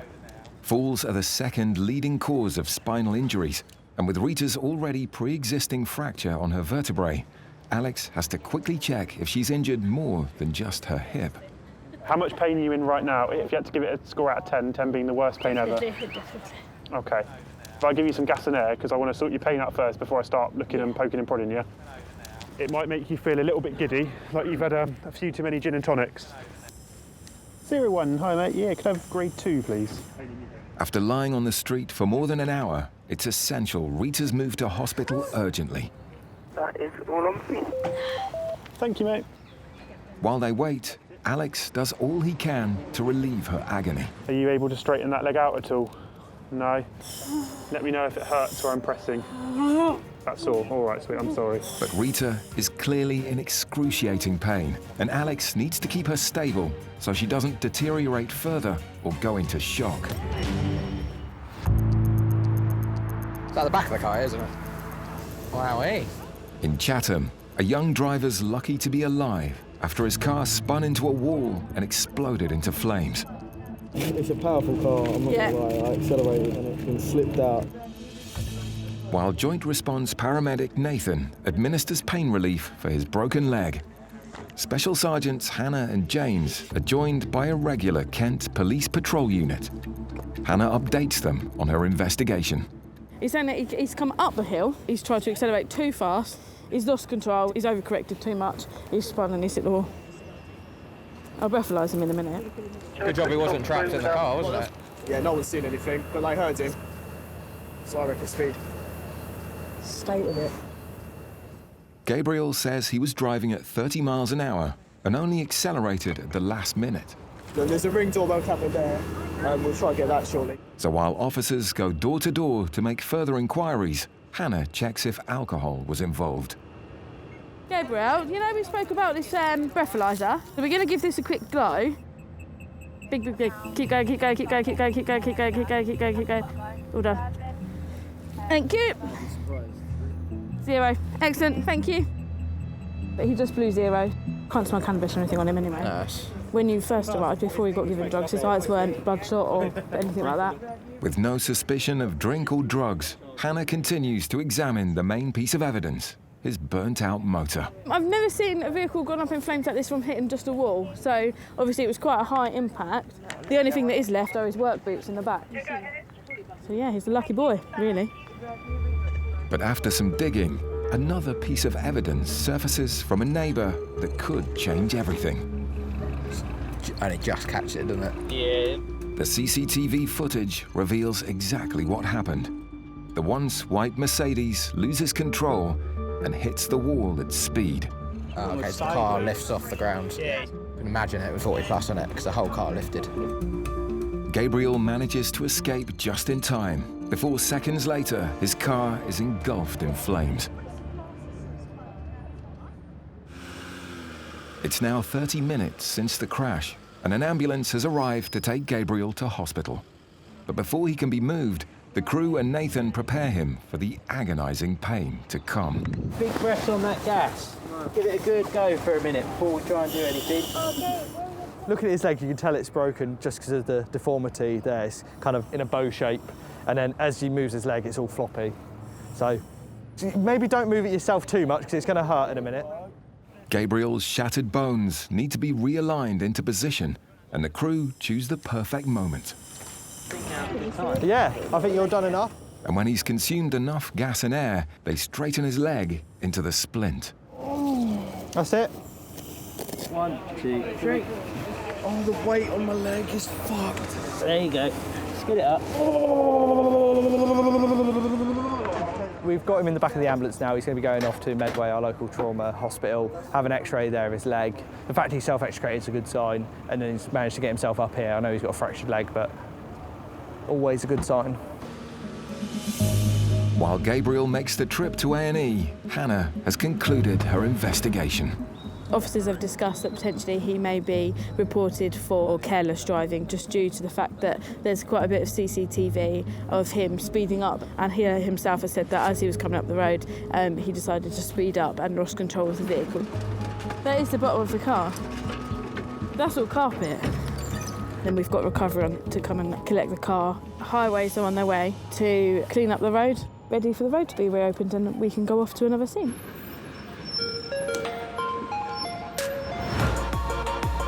The Joint Response Units attend around 3 road traffic accidents every week.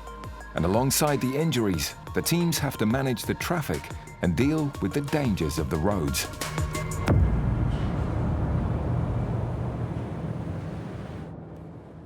Today, paramedic Aisha is on her way to a call-out for an accident on a busy junction. So we are attending an RTC, it's a road traffic collision. So it looks like we have 2 vehicles. One's gone into the back of the other one, I believe. We might have a patient who's trapped by the airbags, possibly a patient whose head has hit the window screen, so that's quite worrying for us. Joined by Special Constable Clive, the pair head to the scene. A concern for me is our welfare. One of the first things we'll do is, from a police perspective, I'll make sure that the area is safe for Aisha to tend to the patients. We don't know how fast the cars were going. When we're hearing that somebody's hit their head on the window screen, there could be many different injuries. So the longer you take to treat those injuries, the more serious the outcome can be for the patient. It's not just the occupants of the crashed cars that the team are concerned about. The accident is in the town centre, and the evening traffic will be building up quickly. What's coming through is the vehicles are currently blocking the traffic. The traffic should be very slow. However, when people are frustrated, they don't think, and they do drive dangerously around those vehicles. At this point, we're the only unit going. When we get there, we can assess and then call for additional units as required. It's crucial there's a police officer on scene to manage the incident and prevent further collisions. But Special Constable Clive is a volunteer on the force who's been with the JRU for just 15 months. Still on the steep learning curve. The great thing is, you know, obviously we're working with very highly skilled, experienced paramedics, and also our colleagues. They value what we do because, like, at this point, they potentially may not have a police officer that could attend this. I really enjoy it. Guessing this is them causing all this. The accident is on a major cross junction in the middle of the town. Hello, sir. How's it going? I'm in a lot of pain now. Okay, no problem. We've got a paramedic with us as well. Where's the driver of this vehicle? That gentleman there. Have you got any injuries, sir? No, only my hand. Partially blocking one entrance of the junction, cars are trying to squeeze dangerously around the crash. Right, wait there. You guys, do not go any further. Do not go through. Protecting the scene is Clive's main concern. Do not move, because obviously we're now working and you guys are going to start driving very close to us. Juliet Romeo 04 to control. Can we have some additional units and get recovery for 2 vehicles, please? We're basically blocking the traffic lights and cross junction. The cars are too damaged to be driven, so Clive keeps the lane closed, even though the drivers are getting increasingly frustrated. Don't go through. Stay where you are. I've been directed to move the bus. I got through the right, but this cannot fit me. Is there any way you can assist? If you can bear with me, what I'm worried about is I let you go, and then I can't cope with that traffic. Exactly, I know what you're trying to do. Clive wants to keep the bus there to block the opposite lane so impatient drivers can't get past. It's causing even more of a jam, but until he gets help, he has little choice. So I have called for assistance. The problem is there's a lot of priority calls at the moment. As Clive tries to manage the traffic, Aisha sets to work. Point with your hand where the pain is in your shoulder. Right there. Right there. Okay, I'm just going to lift up your... A little bit red in the area. That's a little there. There could be further injuries. Aisha takes a closer look. So it's pulling a little as I get right up the top. Okay, but you're able to do it, which is good. Can't feel any obvious breaks or anything. I would have thought if you've completely done your rotator cuff, you would have difficulty getting it up as high as you have. It feels like when I tore one before, it's just a little sore. Yeah, okay, all right. Just want to go and have another chat with the other gentleman because I just want to check him over.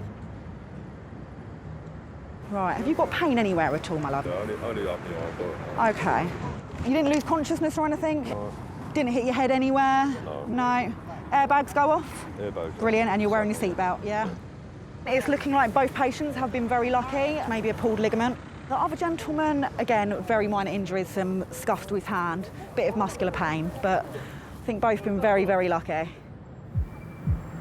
Once the injured are checked out, Clive begins his investigation into the incident. I'm trying to see if there's any skid marks. I can't see any skid marks. As part of his probe, he needs to rule out drink driving as a potential factor in the collision. Keep going, keep going, keep going, keep going. Perfect.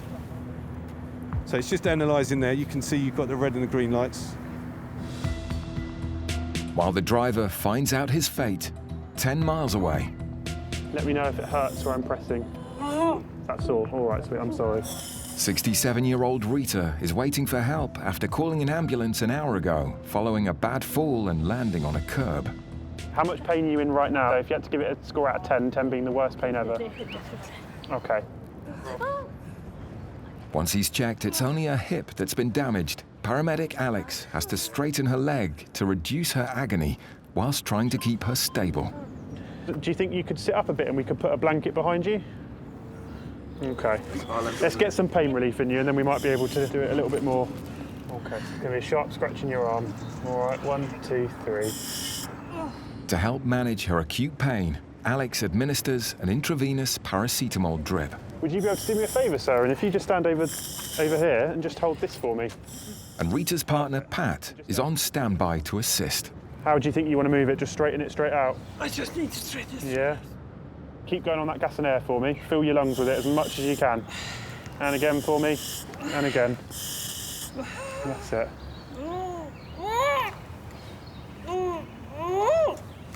I'm sorry, sweet. Rita's increasing pain means Alex needs to give her something much stronger. Right, let's give you a little bit of morphine. I'm going to give you just a small bit to start with. I know it seems awful leaving you in the position you are, but I don't want to move you somewhere else and then we're going to have to move you again when the ambulance come and it's probably going to be quite painful. Even though Alex has managed to straighten part of Rita's leg, he can't risk moving her on his own. But it's been 20 minutes since he called for backup. So let me find out whereabouts the ambulance is coming from.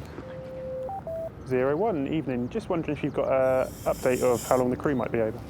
I haven't got anything at the moment. It's pretty much the story. Everyone's at hospital, unfortunately. As a result of COVID and more demand for hospital beds, ambulances have been stuck in queues delivering patients to hospital, and the services are facing extreme pressure.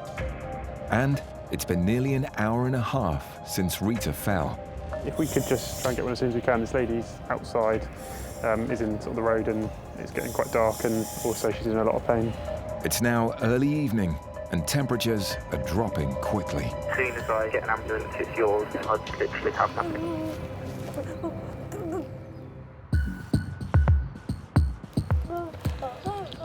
Sorry, Rita, so we're still waiting. In Sevenoaks, it's been an hour and a half since 67-year-old Rita fell, landing awkwardly near the curb. And as the evening draws in, the temperature has dropped. But with a severely damaged hip and a pre-existing spinal injury, paramedic Alex can't risk moving her on his own. Quite busy today, so we're just waiting for the ambulance to arrive and then pop her off to hospital for an x-ray and see what's going on with her hip, really. Rita's partner, Pat, tries to give her support while Alex diagnoses the extent of her injuries. Some of the things I've sort of found on my examination could suggest that you have fractured your neck of femur. It's the top of your femur that goes into your hip. Most hip fractures occur to people over 60 and are more common in women who are more likely to get osteoporosis, a condition which makes bones weak and brittle. You're still feeling quite cold? With the temperature at a chilly 9 degrees, a blanket isn't enough to keep Rita warm, so Special Sergeant John steps in. This will be warm as well. This is like big layers. Warm. There you go. That's all right. I'm gonna put that up there. All right. And at least there's definitely no cast in there. Go over it now. Oh, look at that. Finally, more than 2 hours after the initial call-out, the ambulance arrives. They can't come soon enough. This is when we find they're not here for us, Rita, and they just drive straight past. Yeah, one of the neighbours is called. So I'll block them in. Hi. Rita, I've got a lovely ambulance crew.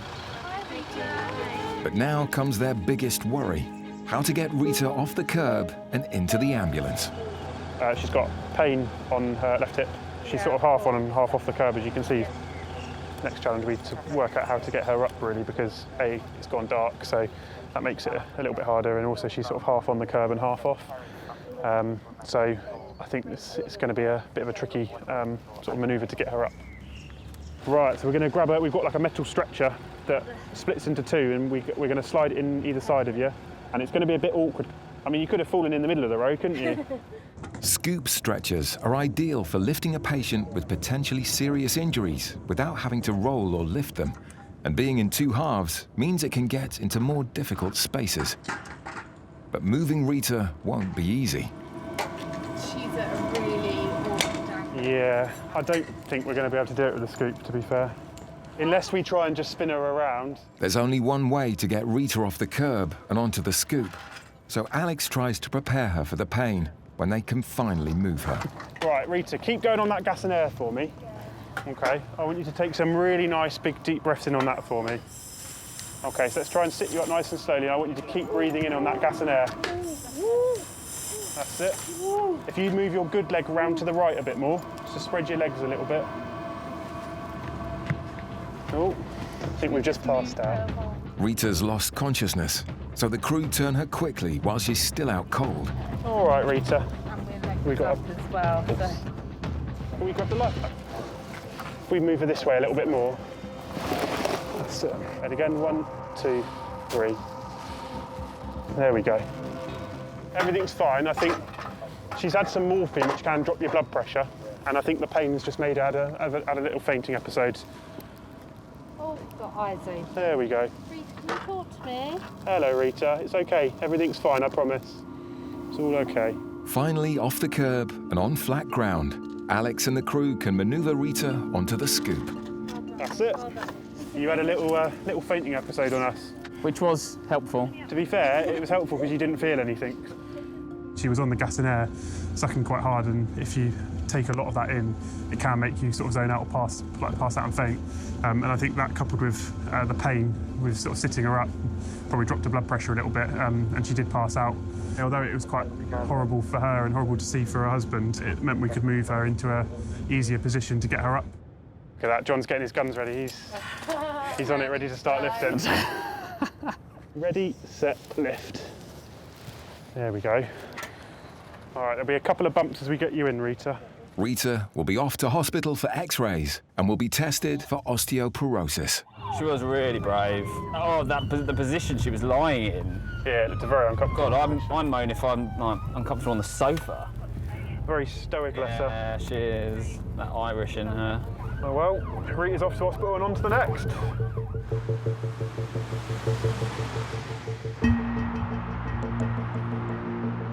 Take a deep breath and blow constant.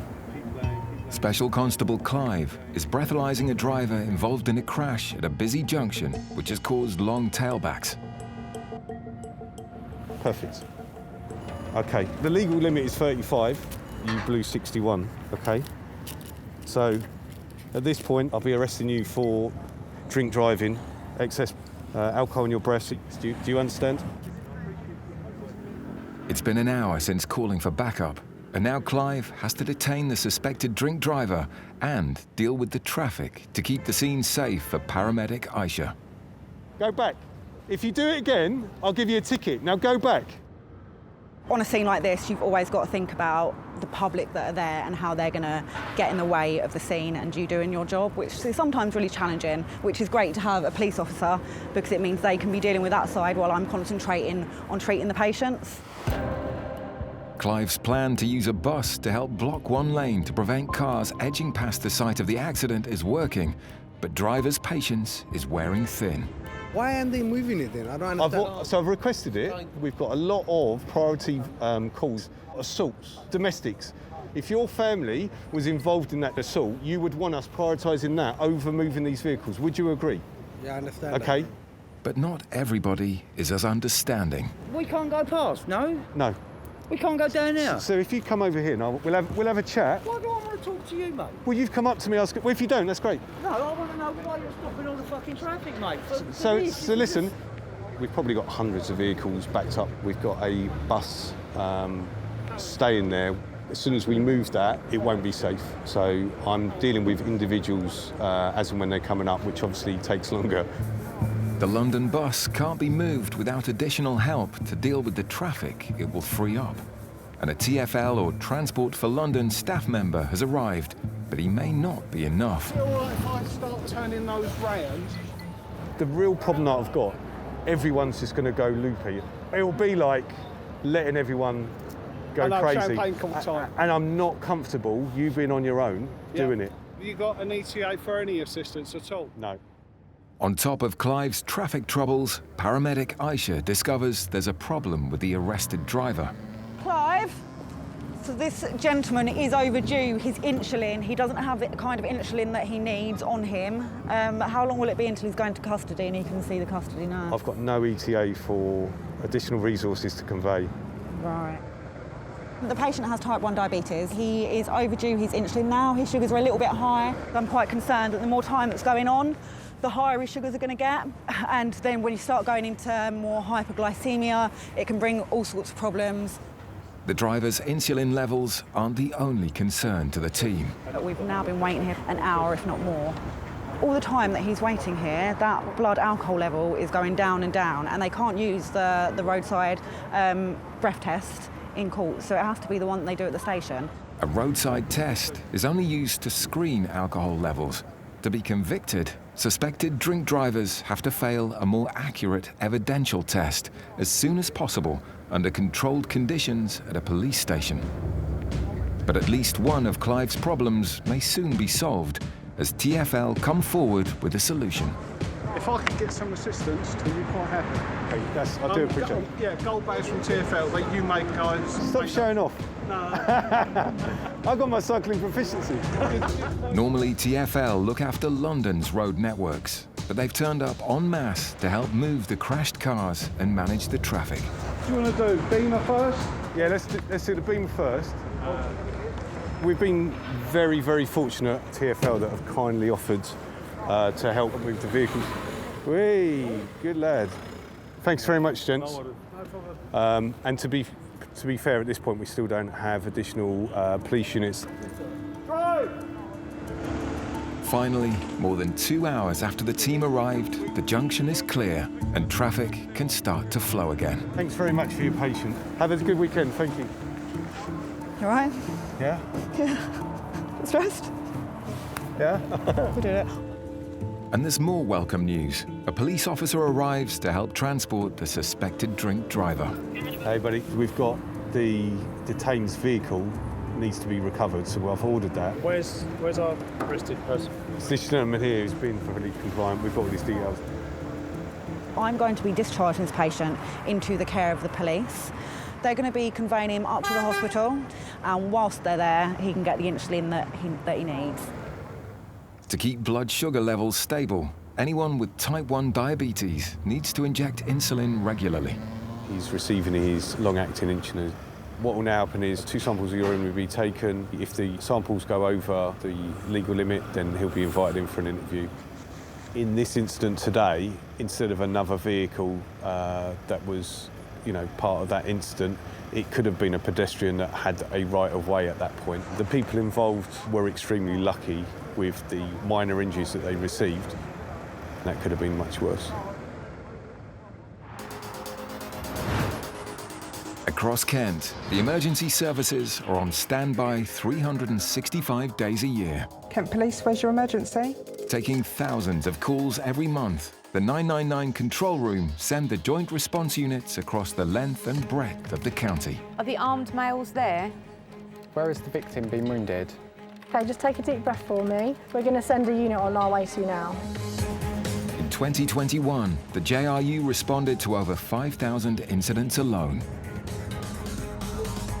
And tonight, it's Special Inspector Scott and Paramedic Alex on their way to a call-out. Yep, calls coming through as an obstetrics emergency. Patients have a free birth.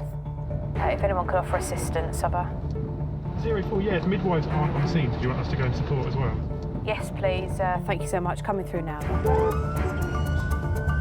Baby. The Category 1 call for an obstetric emergency, so it's a 28-year-old female in active labour, doesn't want to go to hospital, so she wants to have a home birth. Contractions are fairly close together, 2.5 to 3 minutes. Let's race the baby, see if we can get there before it pops out. Baby is coming quickly, and a midwife can't get there in time.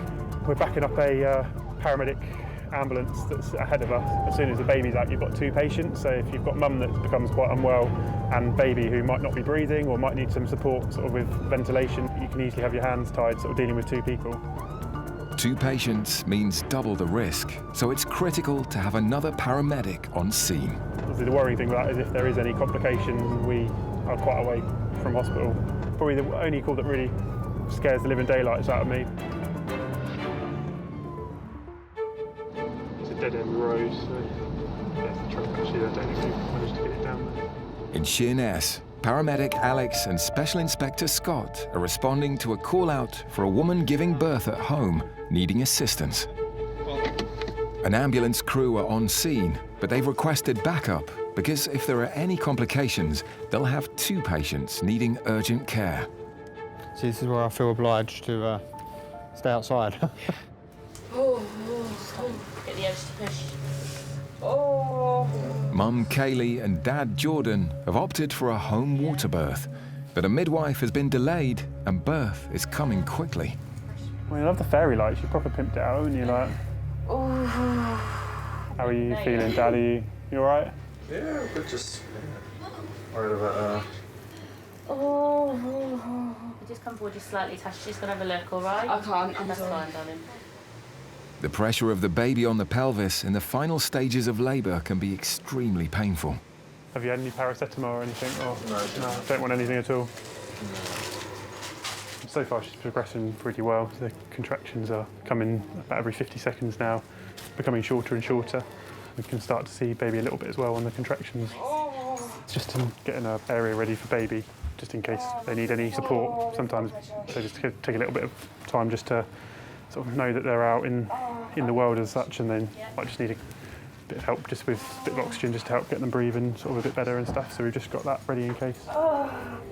Despite only delivering 7 babies in his job, Alex is confident and on standby for any complications with baby's breathing or heart rate, as birth is imminent. Oh, that pressure is so bad. At any point you change your mind about pain relief, let us know, okay? Problems with the umbilical cord, baby getting stuck in the birth canal, or excessive bleeding from mum are all things Alex and the crew have to closely look out for. That's it, lovely. Keep going. I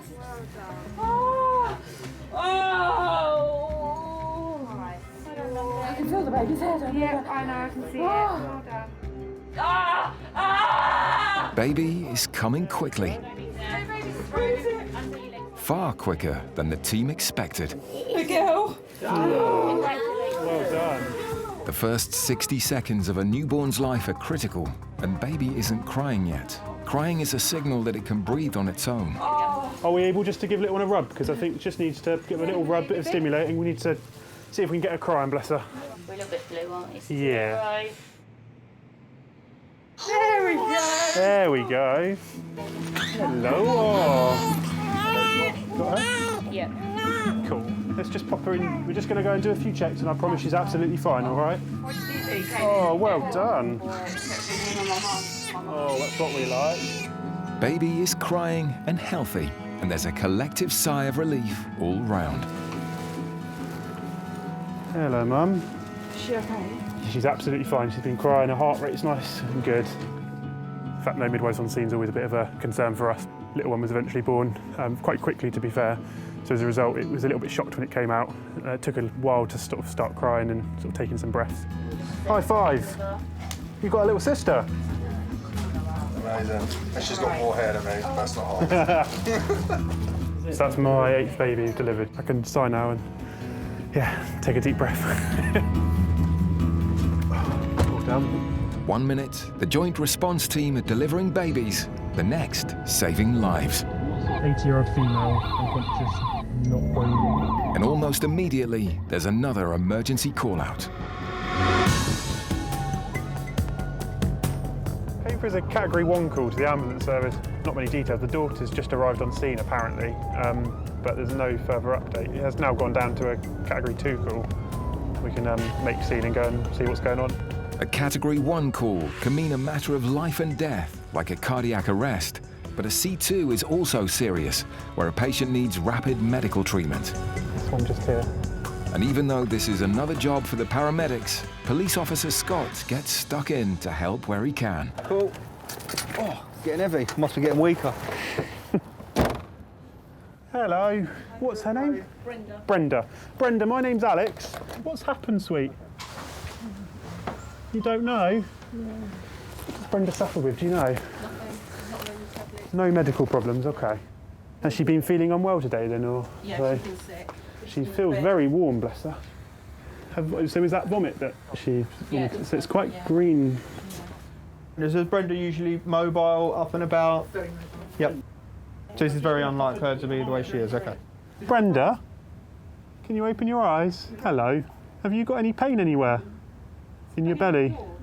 You should not lock the Don't. Okay, sweet. Brenda's husband called for help after he noticed the normally fit 80-year-old getting more unwell throughout the day. There we go. Now almost unconscious, Alex has to quickly determine why. So, Brenda's got a temperature at the minute. I'm going to pop her on a bit of oxygen because her oxygen levels are a little bit on the lower side. I think Brenda needs to go to hospital. I'm just going to put this mask on you. Right, let's just make sure we've got an ambulance coming and then 04. Yeah, just a scene update. I think this patient's got a nasty infection. She will require conveyance. I'll get grade 2 on there for you as soon as possible, over. At the minute, obviously, Brenda's quite unwell. She's showing a lot of signs for sepsis. So nasty infections, so sepsis is when the body sort of goes into overdrive and it's the body's response to an infection. Be a blue light journey into hospital for her and receive some antibiotics and get her on the mend.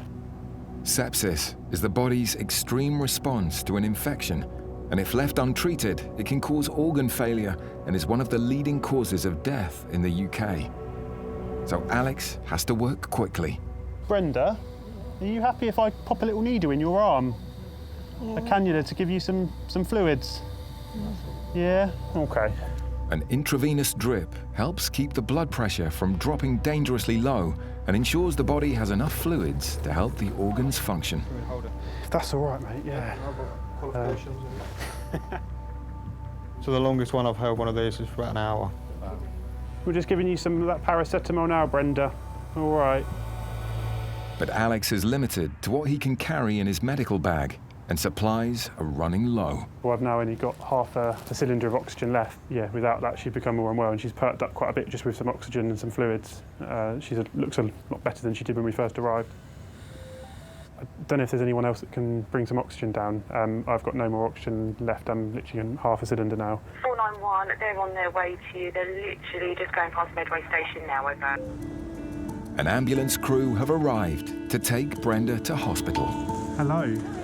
Thanks for coming. I was about to grade 1 it because I'm running out of oxygen. I think if we were waiting any longer, I would have had to increase it probably to a grade 1 backup because without oxygen, her levels are really low and that's quite detrimental to her. On 3. 1, 2, 3.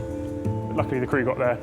We sort of rapidly extricated her out to the ambulance and carried on her care there, and then the crew have blue lighted her into hospital. 1, 2, 3. We'd have a team waiting to start giving her some antibiotics and do some bloods and work out where her infection is. That's it. I jumped out, a floppy leg everywhere, I was like, shit.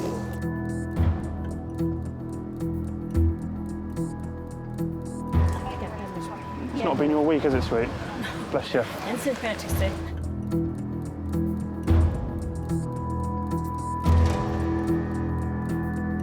Okay, the legal limit is 35. You blew 61.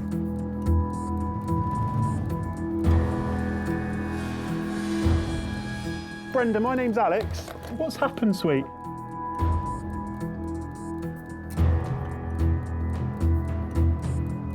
There we go. There we go.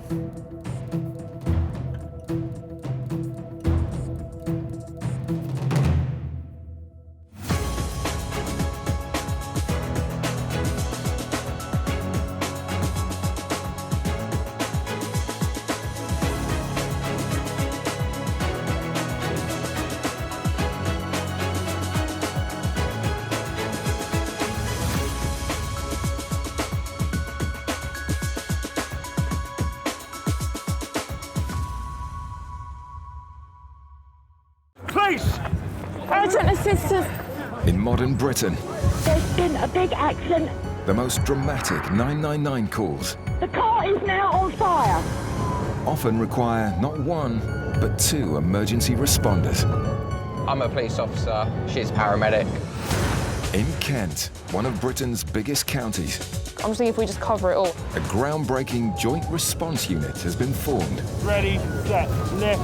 where both police and paramedic combine in one specialist vehicle I've got a stabbing. You've been arrested for assault. to answer some of the most extreme 999 calls. Right, stand clear. Everyone clear? Shocked. We already outdone ourselves on that one. Face the wall?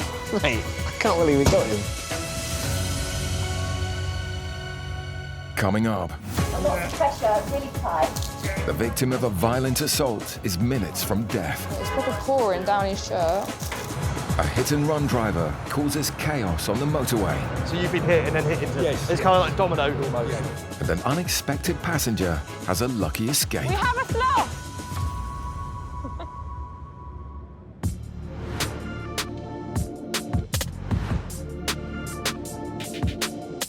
Violent crime is on the rise. In England and Wales in 2021, there were almost 50,000 police-recorded offences involving knives or sharp instruments.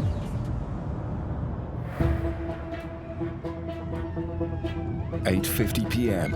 and Special Constable Mike and Paramedic Chelsea are the JRU team called to an assault in Strood, North Kent.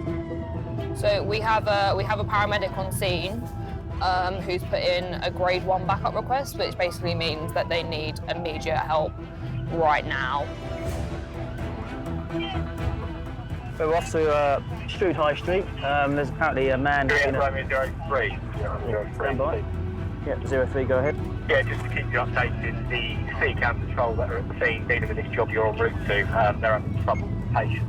They can't stem the bleeding. It's quite a severe head injury. They're requesting further assistance from C-Cam as well, so just to let you know what you're going to. Yeah, that's received. The JRU teams are uniquely equipped to deal with a violent assault, with a paramedic to deal with injuries, and police to protect their colleague and investigate the crime. There's a man who's been attacked in a Chinese restaurant, I think. He's got a very severe head injury by the sound of it. There's another C-Cam crew who are there at the moment.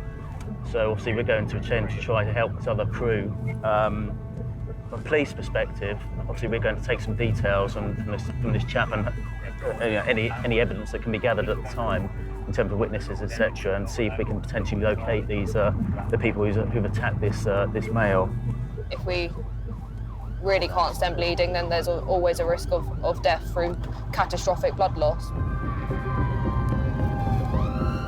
4 minutes after the call, the team arrive and are debriefed by the first responder who's there by herself and has requested the urgent backup.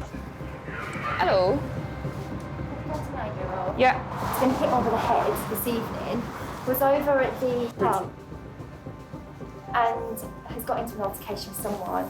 Don't know what happened. Someone's hit him over the head with something. Not sure exactly what it is.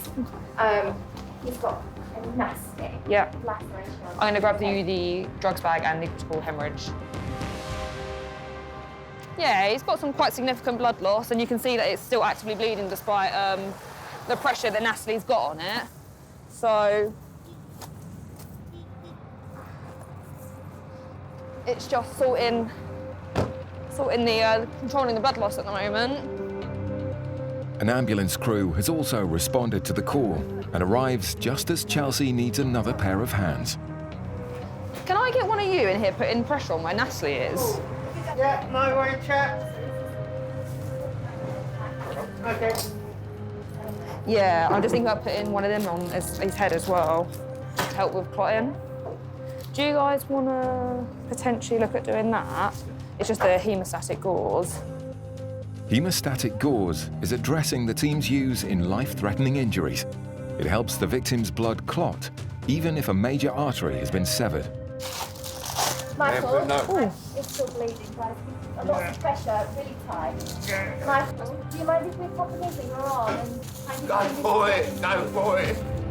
Uncontrolled hemorrhaging from a wound can lead to death within minutes if left untreated, and Michael continues to lose a lot of blood.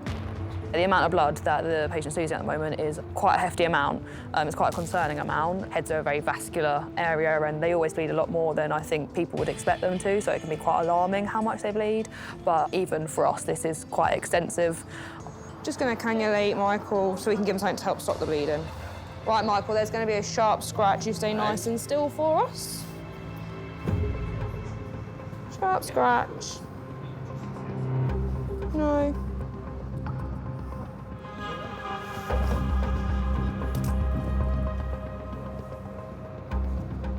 Right, shall we go for it, see what happens? All right, hang on, have we got other bandages ready to go straight on top of it after? Or, I'm thinking, have we got new ones of these that we can put straight on top of it? You're right, mate, it's going straight in your eye. Yeah. You ready? Yeah. Can we put a finger on it? No. Nick, we're just going to move the bandage. Yeah, mate, go do what you've got to do. Oh, it's proper pouring down his shirt. The rate that he's bleeding, it's not going to be long until his body can't compensate any longer and he drops his blood pressure and he starts kind of losing consciousness. Yeah, that'll work. Yeah. So this is right. We've got an ambulance en route. It's an ambulance and a police officer. Is that okay? A police arrest has turned into a medical emergency, and the police have asked for JRU paramedic support. Juliet Romeo 07 to control. Go ahead. Can you create a CAD for us, please, for a C1 call? So we're going to a male who's been reported to be unconscious with noisy breathing. We believe he's in a public place, that he's on the path. It could be that he's having a cardiac event, his heart's gone into a rhythm not sustainable with life, so CPR is needed. It could be that he's diabetic and his sugar levels have dropped. It could be having a neurological event. It could be various reasons as to why he's unconscious, not breathing. Lisa is the first paramedic on scene, with an ambulance just behind her. So he's having a seizure. Oh, okay. Hi guys, you all right? You can breathe, darling, because you're talking. Just calm yourself down. Calm yourself down. Guess who's What's here happened? now? The ambulance is here now. Stop. Stop check. Yep. Can breathe because you're speaking. The man appears to be fitting, but the police think there might be more to the seizure than meets the eye, and they want paramedic Lisa's assessment. Hey, he's heading for a drug search. Right, and then... having this fit suddenly. Okay. Dear. Right. Shall we get him... We'll get him on the stretcher and get him in some light. How are we staying heavy? The car was stopped for a search. They've done a drug search on him and then he's gone into this episode. Right. He's responding to pain, he is responding to voice. He's saying he can't breathe, but I said you can breathe because you're talking to me. If we just get him on the ambulance, we can see what we're doing with him. But he's responding to voice, he's responding to pain, so... Whatever the police's suspicions, Lisa has to consider all possible causes for the man's symptoms. There is a potential that he has taken something. Okay. Because they've found quite a big amount of Class A in this car. Oh. So once we've medically checked him, then they're going to arrest him, if we're happy. For drug driving, I assume. Calm yourself down, mate, come on. Calm yourself down. In North Kent, JRU paramedic Lisa is dealing with a patient at the roadside. Right, open your eyes and look at me. I'm a paramedic. Open your eyes, look at me. Open your eyes. He started fitting after being stopped by the police for suspected drug dealing, but the officers aren't convinced the seizures are real. Right, squeeze my hand if you can hear me. Right, you're going to get on our stretcher. No, listen, don't start. Listen. Right, we're going to get you on our stretcher, all right? But you've got to play ball here because I don't want us all falling on the ground, all right? So we're going to stand you up on your feet and swivel you around and get you on the bed. Ready? 1, 2, 3, stand up. Sit down. Right, you're going to lay down backwards. 2, 3. Sit.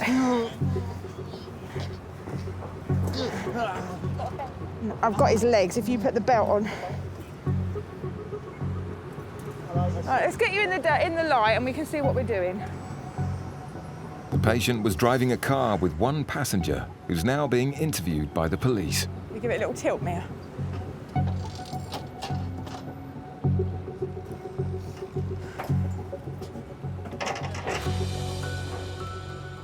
We'll check him over thoroughly, we'll do his observations, see if that throws anything up in case there is something actually going on. We'll try and get a full set of obs on him if he allows it, and hopefully that'll give us a clearer picture. If that's all within normal ranges, he'll still go to hospital to be checked, and he'll be accompanied by the police to go to hospital. Right, you're with the paramedics now. I'm just going to do your blood pressure.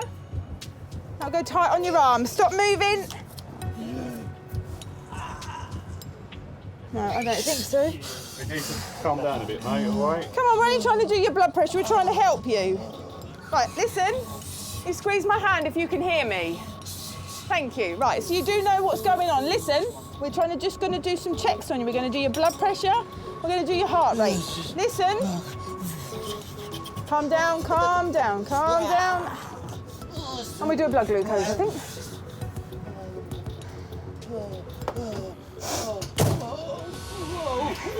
All right, calm down, calm down. Did we get an idea of what he takes, or? There was a pipe, and what's been found in the car is what, at this moment in time, we believe to be Class A. It's crystal now. Right. Okay. He's going to be placed under arrest for possession of intent to supply. Sharp scratching your finger.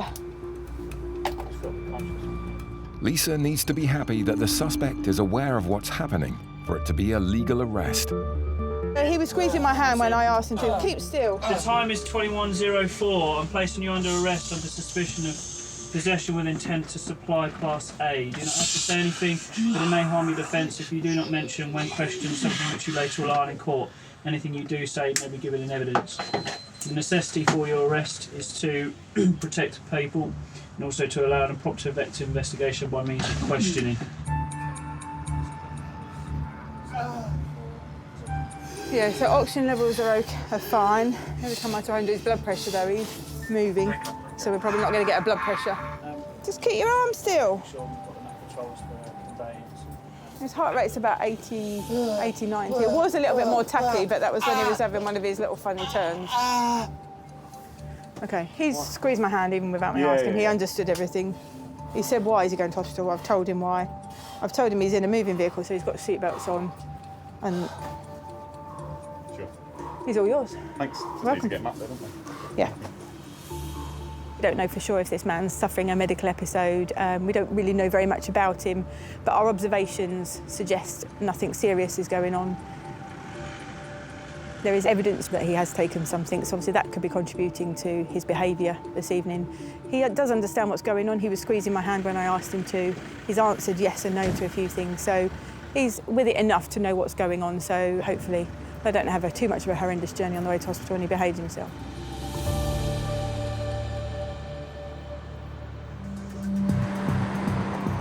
Over in Strood, a man is suffering catastrophic blood loss from a head wound after being attacked by a stranger outside a pub. It's proper pouring down his shirt. Paramedic Chelsea is trying to stop the bleeding. Specialist pouches in there.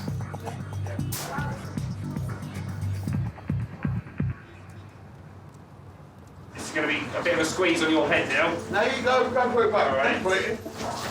He's got a radio. Yeah, he's got a radio. That's it. Nice and tight. Well done. At least you're in good spirits. Well, it's not bad, yeah, I won't lie. So this chap's got a really serious bleed. Apparently the attack was happening in a pub nearby. So I'm just getting through a few more details from him if I can. The bleeding slows down just enough to allow Police Constable Mike to step in and ask questions about the attack. Were you in the pub tonight? Or? Yes.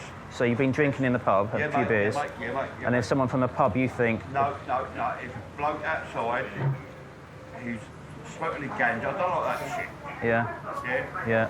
And that's it. There was a simple argument outside the pub that led to his potentially life-changing injury. What kind of walk out? Oh, I was bringing it in for you, Michael. Special Constable Mike still needs more information in order to track down the attacker. You don't know this person? No, I know where he is. Where is he? What does he look like? What's he wearing? What sort of age? 20s? Yeah. Okay. It's quite a difficult situation because we need to take him obviously to hospital because that injury is still bleeding. We need to get as much information as we can, but of course, we need to get to hospital as well, so it's a bit of a tricky situation. On the face of this is certainly a case of GBH. The attacker may still will be in the area. A weapon of some sort has been used as well, judging by the injury. So we need to try to find that from a forensic point of view. And there's a... Sorry, my colleague just needs to get some there. So immediately after the incident is when we have this sort of, like a golden hour, really, of trying to gain as much information and intelligence and evidence after an event like this that we can. Right, let's take this dressing off and have a little look and see what's going on then, yeah? Yeah, mate. Right, a laceration to the top of his head, about 10 to 15 centimetres. Okay. So this wound is as bad a head injury as I've ever seen. The first few hours of an investigation are crucial for police to find clues in order to catch the perpetrator of this brutal assault. Any other injuries anywhere else? No, mate. Do you know what they hit you with? I ain't got a clue, but I know it hurt. Okay. Chelsea? Yes. Do you know who it is? No, I don't know who it is. No. Had a little bit of a I wouldn't say conversation. I don't like smoking. I don't like the weed, and that's all. That's all I said to him. Also, well, yeah. All right then, sweet. Thanks, all right then. Yeah, fine. He's stable, but we're just having trouble controlling that bleeding, so we're going to get to hospital as quick as we can now. Mike, you're staying here for now, yeah? Yeah. Cool. Whilst Chelsea accompanies the victim to hospital, Mike begins his search for evidence outside the pub where the man said the attack took place.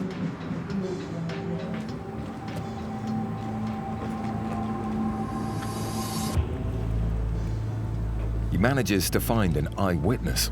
I don't know what time, but they come from around the corner and about 6 of them were standing there. Okay. I can't see who they were because I don't fancy them. Are they masks, did they? Did you hear what? A big metal thing. A big metal thing?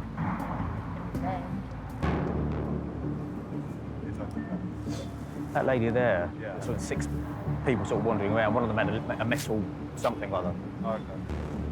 Yeah, this car park is a scene. This is where we think that this assault may well have happened. With a scene, it means that no members of the public or anyone can come in or out of this area, which is this little alleyway and the car park you see behind us here. So this scene will last for as long as is needed. The detective sergeant will come down with CID and they will do whatever they need to do in terms of gathering forensic evidence. 30 minutes later, CID, the Criminal Investigation Department, and a forensic team arrive and begin the essential task of preserving evidence. With time ticking away, they quickly turn up some vital forensics. Transpires that just a few yards down the road, just here, there's some blood on the floor, which we'll assume is blood from the victim. But forensics are going to take some photos and take some swabs and do what they need to do. But certainly some progress has been made. I think we'll try and find if there's any trail that leads us back to where we think where we found the guy over outside the Chinese shop, which is about 100 yards behind where we're standing now. Whilst the forensic team continue with their investigation, the victim of the attack is in A&E, where he may need to undergo a blood transfusion. It's case closed for tonight at least, but hopefully over the next few days more things will come to light and we'll be able to bring the person who did this crime to justice.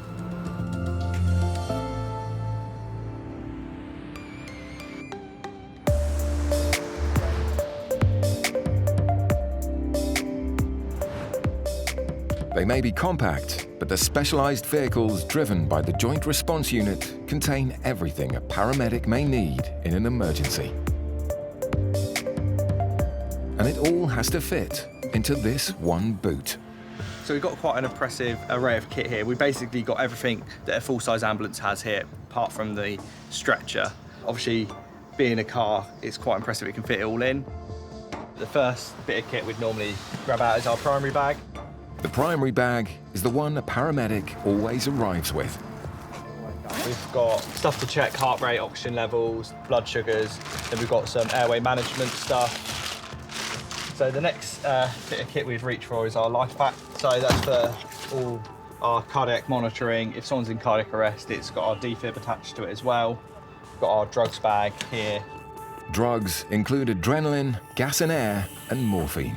So this is our IO gun. That's to drill into bones, basically, so we can give drugs and fluids through the bones. This is our trauma kit. So it's got blast dressings, chest seals, and tourniquets, all those kind of major trauma bits and pieces that are needed. Then behind that, we've got our burns pack, and then we've got our maternity pack.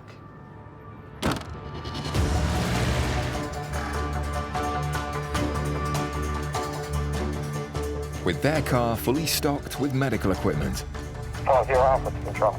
Paramedic Willow and Special Sergeant Hannah are on their way to a road traffic collision in Sittingbourne, Kent, 45 miles from London.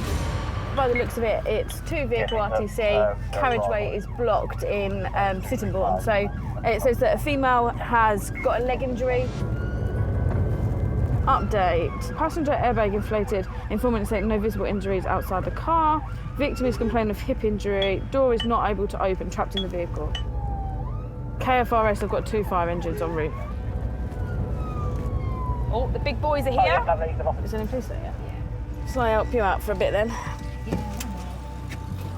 Hello, hello, you right? One thing now on the driver's seat. Yeah. Clean load on that side. How old is she? Late 20s, early 30s. Okay, all right, okay. Okay, that's fine. I'll get some stuff and have a look at her. Yeah. At a junction, the woman's high-performance VW Scirocco has been hit from the side or T-boned by a Ford. But we're going to take the door off so you get a bit more access and make it as easy as possible. Yeah, okay, that's absolutely Right, fine, so yeah. If you want to assess her... Yeah, I'll grab some stuff. I'll have a quick chat with her. The fire brigade just said that there's been an RTC, so this car has been T-boned by the other car. So fire are currently planning, they can't get to her door, we can't get her door open, so they're going to cut her door off so that we can have better access to her. The woman is trapped in her car, and until she's freed, Paramedic Willow can't treat her.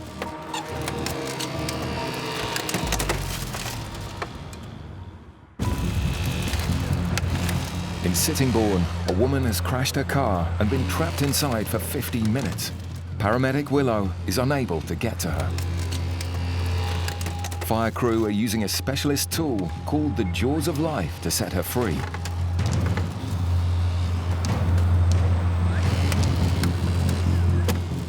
While the fire crew struggle with the door, Paramedic Willow checks on the woman.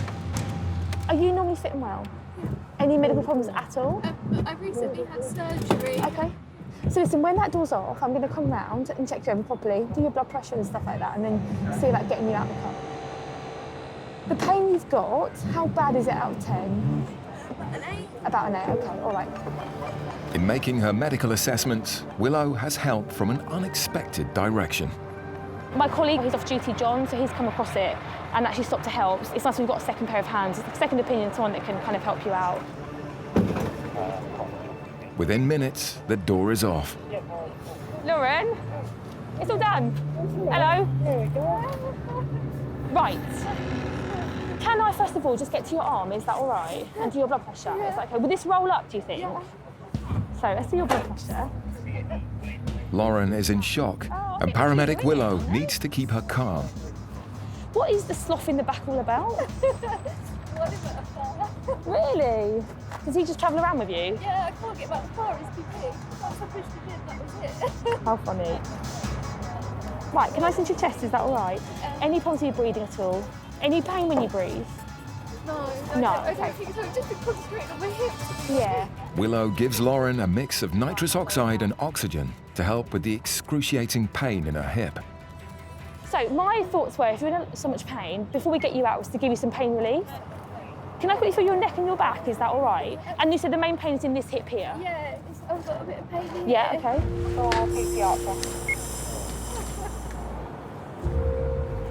Have you had morphine before? Possibly, I think Okay.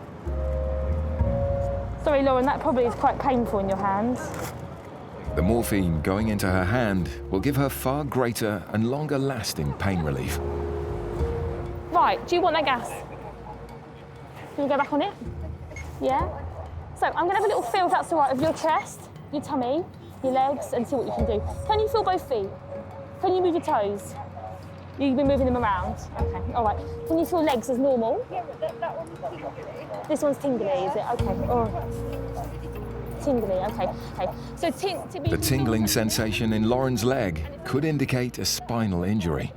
Can you feel me touching it? I can feel you touching it. And it feels... pins and needles. That one's okay. But this one's like pins and needles, okay. And in terms of like your thighs, how are they? Just... Okay. So we're Okay. All right, okay, that's fine. Go back on that gas. That's fine, go back on that gas for me. If Lauren has damaged her spine, it's critical that she's not moved until the ambulance arrives. They will need to immobilise her, as any movement could cause further injury. She's in quite a lot of discomfort and she's got tingling in that right leg. So I'm going to wait for the ambulance to get here before we get her out. The problem that we've got is actually her injuries are still unknown and she could still have some nasty injuries. She needs that medical assessment at a local trauma unit to be assessed. And you've still got that abnormal sensation in that leg? Yeah, okay. The difficulty you've got is because the sensation you've got is the issue is have you done some damage to your spine? So what we would need to do is kind of take a precautionary, immobilise you, lay you down, put the box beside your head, that whole kabif down. All right, okay. As they wait for the ambulance, Lauren has to stay rigid in her seat. Hannah takes the opportunity to breathalyse her. So just blow, long blow. Keep going, keep going, keep going, keep going, keep going, keep going. Perfect. Perfect. 0. Passed, so nothing to worry about. It's just that because you've been involved in a traffic collision. 50 minutes later, the ambulance arrives and Lauren can finally be moved.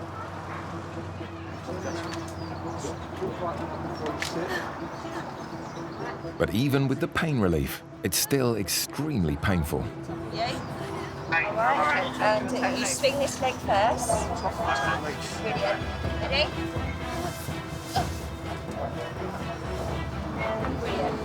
Well done.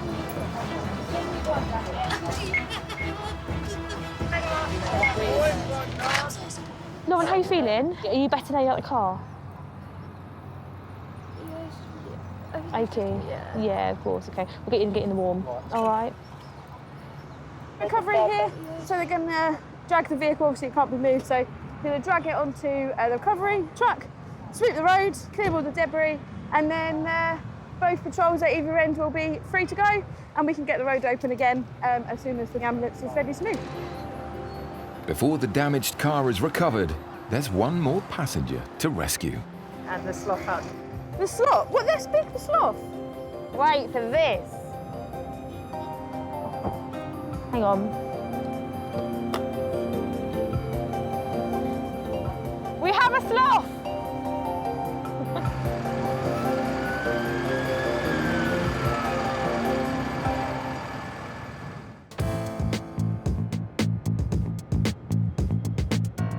The unique partnership of the Joint Response Unit saves time and money by having cop and paramedic together in the same car. 007 control, go ahead. So he called us on a category 2, just outside of the 5-year-old unconscious. Yeah, we'll go have a look. Tonight, Special Sergeant Jack and paramedic Aisha are on their way to an emergency in Medway. 25-year-old, unconscious, outside. That's unfortunately all the details we got. The information is sketchy, and with the duo driving into one of the highest crime rate areas of Kent, having police support is vital, especially as more information comes in. Oh, that's not good. What? Do you remember 04? Yeah. Yeah, we've just been sent a job. Can you just see if he's outstanding for me, a 25-year-old male? Yes, received number 1. Special Sergeant Jack knows the patient from his police work. We have a name though, so I'm assuming that They call for backup, and JRU teams Special Constable Tom and Chelsea respond. at the moment we've got the other JRU and ourselves going, so when we get there we'll have to ascertain exactly what's gone on, if we know why he's unconscious, making sure that he's definitely breathing sufficiently, has a pulse, and go from there really. So in here? Is this the unconscious person? All right. Where is he? Who is it? All right. 2 seconds, mate. They find the unconscious man is slumped outside a block of flats in freezing conditions, along with his mate who called 999. What are you doing down there, mate? How are you on the floor? You don't know? Any alcohol, drugs, anything like that? Just found me in. Look where my nose is. I'm going to shine light in your eyes. I ended up cancelling the office, cancelling the ambulance. Thankfully, there doesn't appear to be any imminent danger for the JRU. So we've got one of our relatively regular customers. At the moment, it's purely a medical episode, so our role really at the moment is just to lend a hand if they need it. Have you had spice? Yeah. Oh, you are, All right. Spice is a synthetic cannabis linked to serious health issues, including psychotic episodes and seizures, and its use is on the rise in Kent. So were you with him when he ended up on the floor? What happened? Did he go unconscious? Did he fall? Yeah. Did he have a fit at all? Did he shake? A little shake. Have you ever had any seizures before? Yeah. You're known to have seizures, are you? Yeah. Do you have epilepsy? I think so. Apparently the gentleman had spice tonight. However, he is also epileptic. The friend that's with him said that they were walking along, he's dropped to the ground, gone unconscious, had a kind of whole body fit, and then is just quite groggy as he's come around, which is quite common when someone has a seizure. So it's difficult to know whether he's had a seizure because of his epilepsy or the drug spice is very common to cause people to seize as well. So what time did you say you had the spice? Earlier. How much earlier? Was it daylight? Yeah. Yeah. When was your last seizure? I had one yesterday. You had one yesterday? Right. Have you been eating today? Not really. All right, we've got an ambulance coming. All right, we're going to get you in the back of the ambulance, get you warmed up, and then it's probably going to be a trip up to hospital. There's nothing you can do for someone that's taken spice in terms of, like, there is nothing that reverses it. You just have to wait, essentially, for the effects to wear off. So it's just a case of monitoring him. At the moment, we're outside. We don't know when a truck's coming. It's very, very cold. By the time the ambulance crew arrive, the outside temperature has dropped to -1 degree, and the man is at high risk of hypothermia. Just going to pop him onto the ambulance so we can check him over properly. Quite difficult to get some observations here. Our equipment's very cold, so not all working as it should.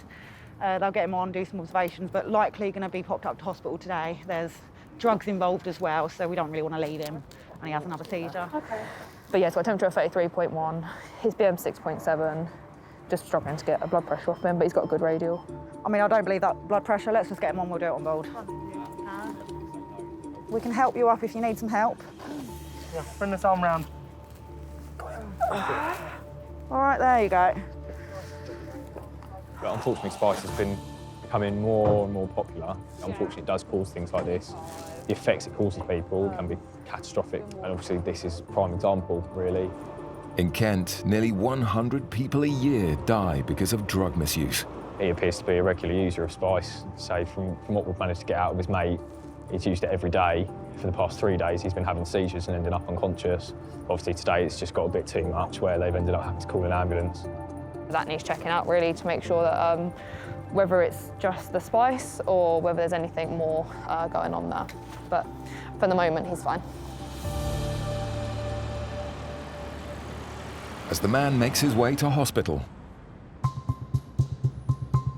20 minutes drive away in Rochester. Juliet Romeo 03 to control. Have you got an RTC on? No, I do not. Could you create a CAD for us, please? Special Sergeant James and Paramedic Nathan are also dealing with a life and death emergency. Yeah, I've created a CAD. Perfect, thank you. They're on their way to a multi-vehicle crash on the M2 motorway in Kent. Which junction? This is from junction 5 M25. Oh, okay.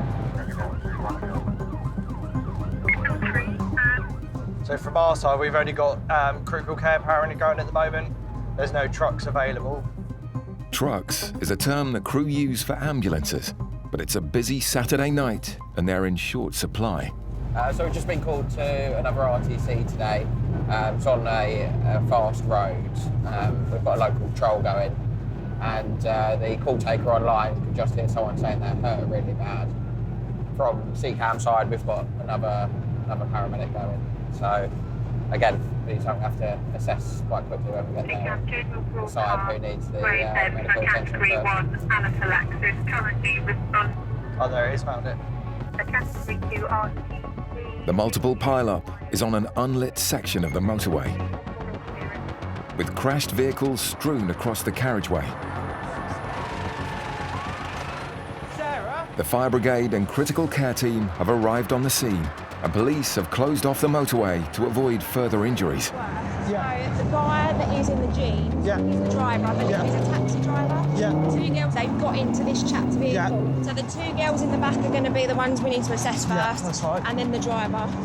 Okay. Before he can treat anyone, paramedic Nathan needs to work out who and where all the injured people are, which amongst the confusion is not easy. Hello, mate. Are you ambulance? Yeah, I'm ambulance. Yeah, got two girls. Hello. My wrist. Your wrist? My wrist. Which one? This one. That one there. Oh.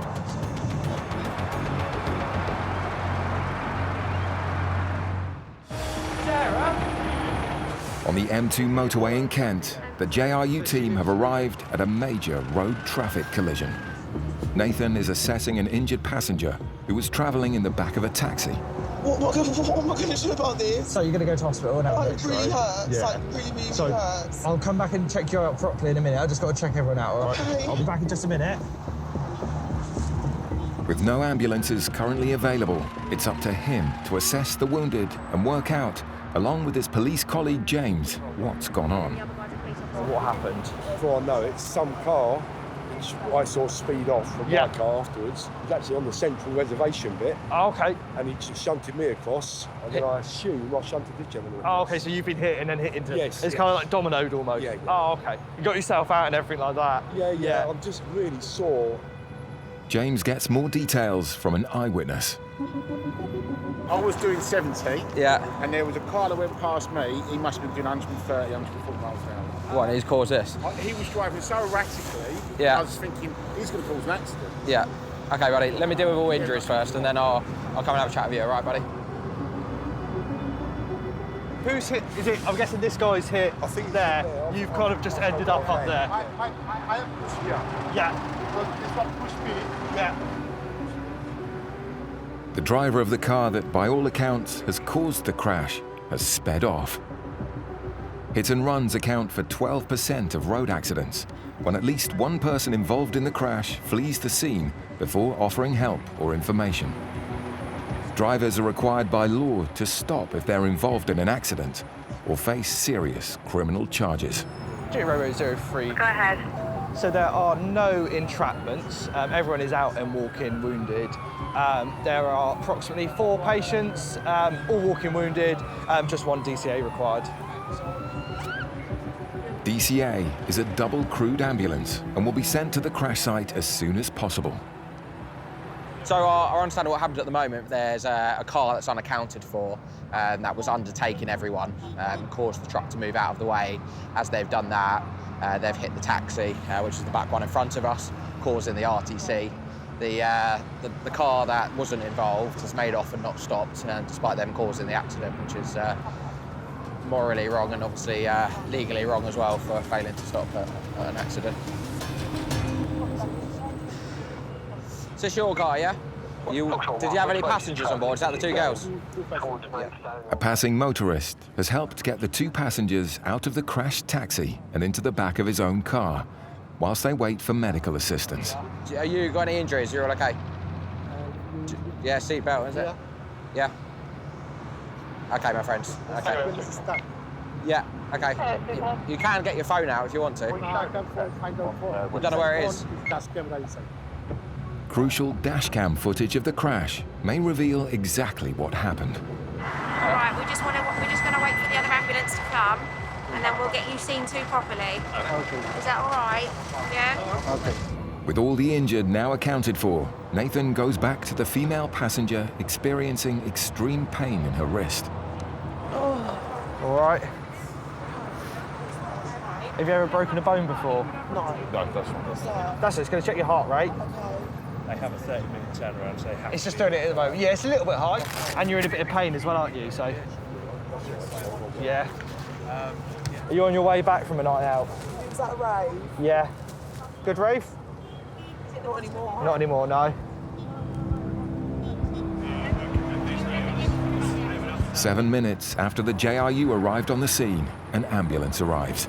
And then, don't be scared, there's nothing to be scared about. Yeah, definitely. Like, we wouldn't be walking to the ambulance if it wasn't.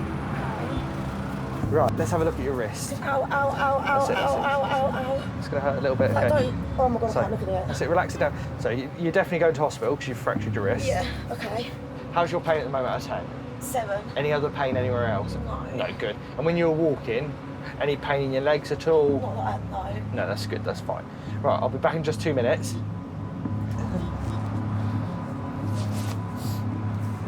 Yeah, she's just got a clear fractured wrist. So are we waiting to find out where she's going and then making a plan? She can go local.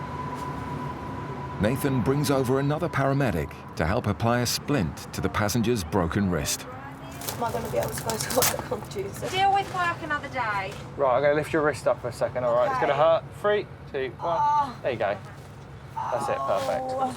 But once this splint is on, it will alleviate some of that pain, okay?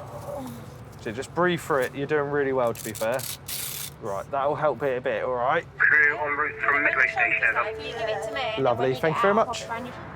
Before they leave the scene, the team makes sure everyone has been given a medical assessment. It's causing more pain now, is it? Whereabouts are you getting that pain? Around there. Can you just take a nice deep breath in for me? Yeah. Big deep breath in. How's that? Any more pain?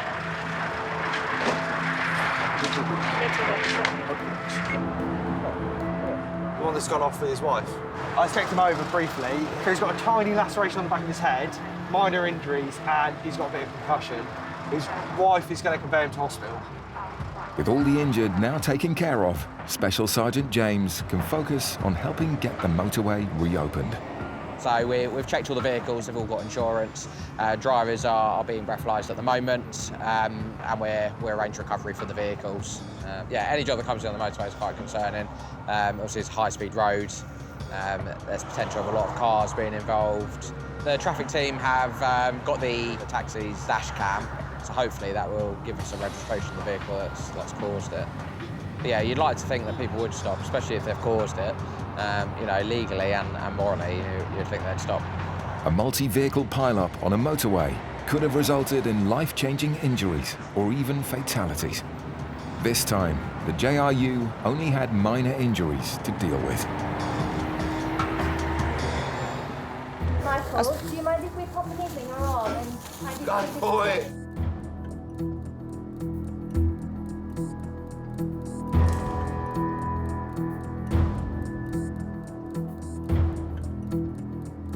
So you've been hit and then hit into... Yes. It's kind of like dominoed almost. Yeah. Oh, OK. That's fine.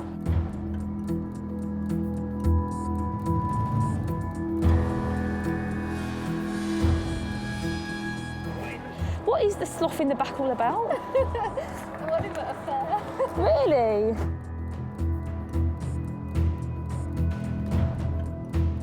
You've got to play ball here because I don't want us all falling on the ground.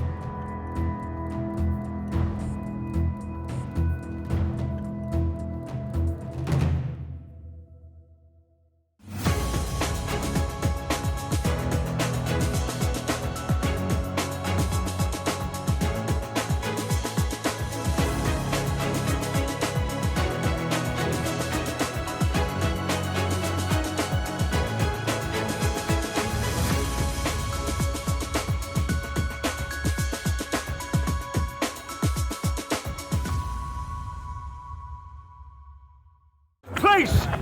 Urgent assistance. In modern Britain, There's been a big accident.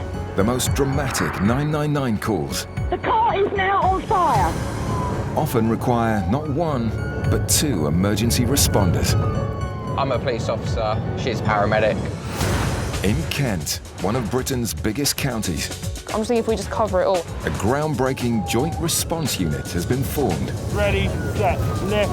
where both police and paramedic combine in one specialist vehicle You've been arrested for assault. to answer some of the most extreme 999 calls. Right, stand clear. Everyone clear? Shocked. We already outdone ourselves on that one. Face the wall? Mate, I can't believe we got him. Coming up, a 12-year-old hit by a car, We'll slide that in, yeah?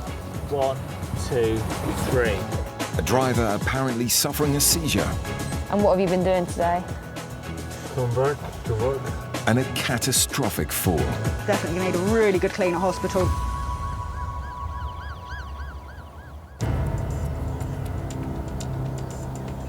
Kent, one of Britain's largest counties and gateway to the continent. A network of roads connects the busy ports to the rest of the country. With 4 major motorways and hundreds of smaller roads, accidents are all too common. Around 900 people are killed or seriously injured on the county's roads in a year, making it the most dangerous place to drive in the UK. This could potentially divert you to a Category 2 call coming in. We've got a 12-year-old hit by a car. Joint Response Paramedic Daniel and Special Sergeant Jack are on their way to the scene. Just given the nature of a 12-year-old, have you got any other units that are nearby? Mate, come on. Hems, the Kent, Surrey and Sussex Air Ambulance Service, is also on its way. And part of Jack's role will be to get the onboard team to the crash site. Isolated head injury, Hems to continue. Fine. That might not be a nice head injury then. No. So I ain't gonna lie, Jack. The last one, when I was hit by a car, died. Yeah, On scene. I remember that one. So I remember that job. I'm actually sweating. I can actually feel a cold sweat. It just brings back a lot of memories, a lot of flashbacks. When I get there, I've got to try and be in the back of my mind about to treat this child.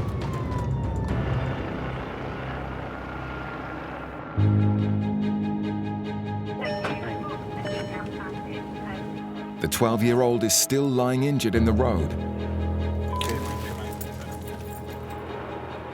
you want to go and get Hems? Yeah. Go down there. Yeah. There's a field gate. That's where they've gone before. All right. Jack immediately heads to the landing point so he can bring the air ambulance team to the accident. An ambulance crew who arrived just moments ago have reported a hematoma, a swelling to the back of the head. Daniel, who is also a trained operational commander, takes control of the scene until the specialist doctors and the Hems team can get there. I tell you what, shall I get some swabs and that ready, just so I can grab it and clean it? He urgently needs to examine the seriousness of the boy's injuries. So what I'm going to do, we're going to roll him so I can look at the back of his head. Oh, I'm coming in. Where are we thinking it is? Is it right behind? I've had a quick feel. It's not actively bleeding anymore, but I've not seen how big this cut is. All right, so just move out the way for the helicopter, all right? Keep going that way. Half a mile away, Jack is clearing the makeshift landing. Trying to make sure the kids don't get killed.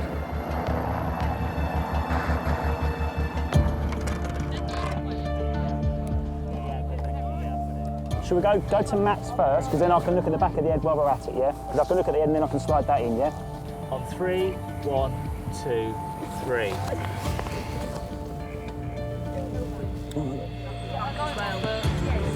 You see a lot, because it's all congealed, isn't it, around the hair.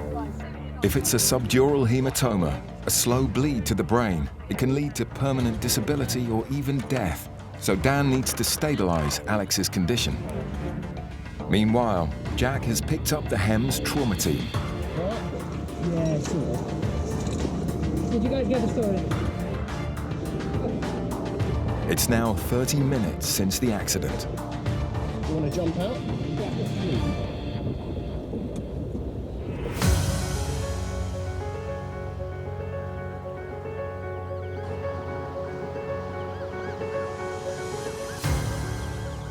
We're off to reports of a male who's gone to the drive-through to order some food, and he's presented to be confused. slurred speech, so they were a bit concerned about him. When you hear kind of confusion and slurred speech, your first thought is potentially stroke. It could also be something like low blood sugars. This is exactly the sort of call Joint Response Paramedic Chelsea and Special Sergeant James are teamed up for. At this point, we don't know whether he's drink driving, taking any drugs, or if indeed it's a medical episode. The only information that they got to go on is from a witness who spoke to the driver. I really don't think he's under the influence. No. He seems like a major diabetic something or other. Could you smell alcohol or anything? Not at all. Something's not right. Okay, we're going to have a look. Thank you very much. Cheers, thanks for your help.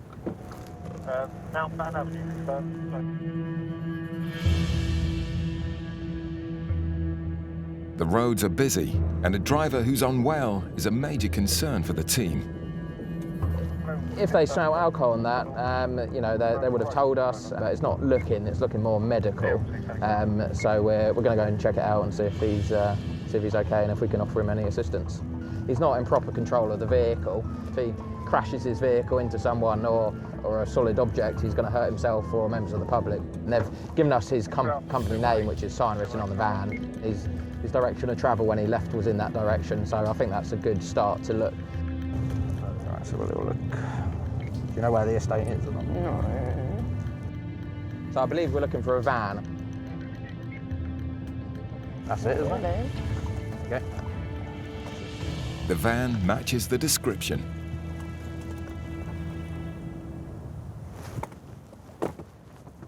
And the damage to the wheel confirms their suspicions. Hi, buddy. You all right? Just switch your engine off for me. How are you feeling? Yeah, okay, because we've had a call. Someone's a bit concerned about you.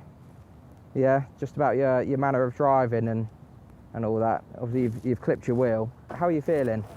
You had anything to drink today? Any alcohol? No. Any drugs or anything? No. Okay. This is my colleague here. She's a paramedic. Hi, my name's Chelsea. Can I check your blood sugars? Yes. Are you diabetic at all? No. No? Have you eaten today? Yes. How are you feeling at the moment? Fine. You feel all right? Yeah. Yeah? You seem a little bit dazed. No, cool. Do you know where you are? Yes. Yeah? Where are you? I'm a bit today. And what have you been doing today?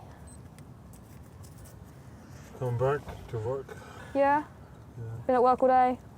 Yeah? Just a finger. He's presented a bit dazed and a bit spaced out, but I can't smell any alcohol or anything like that. And usually at this point, to be that drunk, you would smell it. Obviously, that doesn't negate drugs or anything like that. We're not sure if it's medical at the moment, so Chelsea's doing her checks, and then we'll go from there.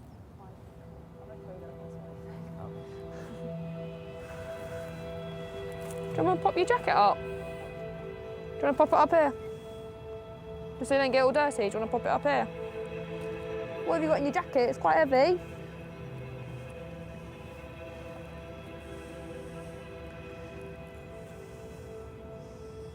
You've got a bottle of something in here. What's in here? Where is it? It's on the inside pocket. Yeah. Have you had this today, bud? On the North Kent coast, Joint Response Paramedic Dan is still treating the 12-year-old boy hit by a car.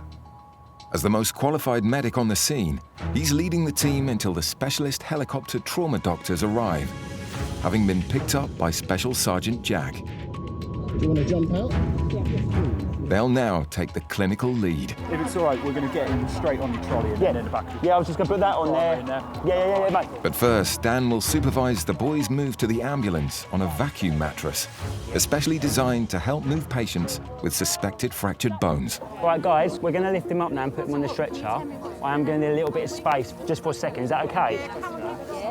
We've got it, all right? Ready, set, lift. Well done.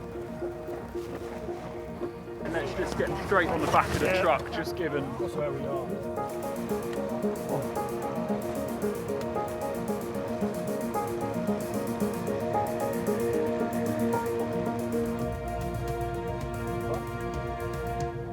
fine. I'm just going to put your head, okay? The HEMS doctor's main concern is the hematoma at the base of his skull. You got no pain in your neck? Stand up. That's all right. Let me unstrap you for a second, then, so you can move your arms. The boy has also got a suspected broken pelvis. Can you lift this leg up for me? No. Okay, what if I do it and you shout when it starts hurting? Okay? Please don't lift it up. Okay, please. Just relax. Where does it hurt exactly? On my groin, like underneath. Okay, but you can move it, yeah? Okay. I think so, a little bit. Yeah, okay, doing really well. I'm just going to summarize, and he's gone over the bonnet and he's flew from the crossing to where we found him. Yeah. He's done both. He remembers all that. There is injuries. He's got back of the head, hematoma towards the left side, and this a little bit undifferentiated left hip pain. He's been stable throughout, and we are now in 43, so sort of 45 minutes from incident. Yeah. The initial assessment is positive. The only question now is which hospital is the best one for the next stage of his treatment. My thinking is Medway, but hell of a mechanism, but it's not time critical. No, I don't think There's no evidence that he's code red, so I think if you're happy and you're happy, yes. I'm very happy with that. We're looking better than what we originally thought. So he's complaining of some pain in his pelvis, or probably it will require an X-ray at hospital. And he's still got this sort of hematoma, so a bit of swelling, a bit of bruising, and that to the back of his head. Don't think we need to fly you anywhere today, okay? You will be concussed for some time, but you should be okay though. Yeah, you might makes me laugh. Yeah, you might feel a little bit confused, the lights might bother you, you might be a bit repetitive. Okay, darling. The doctor on the air ambulance has assessed him. She's happy that he's going to go to the local trauma unit, which is Medway, where they'll get some scans and they'll work out if he has got any breaks and go from there. But all in all, good job. They're going now, so unless you want to be washed away by a helicopter, back behind the goal.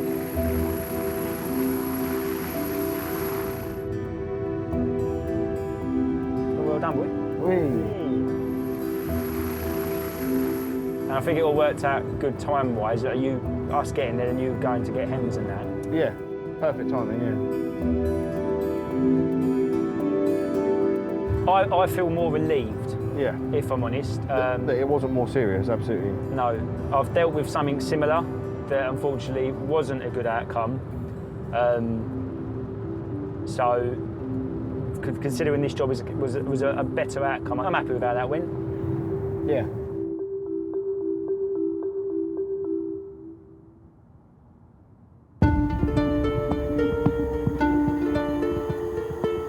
Paramedic Chelsea and Police Sergeant James have discovered vodka on a driver they thought was suffering from a medical condition. Have you had this today, bud? Okay, you've got an open bottle of alcohol inside, okay, and you've been reported to have been driving without proper control of the vehicle, and you've got clear evidence of that, of hitting your tyre, okay.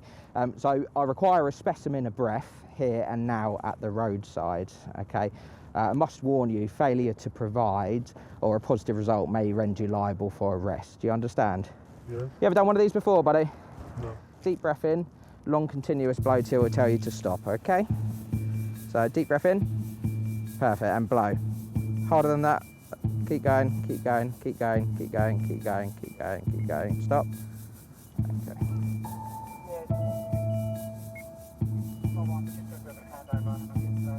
Okay. Okay. Okay, buddy, the time is 19:46. You're under arrest for driving whilst over the prescribed alcohol limit, okay? So I'm just going to pop these on you, my friend. Just pass me your hands. There we go. Had a fair drink, haven't you? You're very over the limit. You okay? You okay? Yeah. Cool. Just lean up against our car. Good, just to steady him. Right? Yeah, cool. What did he go? 154. Ooh. So blue 154. The driver's blown an astonishing 5 times over the legal limit of 35. So we weren't sure whether it's medical or indeed drink or drugs. In this case, it's obviously alcohol. don't need you to. You do, because you're a bit unsteady on your feet. Yeah, You're in we don't want you to handcuffs. fall 'Cause if you over. do fall over, you can't put your hands down. And then you might have a head injury as well. You don't want that. It's quite important to get this chap off the road and obviously prevent harm to himself and the public. I mean, that curb that he's evidently hit and punctured his tyre could have been a person. So it's really important that we deal with this and on the roadside. We're just waiting for a local unit patrol car to convey this chap to police custody. As every minute passes, the alcohol is taking more effect. And what's your date of birth? 27. Yeah. 28. 27, 28? Yeah. That's not a date of birth. 27. Yes. 27. Yeah. 28. 28. Do you understand? No.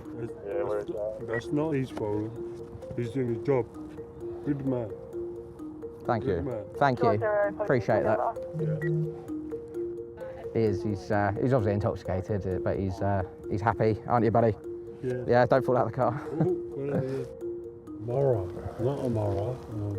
What's her name? Chelsea. Chelsea. Chelsea. So close yet so far. Chelsea. She's I know. Do you know, there's so much paperwork to do, isn't there? You are? What did you say? Oh. Definitely thought you called me beautiful then. Just in time, the local cops arrive. Oh, right, do you want to jump out? We're going to go in this car, be a bit more comfy. And Chelsea's new admirer is heading for a night in the cells. Oh. Bit all over the place. There we are. I'll follow you to custody. Yeah. We'll make a plan from there. Sounds good. Cool. This is the highest I've ever seen anyone blow. Before today, I think the highest I've seen anyone blow is 103, and he blew 154. And that is over 5 times the legal limit. So it's a lot of alcohol. See that, my friend.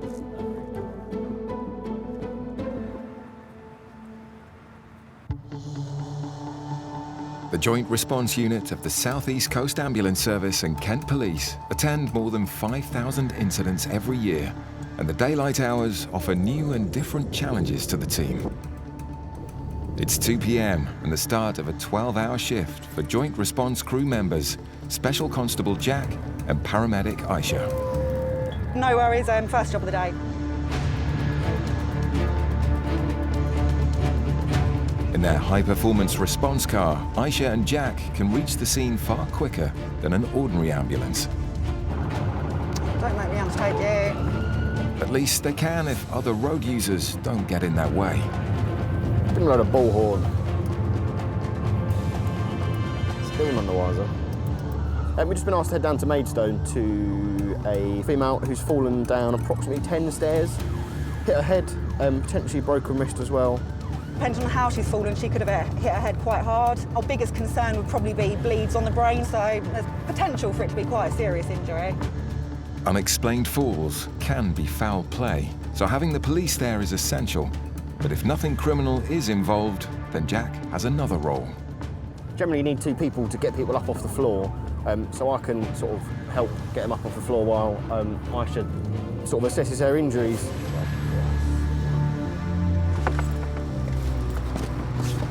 Hello. Hello, ambulance. Falls are one of the most common causes of life-changing injuries. Hello, my love, you all right? Oh, darling.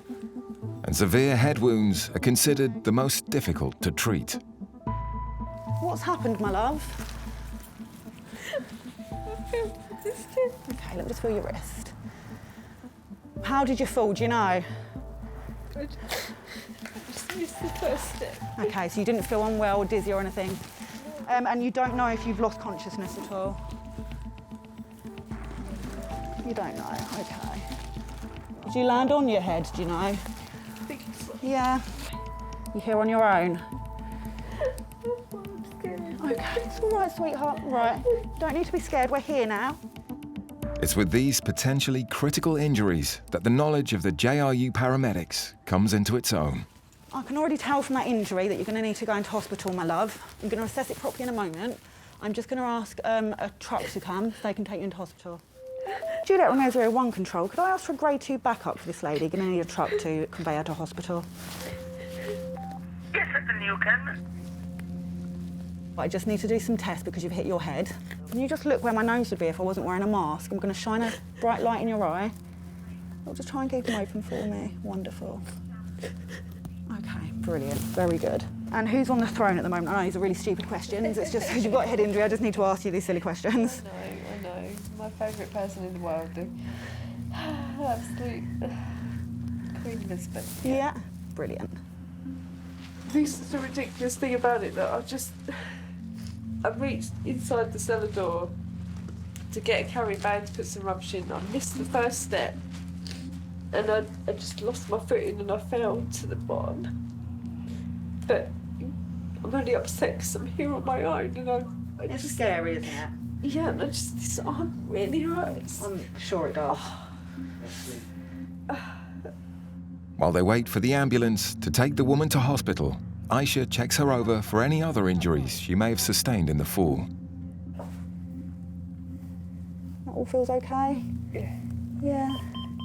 She's got a really sort of deep cellar, like a sheer drop with steps, and the steps were really old concrete steps with jagged edges on each one. She missed the first step and then has gone down 9 of them.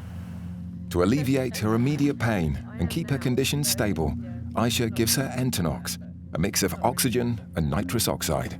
Thank you.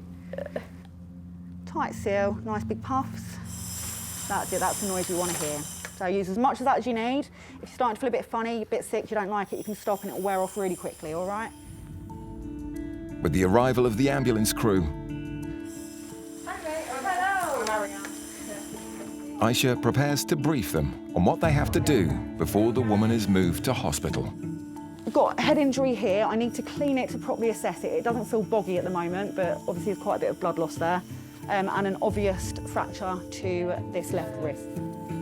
We need to properly assess this head injury, so we're going to move on to the ambulance where we can try and clean it a bit better, get a good look at it to see what we're actually dealing with, and then it will be off to hospital for her. They'll probably want to do some kind of head CT and make sure that there's nothing going on inside, like a bleed on the brain or anything like that. Are you going to be able to do these 2 steps, darling, or do you want the towel lift down? They're quite big steps. In Maidstone, Joint Response Paramedic Aisha is preparing to move a patient with a serious head injury to hospital. Come and have a seat here. But before they move her to A&E, Aisha wants to take a closer look at the damage she sustained when she fell down a flight of steps. We'll start having a clean of the head. I'm going to set up some IV paracetamol. Special Constable Jack is also on hand to assist. Right, I think my handiwork might have fixed your glasses. Although you've got a big scratch on the lens, I can't do that much about that. Right. Right, my love, so this is some paracetamol we're going to pop in. Aisha hopes intravenous paracetamol, as well as gas and air, should be enough pain relief to take a closer look at Sophie's head. Yeah, it's definitely going to need a really good clean at hospital, this wound. Yeah, and sorry, darling, I know it's painful. Oh, sweetheart. Not only that, I think you've got half your cellar in there as well. Have I cut my head? So you've got one here. Yeah. A bit of a decent cut. You're going to need some glue or stitches in that for sure. I'm just trying to see if there's anything underneath all the hair that's kind of dried with the blood. I think it's just this one on your head and your front of your head. How's your pain at the moment, Sophie? You can say rubbish. Yeah, we won't be offended. Rubbish. Right. We can give you a little bit of morphine, darling. We'll go gentle with it, so at 114. Adrenaline can mask the initial pain, but the body's natural pain relief can wear off after a short time. She's been amazing, you know, considering broken wrist. Really painful to have a broken wrist. And the amount of blood must have been really scary. When you're on your own, you see that much blood, it must have been terrifying. The woman's broken left wrist will be out of action for a number of weeks. Are you left or right-handed? left. Oh. Having completed her checks, Aisha hands over to the ambulance crew. So I'm going to leave you in these wonderful people's hands, Sophie. All right. You're very welcome. Hopefully this... It's really nice to go to jobs like that, especially as a police officer, because sometimes we don't get to see the finest side of people. And she was more than thankful for all of our help. You take care. It's lovely to meet you. It looked like a lot of blood, but, you know, heads do bleed quite a lot, unfortunately. But hopefully she'll be home later. Fingers crossed, as long as those scans are all right. Right, see you later. Very nice. It can take a bit of time to heal, but it could have been a lot worse for her.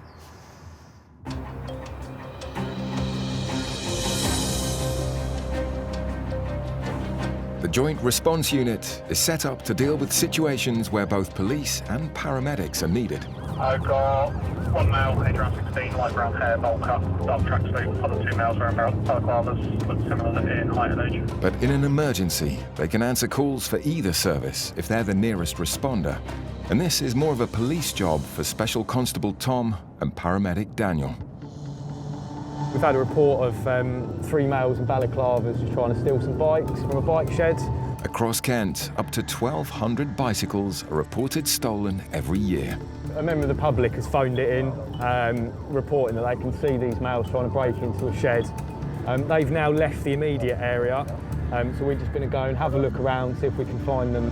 A few hundred yards from the reported break-in, If you take the right down here, mate. Tom spots 3 lads matching the description. Bowl haircut, that'll be in. I reckon that's them, mate.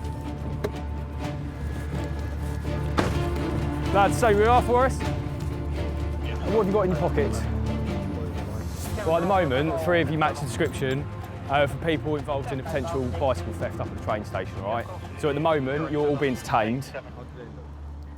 3 young lads, one's got a bit of a bowl haircut, all wearing dark clothing, and one's got a hood up. So pretty much, I'd pretty much say stone bonker, yeah? Tom needs to double-check these are the suspects before he can search them. Juliet Romeo 01. Yeah, I've got 3 lads stopped, not far. Has anyone else got anyone's detained at all? No. With 3 suspects to hold on to, Tom is in need of backup.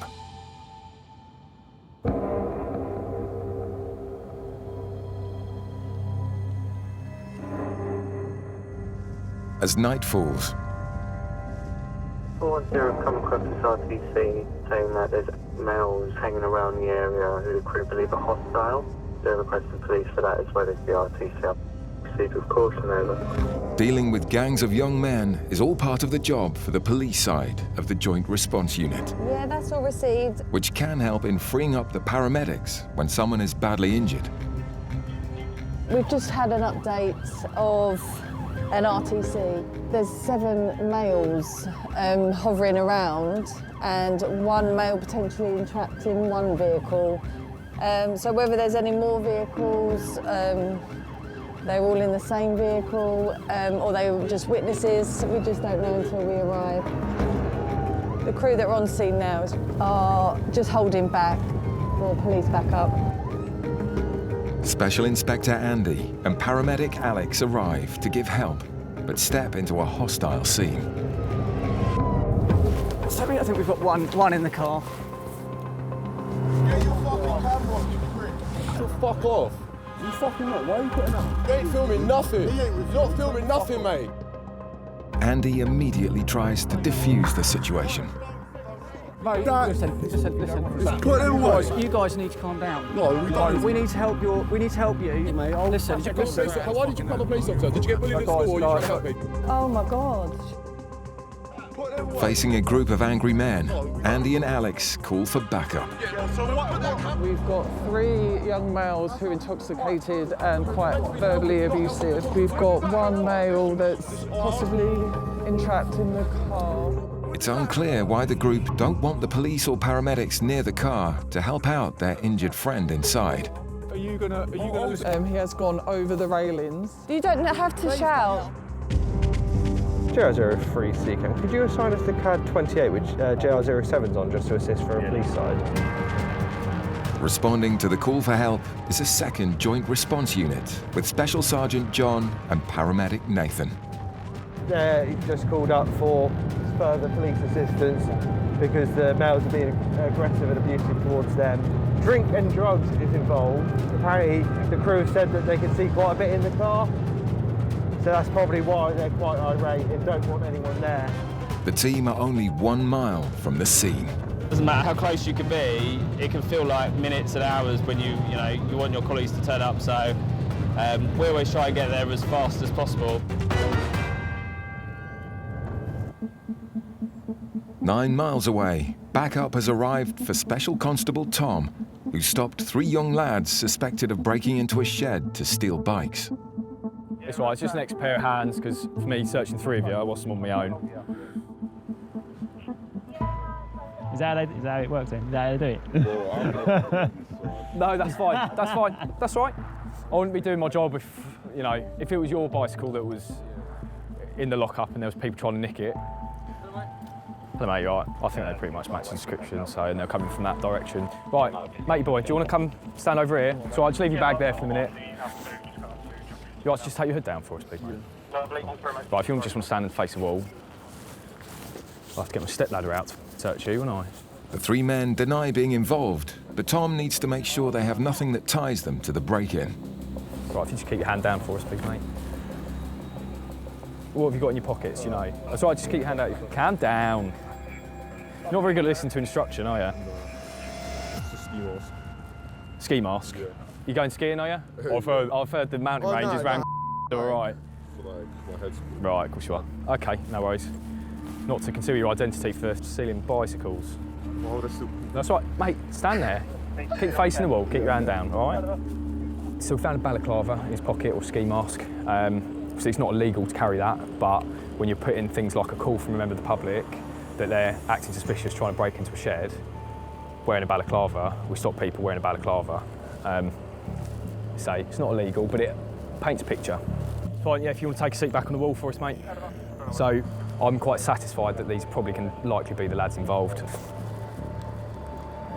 We come across other goods. Obviously, got grinder, some long Rizzlers, so they could be trying to look to steal hard-working people's items to try and fund their drug habits. But we'll have a look into it a little bit more, find out who they are, and go from there. Despite Tom's suspicion that these are the suspects. No, because we went to the bike bit first and there was no, I think it's just going to be an intel job, I think, really. There's not enough evidence to make an arrest. There's no tools or anything, is there? So, it's, yeah. But it is a chance to give them some advice. You're walking around, matching the description of people that have been seen by members of the public, right, potentially trying to break into a shed, okay? Whether you're up to no good or not, right, you're walking around balaclavas in your pockets. Yeah. It ain't that cold. Valley's a shady though, isn't there? We know where you live, all right? So if we get any similar calls tonight, we're going to be coming around knocking on your doors, all right? Cool. They're probably not going to bother. Likely kids at that age, they're chancing what they can get away with and what they can't. And now they know they're not going to get away with it. But yeah, no, it was a good stop, safe stop, spun it around quickly, didn't handbrake it. You know, drive to arrive, isn't it the old saying, isn't it? Drive to arrive.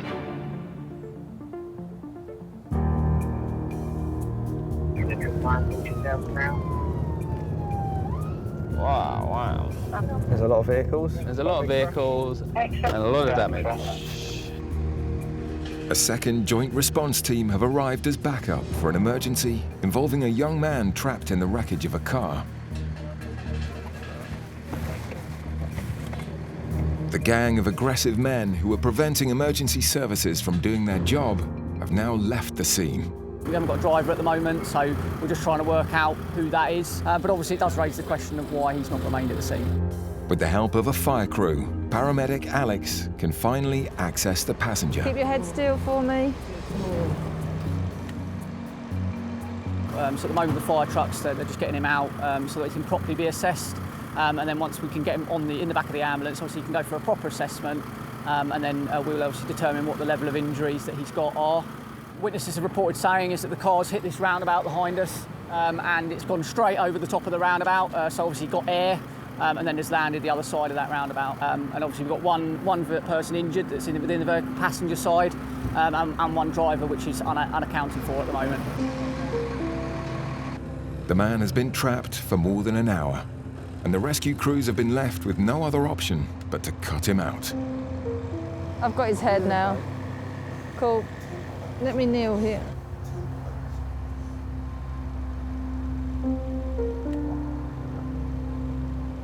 Right, keep nice and still for me. So now you're going to have lots of hands on you, and we're going to pull you towards the top here, okay, onto a board. Have you been drinking tonight? Yeah. And how much have you had to drink, roughly? 10. Okay.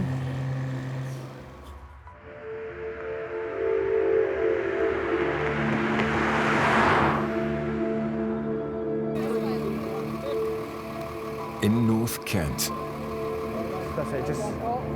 You've got the bed behind you, babe. A man trapped in car wreckage has finally been freed.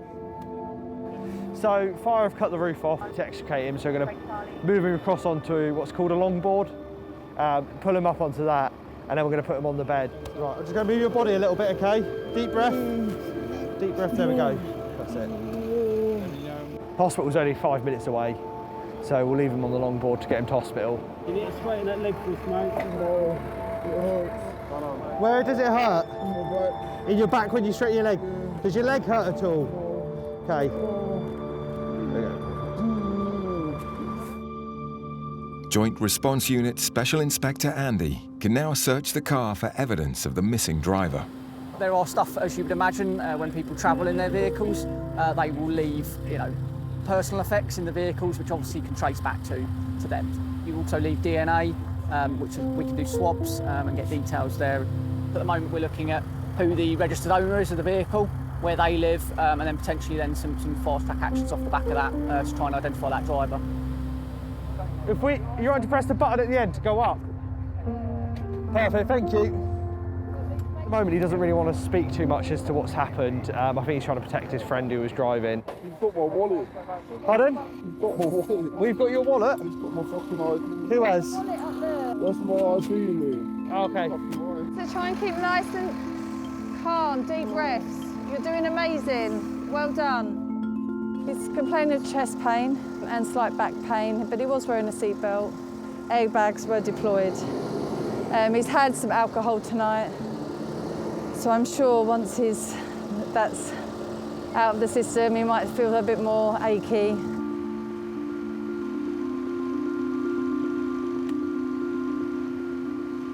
We're going to get you in the back of the ambulance, mate, all right, and have a look at where your injuries are. I'll give you some pain relief.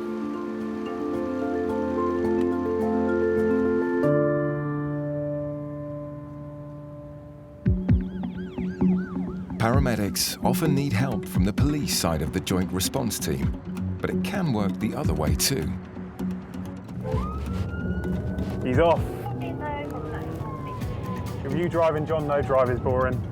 So, am I going to live? Am I not going to live? Yeah. Do I need to say my prayers and bring my mum? Mum, I love you. Oh, John's driving. Is my will updated? This is no ordinary 999 call. The request for help has come from a local police station, and Special Sergeant John and Paramedic Alex are on their way. We've had a call from officers that have arrested a female who is intoxicated. She's had apparently a bottle of Bailey's, and she's unconscious due to the alcohol, we believe. So we'll see what her sort of level of consciousness is when we get there. Rule out any other causes like a head injury, or she could be diabetic, for example, and have low blood sugars, but obviously we don't know that until we get there. So I think they're asking for us to come and sort of medically clear her or check her over. Bottle of Bailey's and unconscious in custody. That's a lot of Bailey's to drink. That's sickly, isn't it?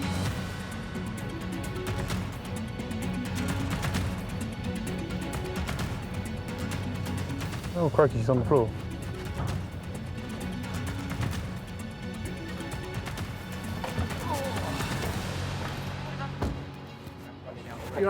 Hello guys, all right. The woman has collapsed outside the custody block and 2 officers and the custody sergeant are trying to bring her around. So she was brought in after a domestic incident. Okay. Basically, I was aware that she was they were struggling to get her on the van, so we come outside. Okay. And she's basically been unresponsive to voice commands and to pain. The police officers became increasingly worried about her condition after her arrest. Once we checked that we were satisfied that she was breathing regularly and normally, she's been placed in a recovery position. Yeah. I've literally just sort of come out because I'm chasing you guys up. Yeah. Seeing that you'd arrived. No worries. Has she actually been sick? Okay. Now, let me check her over. Even from your side, if it is just alcohol related, you still want her to go to hospital? Okay. All right, no worries. We'll get an ambulance running in. Nice and calm. Can you hear me, sweet? Open your eyes for me. It's all right. Stay nice and calm for us. Okay. Put it out of your mouth. Just if you need to. All right. We'll just check her blood sugars while we wait for the ambulance, just to rule out if it is them that's... Nice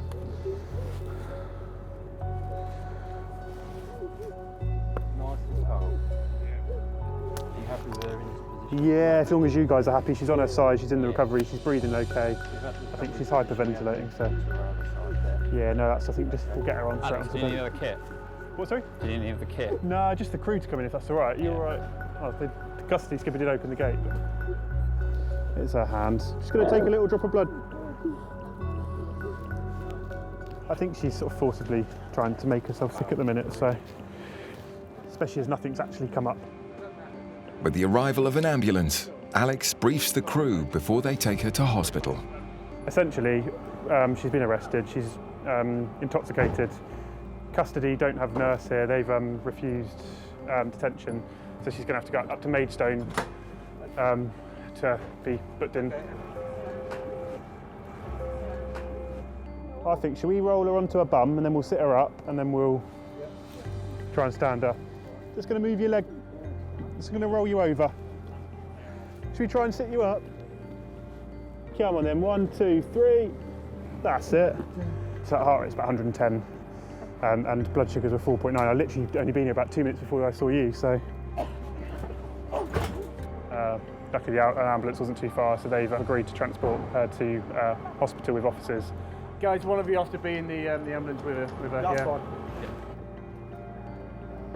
I think it's all just down to intoxication. Then is sadly now having to go to hospital, and then once she's discharged from A&E, she'll be brought back to custody. But no concerns at the minute, so everything else we've done is check back okay, so I think it's just intoxication, so we'll let her sober up a bit at Maidstone, and then she'll probably come back to you guys, I guess. So. Okay, no worries. Yeah, cool, no worries. Not a problem at all.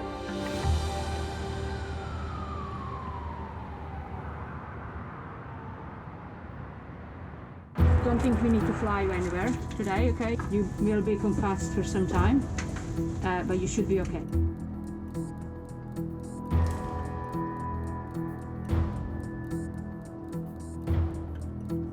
You seem a little bit dazed.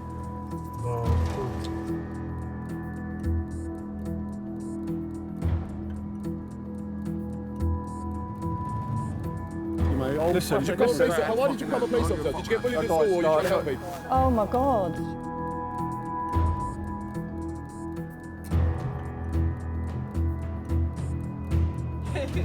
Right.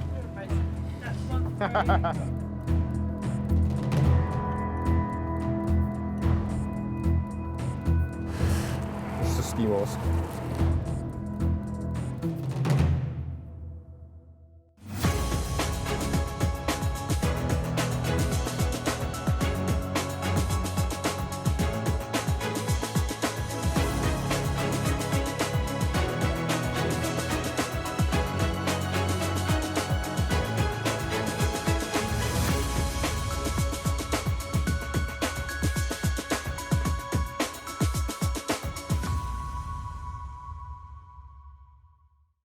Police! Urgent assistance!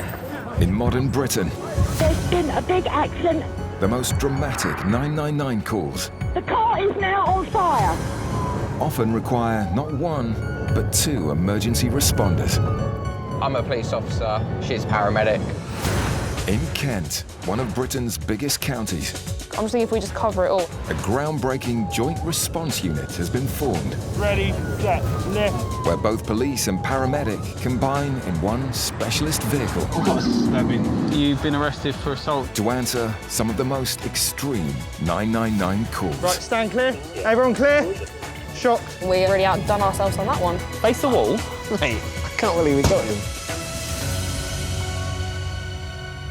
Coming up, a critical call-out, We are going to a 16-year-old, not breathing, and is stiff and got blue hands. an overturned car on a country lane, Have you got any injuries at the moment? I've got injuries on my lower back. and a race to save a stricken pensioner. Caller states patient fell, bleeding head injury, pool of blood on the floor, cold to touch.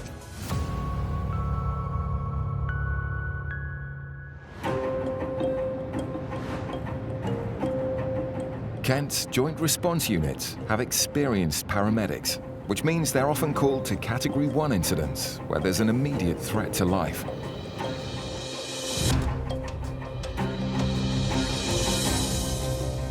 JL03, I've just got you on scene of this call. You able to clear it and I can send it through over. Patient is stiff, not responding. Hands are blue. Special Sergeant Hannah and paramedic Nathan are responding to an urgent call in Chatham in North Kent.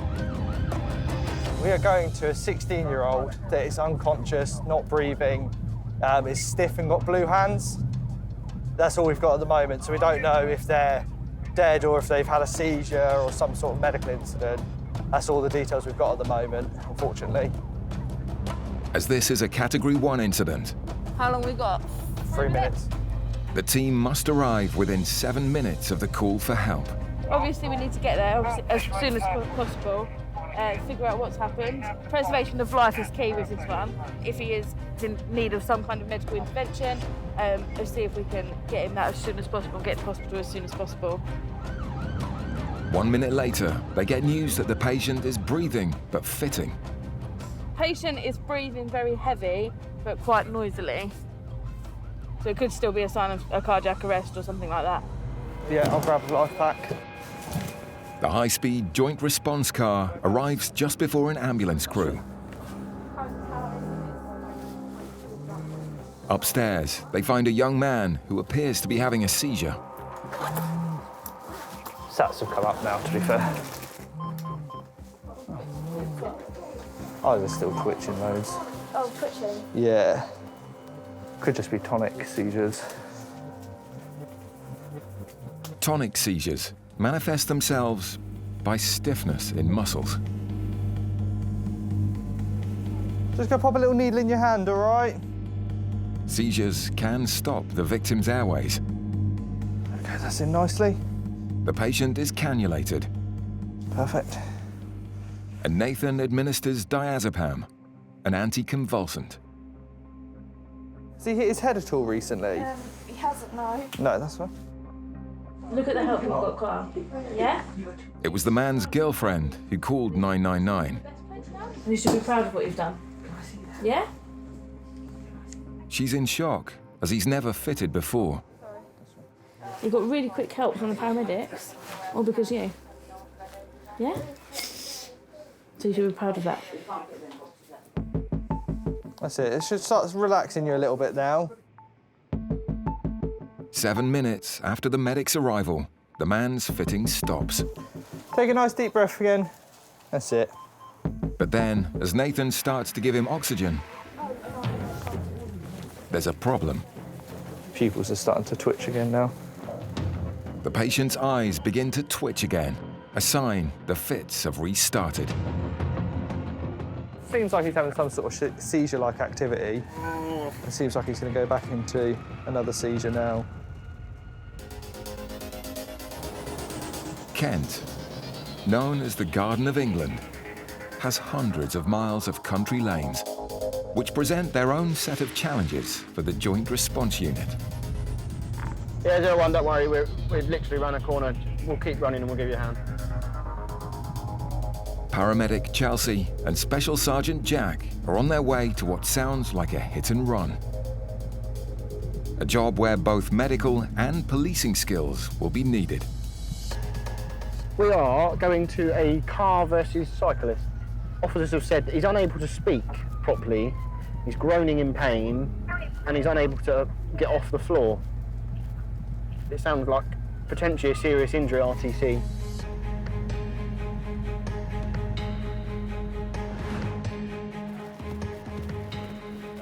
Other police units have arrived, Hello, bud.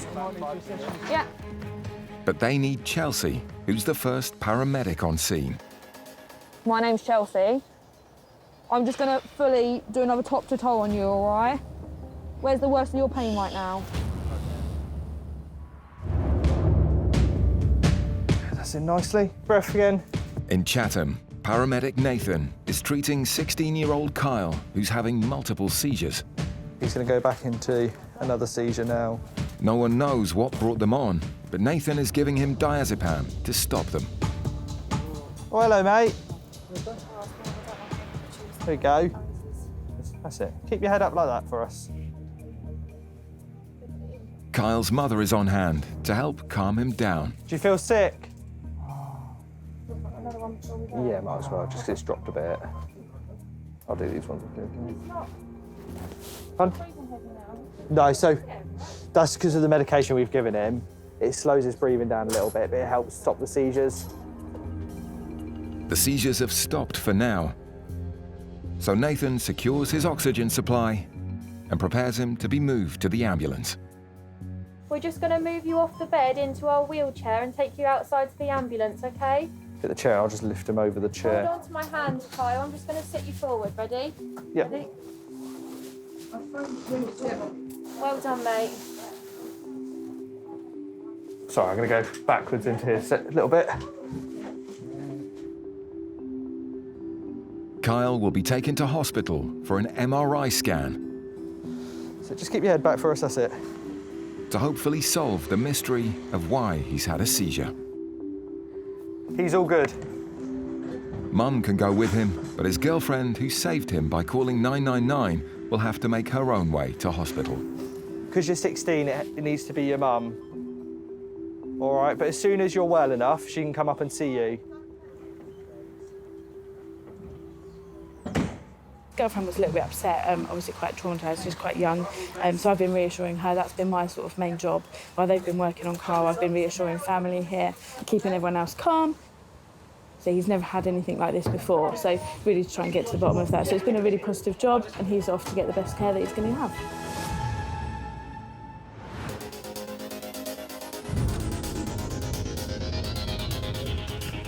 In West Malling, just outside Maidstone, Hello, bud. the joint response team are with a cyclist who's been involved in a suspected hit and run. So what exactly happened, in your own words? It's coming down the hill. Yeah. Black Fiesta coming up. And I thought, he's got to give me a bit of room. There's no Yeah, one to go. yeah. And he was like, instead of giving me room, he come towards me for more. And Right, I thought, okay. he's trying to hit me. I thought, what are you doing? Okay. It's all happened in a split second. I thought, So did he hit you? yeah. Yeah, he hit you and you've come over the handlebars. Make my decisions where I actually know where to go. So Yeah, no, of course, mate. With the cyclist confirming the hit and run claim, the police side of the joint response unit now start their own work. By the sounds of it, our chap's coming down the hill, and as he's starting to come round a corner, he said a Fiesta was coming up and has clipped him. There's clear damage to the frame of the bike. The frame itself is bent, roughly where his leg would be. His wheel's also buckled, and the car that's hit him has also kindly left part of his wing mirror. Patrol's gone up the road to see if they can find some CCTV cameras, to see if we can identify the black Fiesta, because that's all we've got at the moment. And if they can, we'll review it, see if we can find him, stop him, have a chat with him, and then he can account for what's happened and why he hasn't stopped. Even though the cyclist is conscious and lucid, Chelsea's priority is to check for signs of concussion. Any visual disturbances like blurry vision, double vision, stars in your eyes? Felt sick at all since it happened? a little bit sick, but More the pain, you think? Right, so I'm going to go all the way down your back. Any pain? just a scratch. This leg? Lower leg? Pain down there? Right, okay. I'm just going to lay my hand on it. Is this where your pain is? Okay. Anything round here? Yeah, all round here, is it? Yes. Right. See if we can get this up. The cyclist appears to have landed on his hip and may have fractured it. So it's failing to stop at the scene of a road traffic collision. So it's a traffic offence, but, you know, just general human nature. You know, if I was to even so much as think I've hit someone, you'd stop and check to make sure they're okay.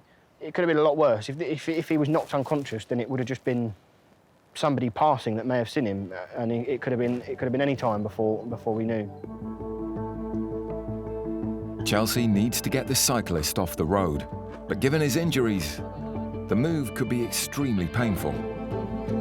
I want to try and pop a cannula in you to get you some pain relief. All right, no, seriously.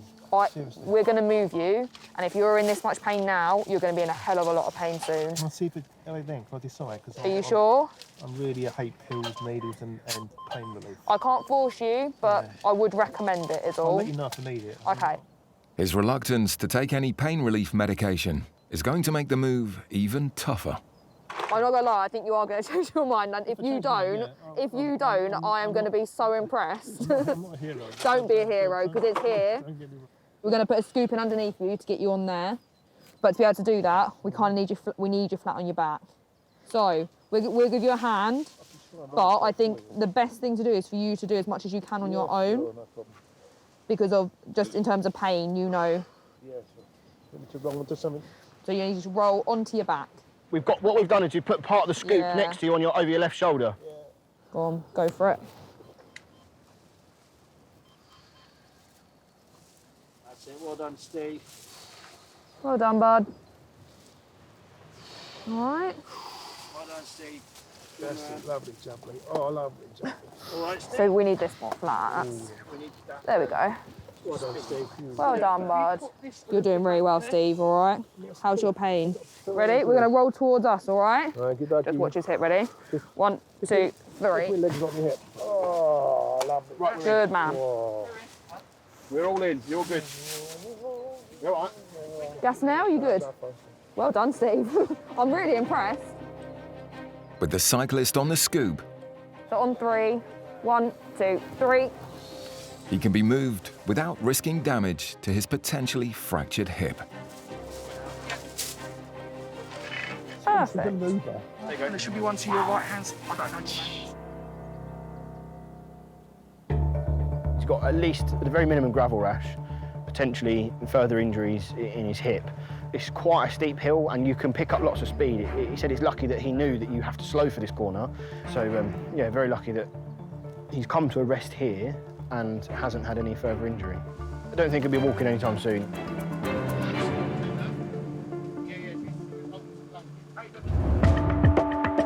Kent is England's 5th most populated county, bordered by London to the north and the Channel to the south, and crisscrossed by a network of country lanes and motorways.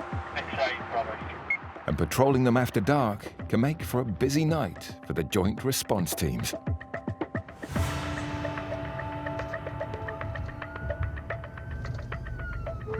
So a male's driven his vehicle into the hedge. By the information we've got, he's not trapped, but he's got bleeding from the nose. His airbags have been deployed, so it looks like he's sort of gone in, potentially hit the steering wheel, which has caused those injuries on his nose. Special Sergeant Hannah and Paramedic Nathan are going to one of the many RTCs, or road traffic collisions, that occur in the county.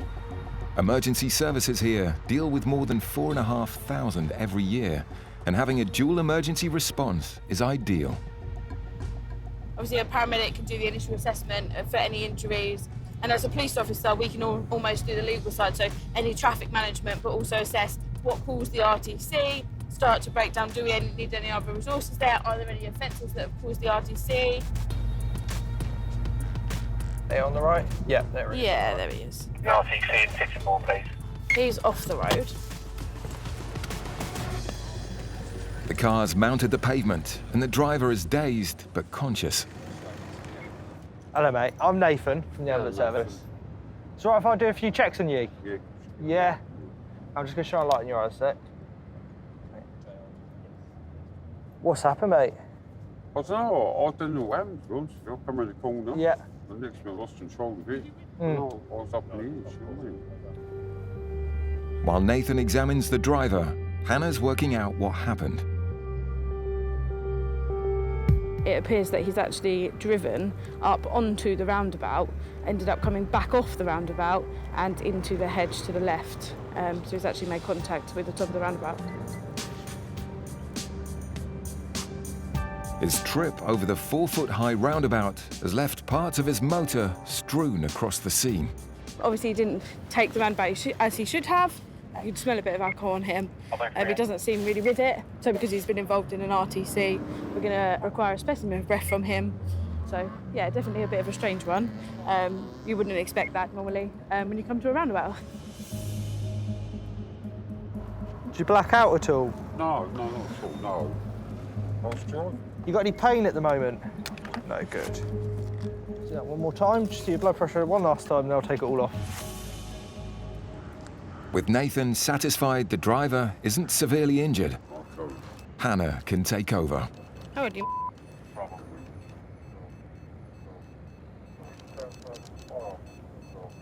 Today is your birthday? Right, so because you've been involved in a traffic collision, okay, I'm going to have to require you for a specimen of breath, all right? So I need to ask you a few questions first. So have you had anything to drink in the last 20 minutes, alcohol or otherwise? Yes. Okay, what have you had to drink? You could do, don't know. You've had a lager, yeah? Okay, and you have admitted that you've had a drink tonight, yeah? Because the driver's admitted to having a drink just before the crash, Hannah needs to wait 20 minutes before she can do the breath test. All right, nice one, big breath until I say stop. Blow, blow, blow, blow, blow. That's it. Stop, stop, stop. Right. The time is 22:28, and you are under arrest, okay, for drink driving.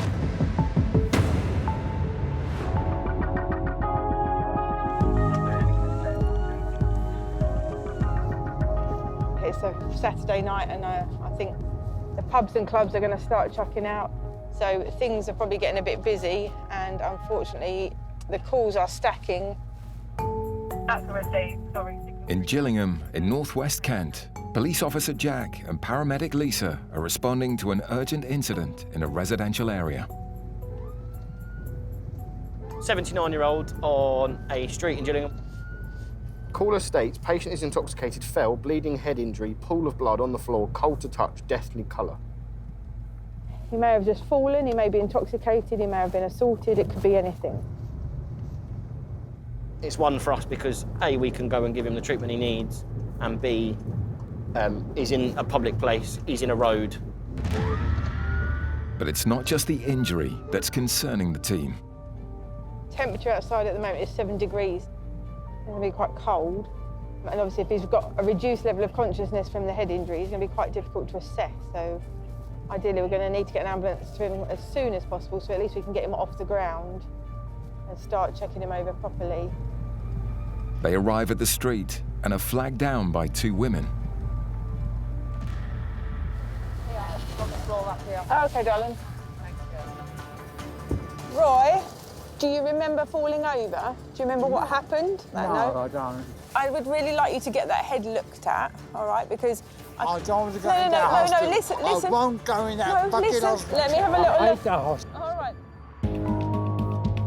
In Kemsley, on the North Kent coast, the driver who crashed his car and failed a breath test is under arrest. So the legal limit is 35 and you blew 68. Okay, which is pretty much double, isn't it? All right?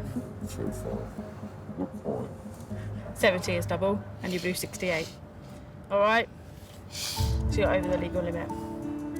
Okay? Unfortunately, you won't be going home tonight. All right? Come here. I'm gonna go to bed. Well, what we'll do is we'll take you down the station as soon as we can, all right? Sober up down there and then they'll interview about it. Given the man was nearly twice the legal limit when he hit the roundabout, the outcome of this crash could have been far more catastrophic. He's collided with the roundabout here. It doesn't look like he's attempted to brake or turn for the roundabout at all, just not seen it. It bounced off and then come to a stop here on the pavement. The airbags have done what they should do. The car's taken all the impact, and he's walked away with no injuries. It seems a straightforward case of suspected drink driving, but as the driver is about to be taken away, the police discover a suspicious-looking item. What's this? I don't know, actually. I don't know. The gentleman had a tube on him that's got leftover cannabis in it. So we're just trying to request to see if there's a drug swipe that can come up, and now drug swipe them out for cannabis in his system. Drug wipes take a sample of saliva, which can show if a person has cannabis or cocaine in their system. Take the tongue out, so I need to take the side of the tongue as well. And after an 8-minute wait, it shows the driver is positive for cannabis. But he isn't going straight into custody. The Joint Response Team's paramedic is needed again. Since being arrested, the patient's developed some lower back pain, so he's going to need to go to hospital to have that checked out a bit further. Police custody won't accept prisoners if they're complaining of pain, as the driver now is. If you want to follow me, we'll go put you straight in the back of the ambulance. Watch your step as you come up in.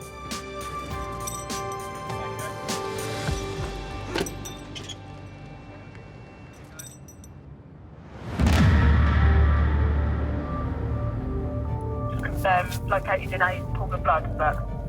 Caller states patient is intoxicated, fell, bleeding head injury, pool of blood on the floor, cold to touch, deathly colour.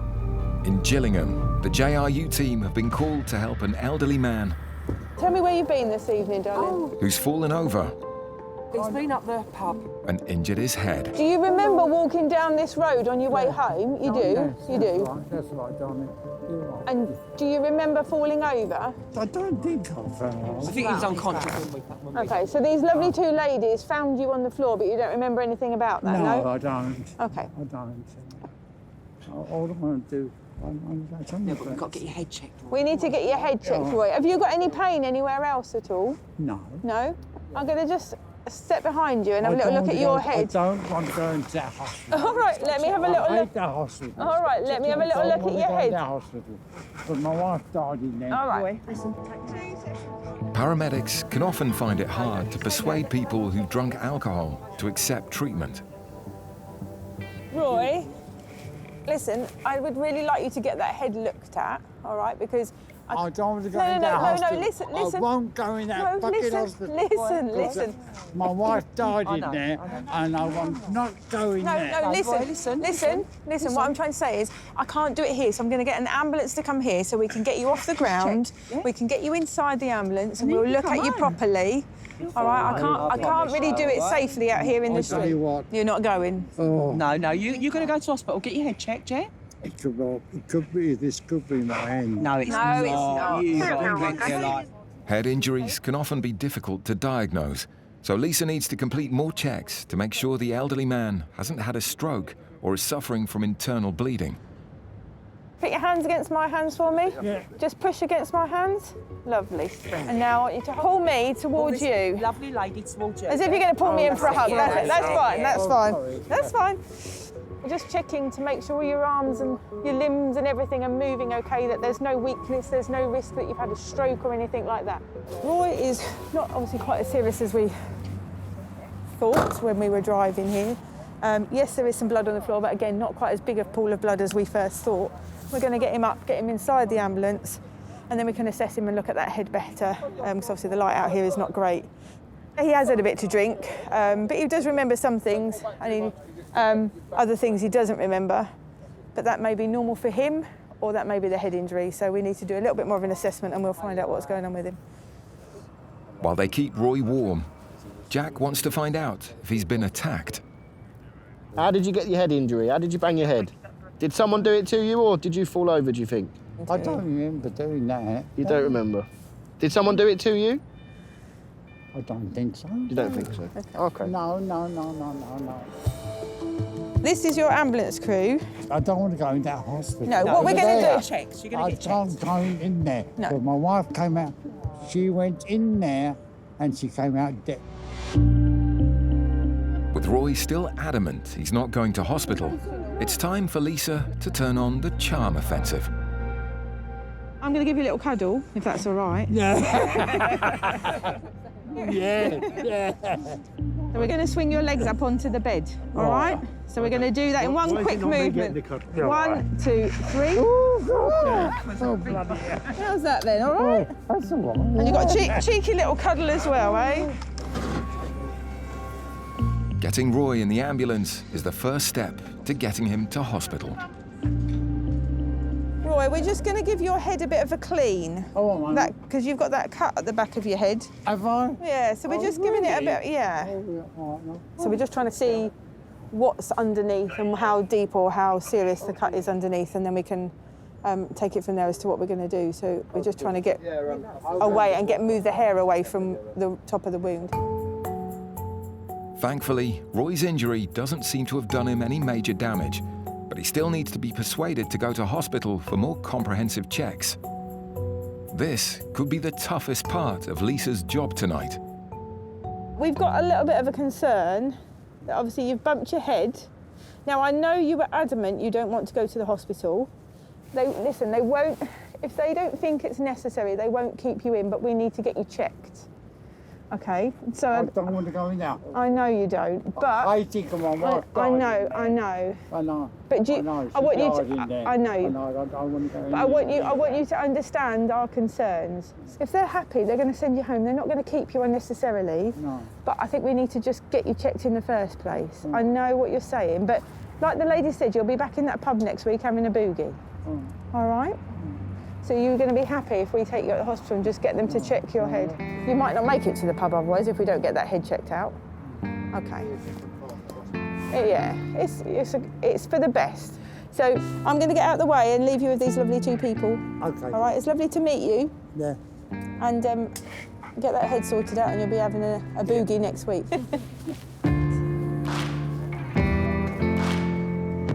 Roy was obviously concerned about going to hospital this evening. He's recently lost his wife, and unfortunately she passed away at this hospital that he's going to go to. So I can understand his concerns, but we've reassured him as best we can. He's agreed to go to hospital and get the head checked over. So yeah, it was a good outcome.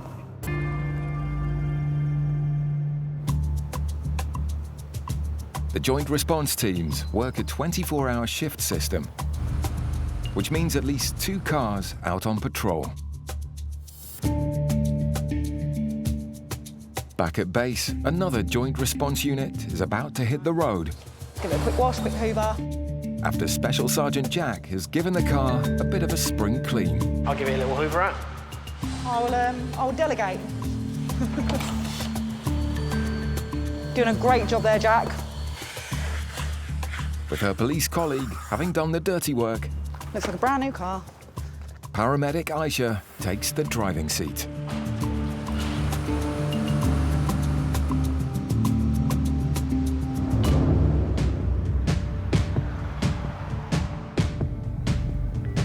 Yeah, 01. They soon get an urgent call. We've got a major trauma job. Someone's been electrocuted. It's a first for Paramedic Aisha. Yeah, I've never done electrocution before, so it's going to be an interesting one in that aspect. Seems like we've got a critical care paramedic already mobilising towards this, which is great news. So electrocution can be very bad news, can do very bad things to your heart, and this patient does have severe chest pain. Electric shocks can cause severe harm, disabling limbs, damaging the central nervous system, and even disrupting heart rhythms, leading to cardiac arrest. Jack and Aisha arrive to find critical care paramedic Joe already at the scene. If we just sit you up on the edge of the bed and we can do some checks. Sorry, are you normally fit and well? The man was apparently repairing a broken lamp, which was still plugged in, sending up to 240 volts of electricity through his system. Is this the wire here? It was this one's not plugged in, but Yeah. it's cut it down. It didn't knock you out or anything, did it? Did it throw you across the room or anything like that? Right, I'm just going to pop this around your arm, do your blood pressure, then in a moment we're going to be sticking some stickers on your chest. All right, just to... All right, that's just going to squeeze your arm a little bit. Right, let's try and keep nice and still for us. That's it, let's get up. The man they're treating lives in the house with his parents. This gentleman has touched an exposed wire whilst tinkering around with some things in here. He reports to us that he's received an electric shock. Luckily he hasn't lost consciousness or anything like that, hasn't been thrown across the room, which is good things. But he has got chest pain at the moment, which is always a concern with electrocution. Deaths at home due to electric shocks are thankfully very rare, in single figures each year. But chest pains can be a sign that the electric shock has caused the man's heart to beat irregularly, or worse, damaged a heart muscle. So I'm just going to have a really quick feel of your chest. Tell me if there's any pain, won't it? And could you just cover your mouth with your hand and cough for me and tell me if there's any pain when you do that? Any pain in your chest when you cough there? Not too bad. Not too bad. That's it, if you just sit up nice and straight for me. Just nice deep breaths as you would normally. Right, I'm just going to have another feel on your chest as well. I'm going to put these dots. I know it's a pain, but if you can sit up nice and straight for me. Was that tender when I touched there now, is it? Just a bit, yeah. You sure? Because I had a really good feel earlier and you said that didn't hurt. You sure that's uncomfortable? It's just, just there, yeah. Okay, okay. Yeah. Well, we'll do this ECG and then I'll have another look at that. How bad would you say the pain is if you give it a score out of 10 at the moment? Oh. Quite bad. Trying to about 9, 8. Yeah. Oh. So just try and keep nice and still for me. Well, in a second. The ECG is showing some irregular heart patterns. 1 or 2 irregular beats, but that can be perfectly normal for some people. But like we said, just because of what's happened, you will need to go to hospital. Yeah. I know that's probably not where you want to go, but is that all right if we pop you up to hospital in a second? Oh, it's worse when you move, isn't it? Yeah. Yeah. Adrenaline's wearing off, he's feeling it now. And you brought a drugs bag out? I did, yes. It's nice and still for me. It should be nice and quick. Joe gives the man some pain relief. Drop, scratch. It's not clear what's causing him to suffer so much pain, so he'll need more extensive checks in hospital. Did you say your pain's around 8, 9? Is it worse when you're moving? Oh, yeah. Okay. Off to the hospital now. Still having quite a lot of chest pain, but it does seem like it's more muscular, so it hurts more when he's moving, when we're pressing the area. But certainly needs to go up to hospital to have some further checks just to make sure, because, like I said, with the heart, you don't want to be messing around with extra electricity going flying through it, so just need to make sure that everything is A-OK. And fingers crossed, he'll be released later, as long as everything is good.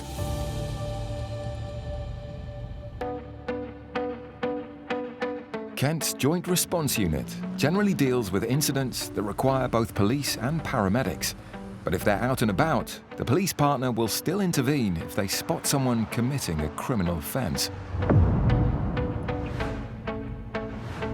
It's Friday evening rush hour, and paramedic Lisa and Special Constable Tom have just started their shift. So it's just a car that's overtaken us doing about 85 mile an hour. Just run a check on it. It appears the MOT expired yesterday. So we'll just stop, have a quick chat, try and pull him off into the services, and just see what we've got, really. Hello! As well as speeding, the driver has no MOT. Okay, do you want to jump out and we'll just have a quick look at it? And illegal number plates as well. You've got illegal spacing there, so there's got to be a space there, so it's got to be the A's all together. You've got that. There's not a second one, so that's purposely been put there to make it reads an H. Am I right? Right, okay. This seems to be just a police matter, but Lisa's skills may also be needed. When I went past you, I didn't even think I was speeding, because my daughter just threw up like 2 minutes before. Oh, bless you. So we pulled over on the hard shoulder, wiped her, and then, yeah. Is she all right now? She's got motion sickness. So the driver's getting a fine. I expect to see those number plates changed next time I see you drive in. And the daughter's getting something to help with her travel sickness. There's a vomit bowl and just an Inco pad. If you put it on Little Un's lap with this side facing, it will just catch anything that she vomits up. I don't know what to say. 50 quid fine and a sick bowl. Look at that, eh? Right. No worries. Take care of yourself, mate. Stay safe. Journey. Take care. Bye. Job done. and just in time. Tom's seen on the police CAD that there's an RTC car on its side out in Shorn. All we've got is potentially 4 people in the vehicle. And the road that we believe it to be in is a country lane out near the country park, so obviously people do drive quite fast through those lanes. Could be that they've just lost control. On arrival, Lisa's suspicions are confirmed. It is on its side as we're approaching, we can see. We need the police for scene safety and obviously then paramedics for anyone that's hurt. Anyone injured at all? Anyone injured at all? The Joint Response Unit of Paramedic Lisa and Special Constable Tom have been called to a country lane where a car has crashed and is on its side. Have you got any injuries at the moment? I've got injuries on my lower back. Right, okay. Back, my right foot, and there's glass feeling in my right foot. Okay. My right foot hurts. I've started braking. As I've put the brakes on, the wheels have locked up. Right, okay. Do you need me to grab anything for you? No, I'm just going to have a quick chat with, find out who's Each one. sitting where, and then we'll have a... Okay, nice. So where were you guys sitting in the car? Well, I was behind the driver. So you're behind the driver, were you in the... While Lisa examines the driver and passengers, Yeah. Did you all have your seatbelts on? Yeah. Yeah? Tom goes to have a word with the man who phoned in the emergency. So I was like that. Yeah. So I started reversing to get Right. out of the way of it. It just clipped the front of my car, but I was Right, okay. I'm absolutely fine. Yeah, okay, okay. I was going to go grab some details. This isn't the first time the team have been called here. This is quite a notorious country lane for cars not being able to pass each other. It appears that obviously 2 cars have come against each other. It looks like he's tried to apply the brakes. His anti-lock brakes have stepped in. So he's just tried to swerve to the left to get out the car's way and has ended up the embankment, which caused him to flip. So we've got some minor injuries at the moment. They're complaining of some pains, but they're all walking about. So walking, talking's good. And we'll go from there. What, of the black Ford? Yeah. They're not in it? Down there. Paramedic Lisa's given all 4 of the occupants of the car a once-over, and she's happy no one's too badly hurt. They're all saying they ache a bit, which they're going to ache. Yeah. I'm going to have to do like obs and checks on all of them, and they've all self-extricated. They all had seatbelts on. An ambulance is on its way. And in the meantime, Tom can start investigating what actually happened here. What about you doing down here then? Just was driving back towards London Road. I don't care about the car, as long as all 4 of us got out alive, I don't care. Just some questions that I need to go through. Okay, have you had any alcoholic beverages in the last 20 minutes? Okay. Lips around there, tight seal, and just blow like you're trying to blow up a balloon all at the same time, all right? Yeah. Yeah, keep going, keep going, keep going, keep going. That should be enough. 0, that's fine. That test has been passed. But Tom's checks have uncovered something else. Right. So you're shown as having a revoked licence. Why would that be? Yeah, I've been speaking to the DVOA, but I'm driving on the Section 88 of the Road Traffic Act. So what was your licence revoked for, actually? It was because they done the medical investigation. Right. And then I was trying to contact their surgery in Ilford, but I couldn't get through to them. I phoned up the DVOA, they said they'd send me further correspondence on the surgery. Right, OK. So you are saying that you're driving with an exemption under what? Section 88 of the Road Traffic Act 1988. All right. So I deal with road traffic as it's not my everyday, so I'm going to have to look that up. I'm going to be honest with you. It's not my run-of-the-mill thing, so I'm going to have to look that up. Cool. The man claims to have a legal reason to be driving without a licence. But Special Constable Tom isn't convinced. Made a mess of it, hasn't he? So he needs to investigate further. So our national computer is showing that he's got a revoked licence. He's claiming that under Section 88 of the Road Traffic Act, that he has an exemption of whilst this is being disputed by him, that he can still drive. The DVLA records say the man's licence has been revoked, but he's saying that he's still allowed to drive while the matter's being resolved. So potentially, we're going to be looking at 12 points and a hefty fine and likely a disqualification. So it's quite a big deal. So that's why I want to solidify what he's saying. An ambulance has arrived to take the 4 occupants of the car to hospital once they've been briefed by Lisa. 4 occupants in the car that's on its side, all self-extricated, all complain of lower back pain, but I can't do very much out in the cold and it's not fair to expose and examine out here. A little bit of pain down her left leg, but her legs are shaking, I think, through the shock. In the meantime, Tom has dug a little deeper. Essentially, my suspicions were right. The legislation that he's quoted isn't applicable in this circumstance, so that is not a valid excuse for him to continue to drive. Section 88 of the Road Traffic Act allows people to drive without holding a licence, but it isn't applicable in this case. Am I okay to jump in and have a chat? Thank you very much. Right, mate. I've had a look into this section 88, okay? So what you're saying is partially correct, okay? However, unfortunately, part of section 88 also states that it doesn't apply if your licence has been revoked. No. So I will have to give you a ticket for the no licence. What I've done also is arranged for your vehicle to be recovered as well, because obviously it's on its side, so you won't be able to drive it anywhere. Have you got anyone that you guys can contact to get you back home? No.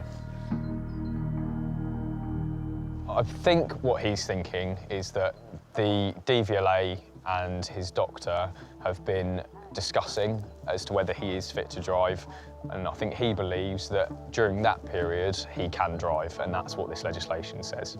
However, what's actually happened is the DVLA have revoked his licence, and he's now trying to go to his doctor for them to say that he is fit to drive. So he hasn't got a UK licence at the moment. Lisa and the ambulance team have now examined the driver and passengers, and they're ready to go on their way. So 4 occupants in the car, all extremely lucky. I think from their account and the witness's account, they've gone up the bank. The car has almost momentarily paused and then rolled onto its side. So I think they've got a few aches and pains and they're going to ache tomorrow, but yeah, very lucky. Looking at that, if they were going any faster, it would have been a whole different story. Perfect job for the joint response, because obviously you've got patients that potentially have got injuries, and also you need a police presence for road closure, scene safety. We didn't need any more resources other than the 1 ambulance to be able to examine the patient. So we've not, withdrawn any further resources from the police or from the ambulance service. So yeah, perfect job for the joint response. As I've put the brakes on, the wheels have locked up. Right, okay.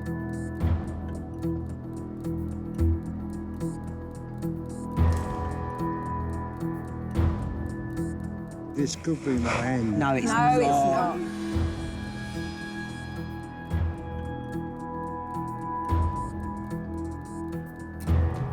Well, hello, mate. That's it. Keep your head up like that for us. Just keep your head back for us, that's it. I'm just gonna fully do another top to toe on you, all right? That's it, grab that side, there we are. Is that tender when I touch there now, is it? Just a bit there.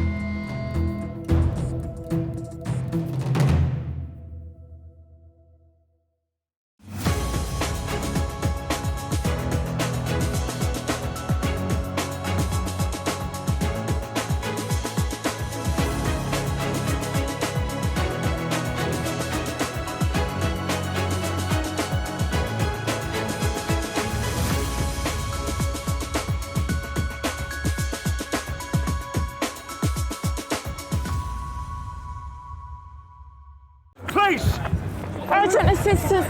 In modern Britain, There's been a big accident. the most dramatic 999 calls The car is now on fire. often require not 1, but 2 emergency responders. I'm a police officer, she's a paramedic.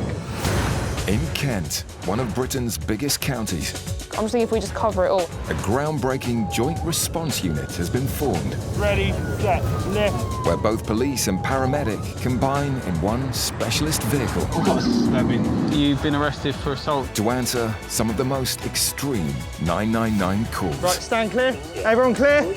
Shock. We already outdone ourselves on that one. Face the wall. Mate, I can't believe we got him.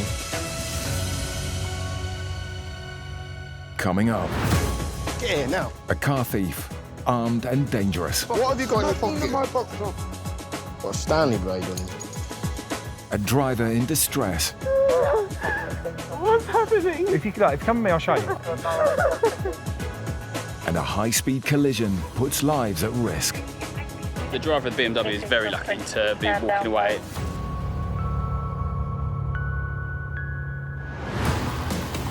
The Joint Response Unit of the South East Coast Ambulance and Kent Police was set up to help speed up response times to every kind of 999 call. Kent Police, where's your emergency? From violent assaults Where has the victim been wounded? to road traffic collisions. I will get someone out as soon as I can. Using state-of-the-art, high-performance cars fully equipped for police officers and paramedics. And with a top speed of 125 miles per hour, the JRU get to certain call categories on average 20% faster than standard ambulances, What if we could send police and ambulance for medical support, please? which saves both time Right, stand clear. Everyone clear? and lives.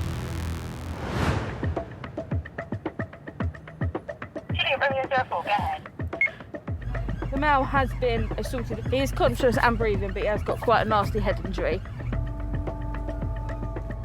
Paramedic Jordan and Special Sergeant Hannah are responding to an urgent call. We're going to a member of the public who is currently got a head injury. He's currently being restrained by another member of the public for trying to get into a vehicle. So it seems that he was trying to potentially break in or steal a car. Incidents like this are made for the Joint Response Unit. So it's a perfect JRU job. With the head injury, perfect for a paramedic to check him over, make sure, obviously, if he needs any medical attention, and obviously for the police, in case there has been any offences in terms of burglary, theft from a vehicle, anything like that going on, or criminal damage.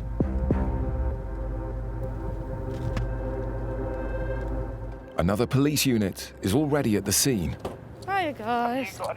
but Jordan is the first paramedic to arrive. He's a known heroin user. Yeah. He has got quite a lot previous for theft from motor vehicles. That's how he tends to fund his habit. From what we've been told, is he's been seen to be trying to break into a vehicle.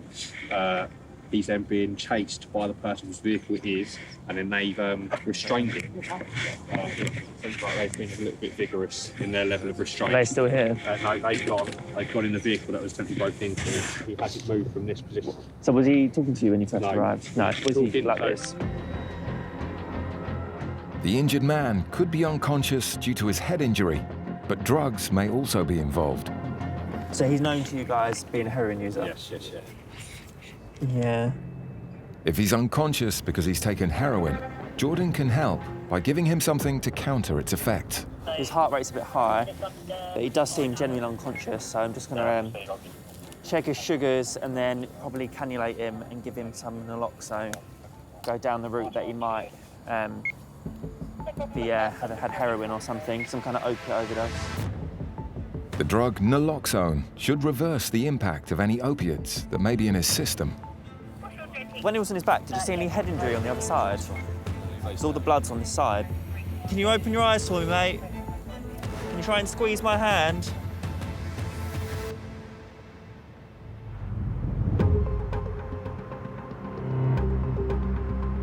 "20 miles away in Dartford, Special Sergeant Kevin and Paramedic Aisha are responding to another call for help. So we're en route to an RTC that's report of a 51-year-old male who's been hit by a car that was travelling approximately 30 miles an hour. He's currently slipping in and out of consciousness and has got quite severe pain to his ribs. Any kind of pedestrian versus car is more concerning than a car versus car. Obviously, as a pedestrian, you're You're not as protected. You don't have all the metal around you that you do in a car. CCAM aren't aware whether the car's still on scene or not. They arrive at the location they've been given, but surprisingly find an empty road. GR01 control, and we've just got to the location. Can't see any patients or any evidence of any accidents. Just want to see if there's any other information regarding location. One moment. I think the patient who actually was involved in an RTC earlier has gone home and is inside the property. Oh, okay, so this hasn't just happened? Okay, we're outside so I can just knock. It's a friend that's called, so we think that maybe they might be one of these properties, so we're just going to have a knock and see if we can find out what's gone on. Hello? Hiya. Hello? Oh, yeah, I'll just go get it. He's in and out of sleep. Tell me exactly what's happened. I walked out behind my dad's car. Yeah. And as soon as I walked out, bang, for it. Okay, Spun so... him round.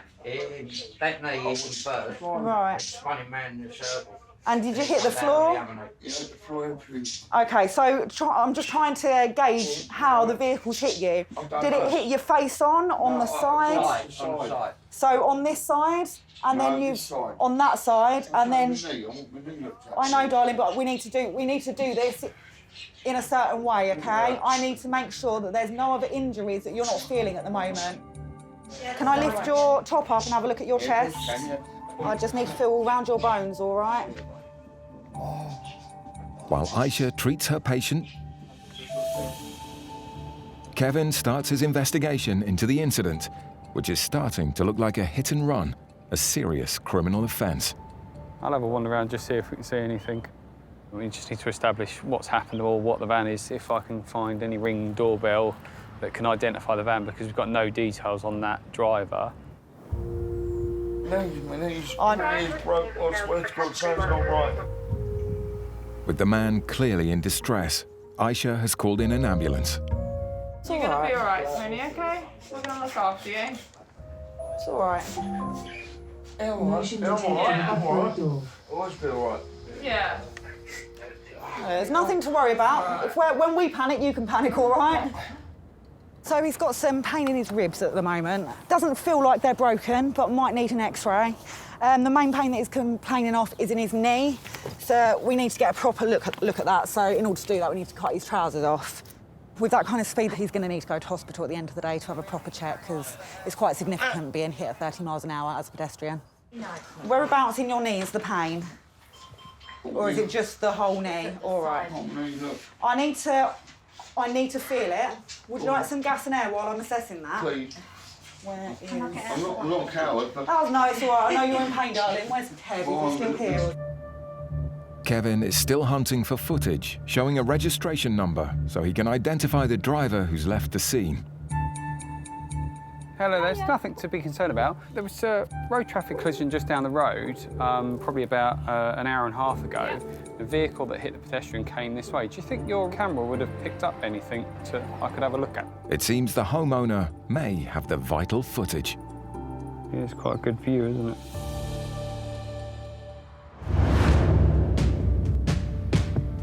His heart rate's a bit high, some kind of opiate overdose. The JRU team are dealing with an unconscious man who's reported to have attempted to steal a car and is a known heroin user. Can you open your eyes for me, mate? Can you try and squeeze my hand?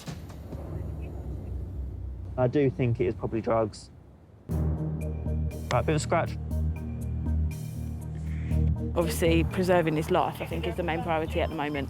And then we can deal with any sort of offences later on.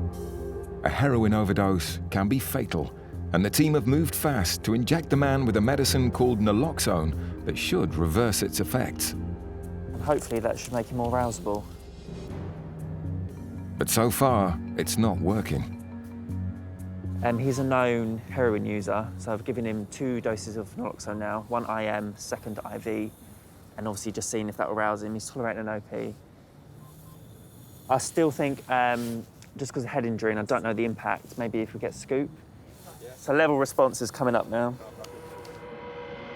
Suddenly, Jordan feels the man moving. Can you talk to me a little bit? You're cold. We're going to get you onto the ambulance. Does your head hurt? Have you got any pain in your head? Yeah? Try and keep your eyes open. Talk to me. Yeah, so he's obviously had naloxone. Quite soon after giving it, within a minute, he started to open his eyes and move a bit more. So that's a good indication that he has had an overdose and the drug that reverses it is working. Have you got any pain anywhere? Yes. Where's your pain? My face. Your face. Have you got any in your neck at all? Not my head. Okay, where in your head? Do you think you can sit up and point to me? Is it at the top of your head? Yeah. Where my hand is? Yeah. Yeah? Okay, any in your eyes? I can't talk. You can't talk? Okay. He's still breathing okay for himself. The only reason I really wanted to get that naloxone in was to make sure that that was the reason he was unconscious. And now I'm quite confident it is. Now Jordan knows that the man's behaviour is due to drugs and not to a head injury. He can begin the move to A&E. Can we sit up? Hello? Whoa, whoa. Mind his head. Is your head still hurting? Yeah, there we go. Should we try and sit up? Should we try and get on the ambulance where it's warmer? Talk to me. Open your eyes for me. Shall we get you onto the ambulance? Try and sit up for me. Let's stand up. Ready? Good. If we get him on his side, this way. Yeah. So his level of consciousness is fluctuating with the drug I've given, but his observations are still okay. So we're just going to probably blue light him into hospital due to his level of consciousness, and might have to give repeated doses of that naloxone on the way. So he's better than he was, so we are able to monitor his consciousness and improve it. But if he were to keep dropping off like that, he could potentially drop off and just stop breathing altogether. So he's still a concern for us. While Jordan has been dealing with the man's injuries, Hannah and her police colleagues are trying to get to the bottom of what happened. The gentleman that's in the back of the ambulance has been found in a vehicle that doesn't belong to him, so obviously somebody's found him, wasn't very happy. The officers on the scene do know this gentleman, and apparently he does use this technique quite often, stealing from cars to fund his drug habits. It seems the man has been attacked for trying to steal something from the car. This gentleman, in terms of his facial injuries, he has probably fractured his nose, but he's at least got lacerations to the bridge of his nose that will need stitching or gluing. But from an ambulance point of view, we just need to get him to hospital now so he can get treated properly.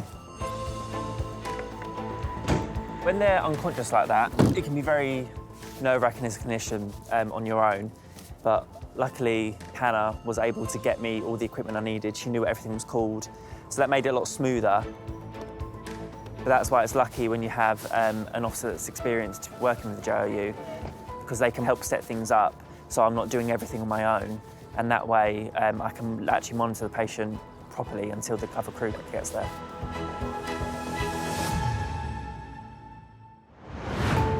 In Dartford, Special Sergeant Kevin is investigating the claim that a man has been injured by a hit-and-run driver. The van's driven down this way. His search for clues has led him to some video evidence footage of the accident taken by a neighbour's doorbell camera. Now, at the moment, I saw a van matches the description, but unfortunately, I can't see that it was involved in an accident. It just looks like it pulled out from a house just up the road. Kevin can't be sure if he's got the right vehicle, but this could be a vital breakthrough. Top premiums. The man who's been knocked down is being checked over in his home by paramedic Aisha.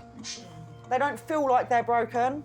When you feel bones, if they're broken, you can normally feel sort of a little bit of a crackling sensation under the skin, but you've got a lot of muscles in that area. Yeah. And if you've hurt those muscles, it's gonna be really painful.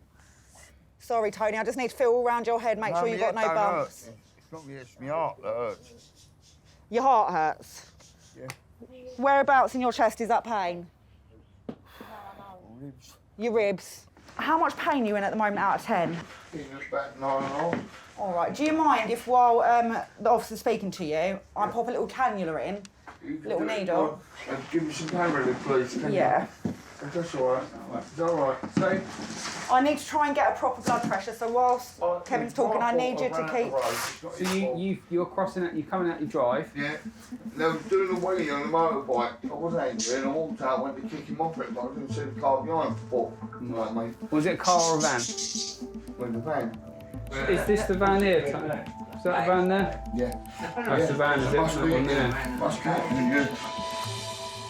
Kevin now has a visual confirmation that it was the van that hit him.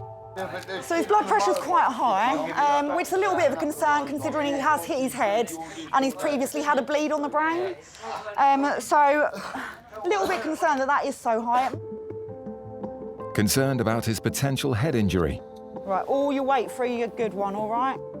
Aisha has directed the ambulance to take Tony to Princess Royal Orpington, which has facilities for specialist neurological examinations. Well done. Right, and I'll give you a hand with your legs, all right? We've chosen to take him to a hospital that deals with both trauma and neurological conditions. His blood pressure's still really high at the moment. He is going to need some x-rays, some scans in hospital, make sure there's nothing further going on there. Keep an eye on him, try and get that blood pressure down and just make sure there's nothing going on like a bleed on the brain.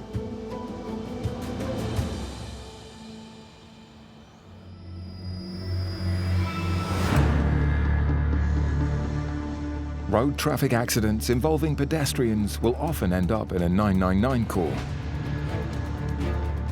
But head-on collisions between cars can also lead to life-threatening injuries. Special Sergeant John and Paramedic Alex have been called to an RTC. One 18-year-old and one 30-year-old head-on collision. One patient has chest injuries. The notes that we've both got sound like it's quite a large RTC with probably quite a bit of damage to the car. Kent is one of the most dangerous counties for driving in England, with over 50,000 reported accidents in the last 10 years. Yeah. You can see the car here, it looks fairly damaged, side impact as well. So we'll grab some kit and go and check them over. It's such a serious collision that several police units have been called to assist with the aftermath. I mean, like, big chunks of metal that's come off of this. Yeah. It's just shredded it. One of the drivers is reported to have been hurt in the crash, but it's not known yet how badly. The other is refusing to be assessed. As the first paramedic on scene, it's vital that Alex sees both drivers immediately, as there could be serious injuries.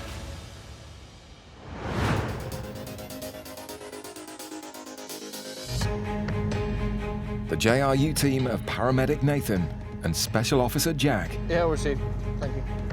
are on patrol and have been asked to help search for a suspected thief in the area. A chap has been seen to break into a car, take someone's wallet, and the owner of the car has seen him do it, has chased him, grabbed his wallet back, and he can still see the suspect along the road. So we'll go and see if we can find him. I don't see anyone. I believe last seen by the car dealership near the alleyway there. There he is. There he is, yeah, go on. As they turn a corner, they spot something. 03 males running up Maidstone Road. So go on.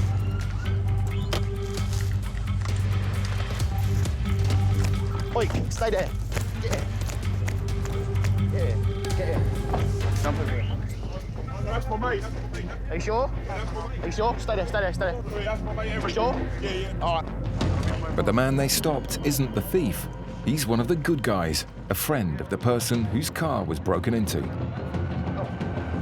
The victim's friends are out having a look for him, and he matched the description to a T. So as we pulled up, luckily his mates were there and said that it wasn't him. The thief may still be on the run, but at least the victim of the robbery managed to take a picture of him as he ran away. Go on, let's have a look. If it's who I think it is. He's got a cut across his nose. and Jack may know him. I'm pretty sure it is. The suspect is a one-man crime wave, a known heroin addict who repeatedly breaks into cars in the county. In fact, it's the same person Jack's colleagues Hannah and Jordan dealt with just 2 days ago. Can you open your eyes for me, mate? He'd been assaulted while allegedly breaking into a car, which explains the facial injuries the 999 caller had described tonight. I saw him in custody the other day.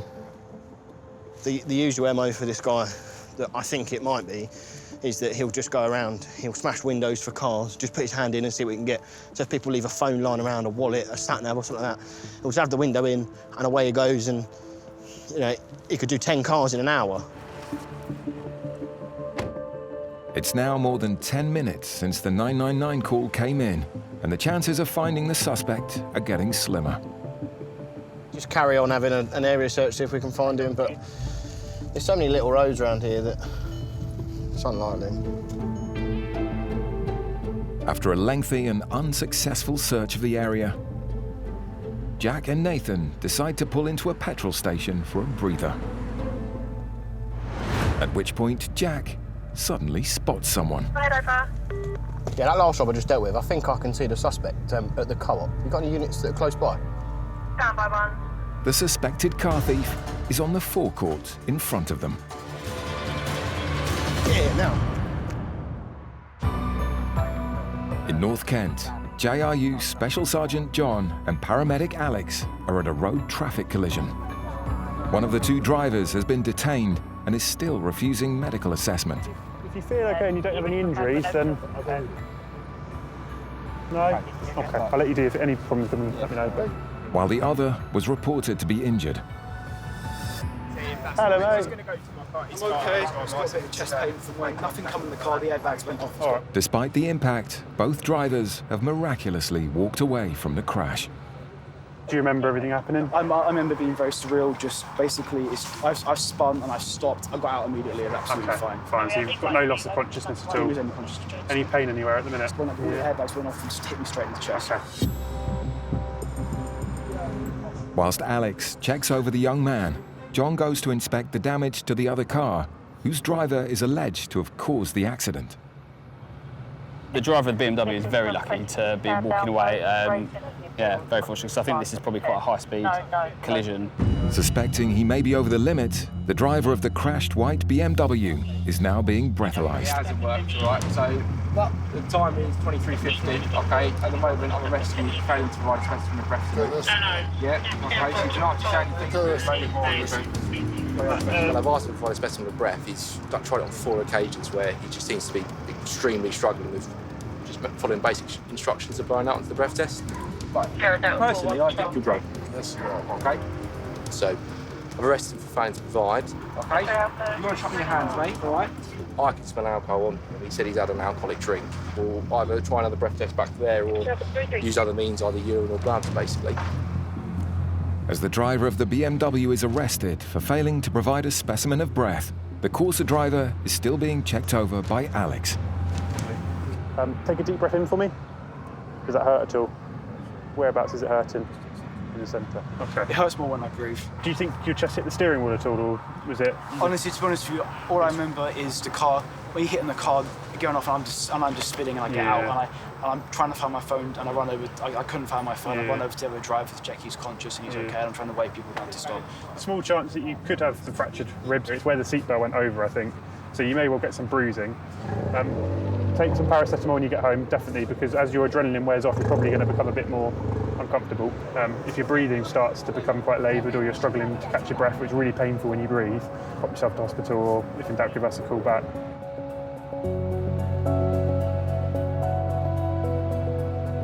For Special Sergeant John, there's still work to be done. We've now got to start the clean-up, which is going to involve recovery, coming down, taking both of the cars, because at the moment the highway's closed. Even though the time of night, it's still causing a bit of traffic.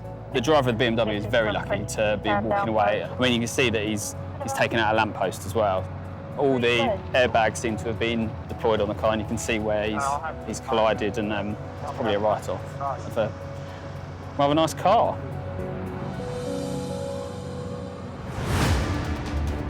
Stand by 1. Police officer Jack has tracked down a suspected car thief to a petrol station.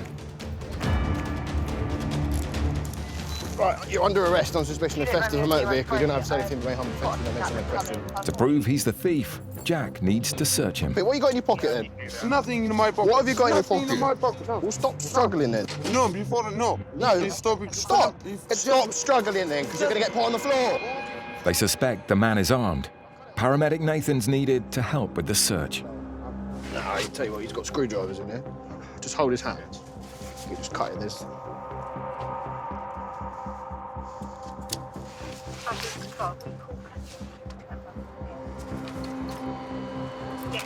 Screwdriver. Pliers. The suspect is well known to Jack as a serial car thief. How many times do I have to meet you like this? You break into cars and we catch you. Are you breaching your bail as well? You are, aren't you?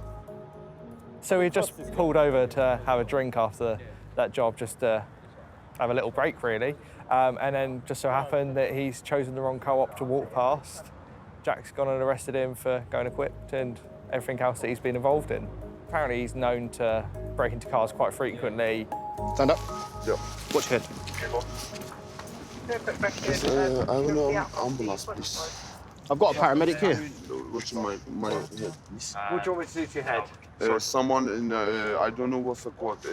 Punch you in the head. What's the code this? Metal? Yes, in the hand. Oh, okay, and hit you in the head with metal? Yeah. Yeah? Do you use crack, do you? Do you use crack? No. What do you put in there then? It's a crack pipe. No, I put car. Keep your hands out your pockets. Yeah. Too many police looking for me. Just well, stop breaking into cars then. No. Too many police running over me, arrest me. Well, stop breaking into cars then.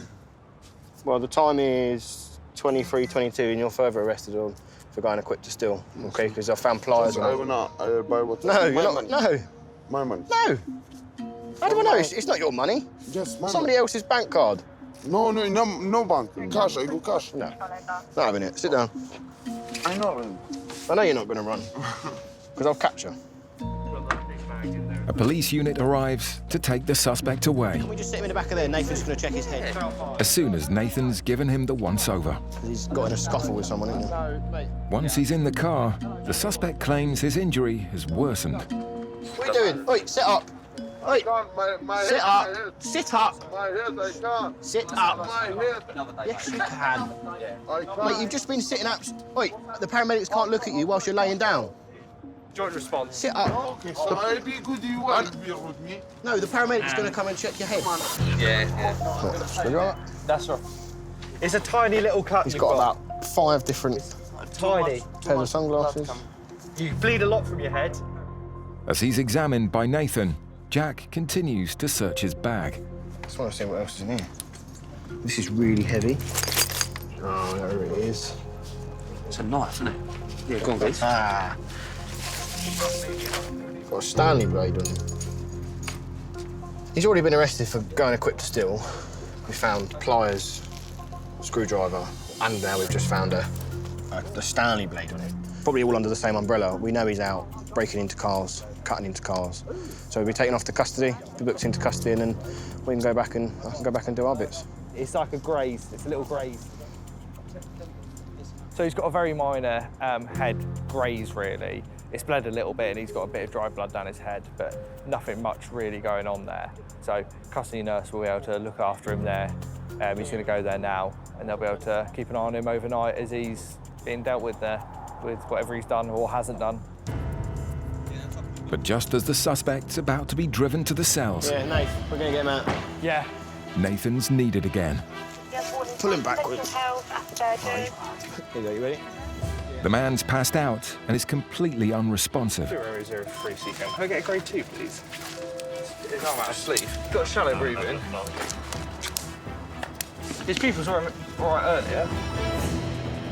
In the second.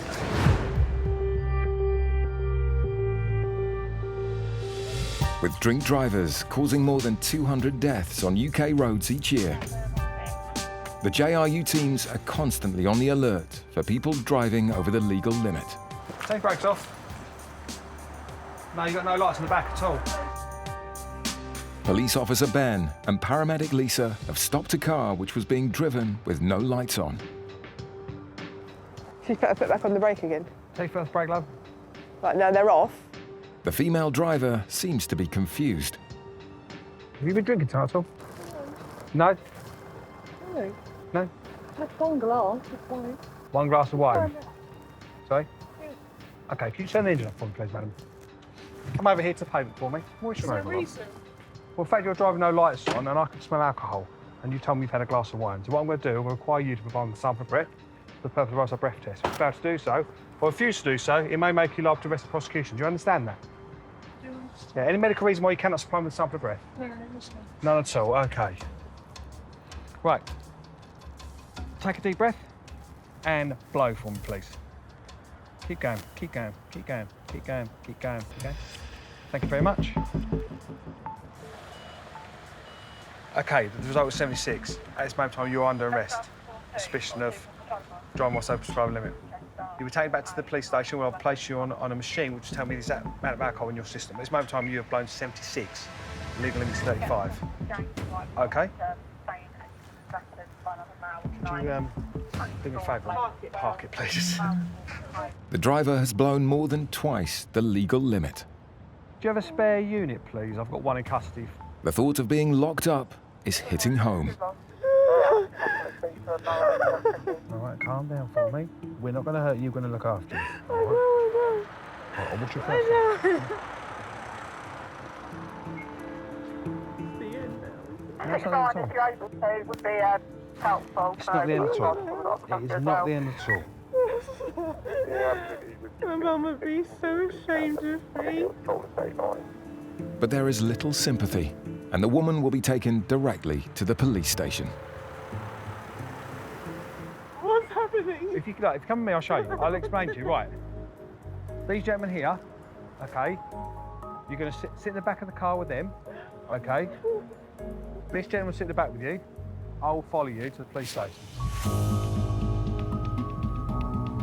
She's upset, but to be honest, I have little tolerance for drink drivers. I see the worst thing that happen when drink drivers kill people or themselves.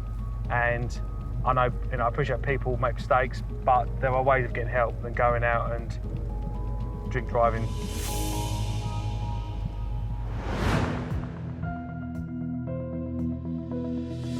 His arm out of sleeve. Yeah, he's got a shallow breathing.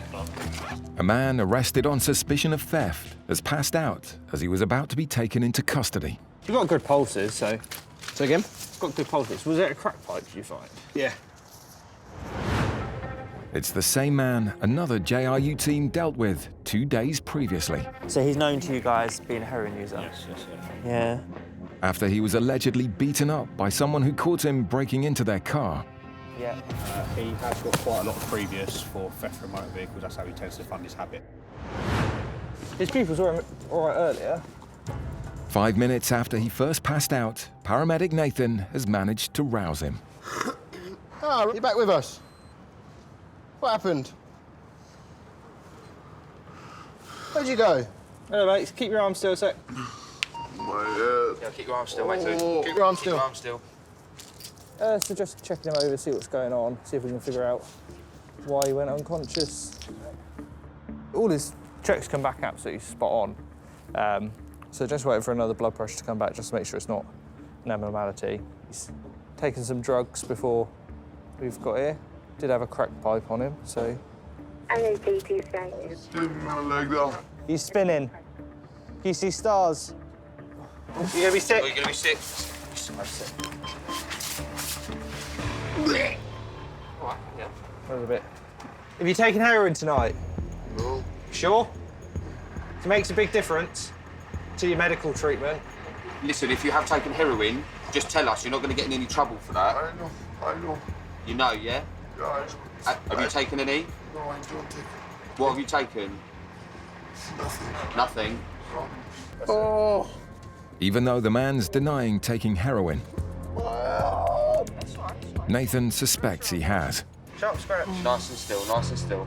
So we're going to give him an anti-sickness, just because we're retching quite a lot. See if that helps with that, hopefully. And then give him some pain relief as well. Oh. So he's been assaulted, hit around the head. He was absolutely fine. Was about to go to custody, and then went unconscious in the car. Well, keep yourself still, keep yourself still. There we go. That's it. It does appear that he genuinely was unconscious for a short period of time. Yes, he's under arrest, but we've got to look after him as well. We know that he uses heroin, so the likelihood is he could have just used heroin just prior to his arrest, which is what's made him have this turn. We're going to go to hospital. We're just waiting for the ambulance to come.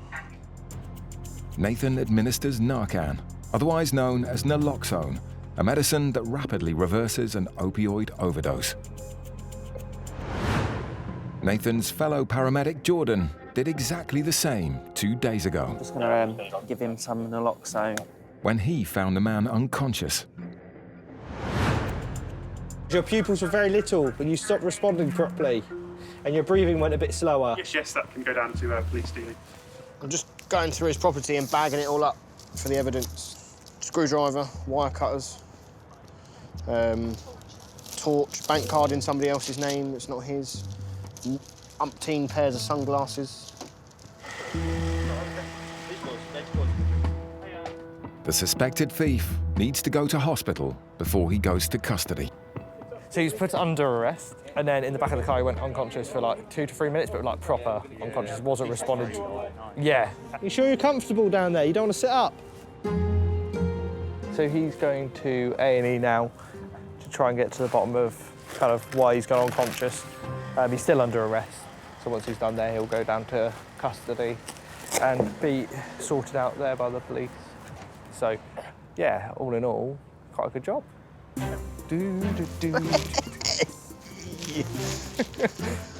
Yes, Nathan did say, is that him? DP Nathan, detective paramedic. I'll take it. I've been called worse things. Right, let's get back to custody. Get in.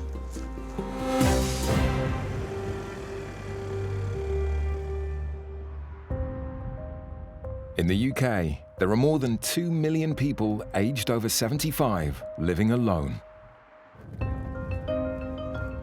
Paramedic Aisha and Special Sergeant Jack are on their way to one of them. We're going to an 89-year-old female who lives alone and has pressed her lifeline, which is something that's connected to their home landline telephone. If they press it, someone will be on the other end of it to answer, see if they need anything. And in this instance, they haven't been able to get hold of the person who's pressed it. So because there's been no response, they'll pass it through to the ambulance service. We get a lot of lifeline presses. We go to a lot of people that have fallen over, unable to get themselves up. They've got their alarm on. 1 in 3 people aged over 65 will have at least one fall in a year, and 100,000 of them break a hip. It's just there. Let's see if I can get an answer quickly.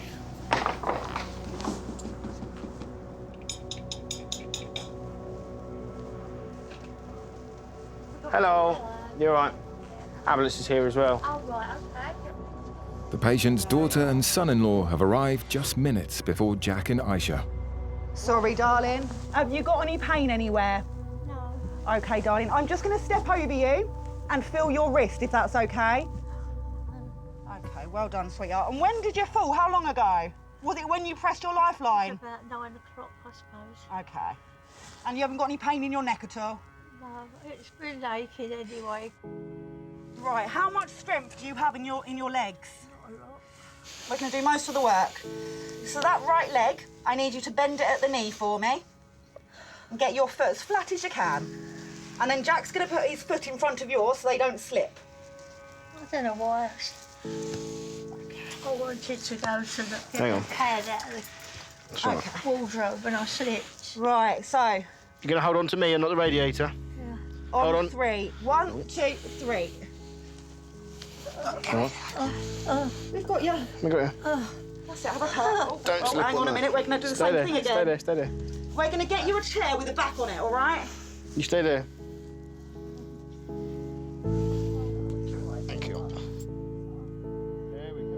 Now Iris is off the floor. That's better. We're going can see your pretty face now. Aisha can begin to check her over and find out what might have caused her to fall. Right, sweetheart. Is it okay if I do some observations on you? Your pulse, blood pressure? Yeah? Okay, yeah. Iris, are you feeling breathless? Be honest with me, darling. I do get a bit breathless. Okay. Iris's breathing difficulties might mean something more serious is going on. So, sweetheart,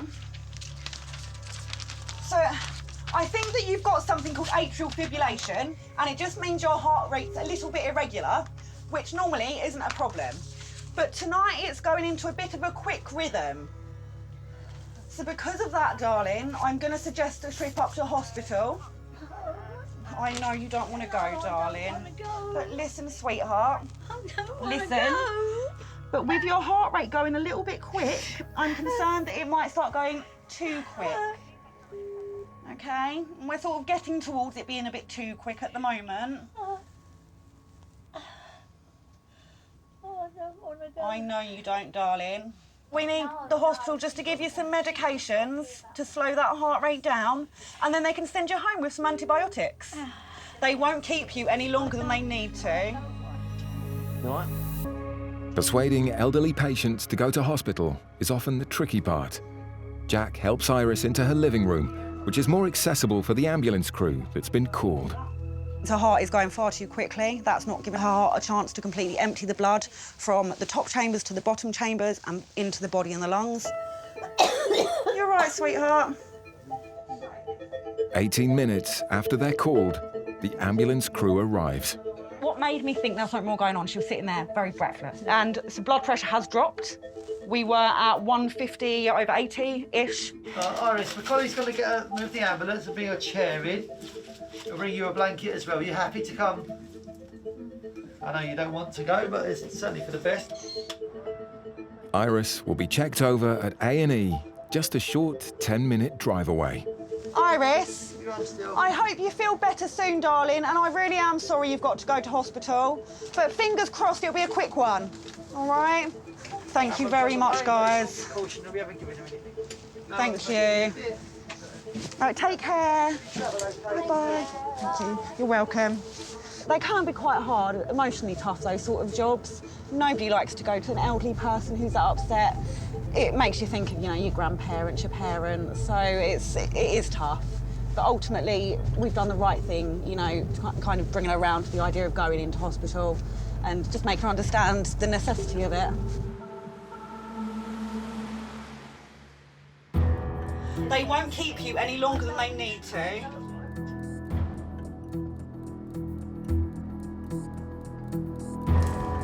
Speak soon. Get your hands out.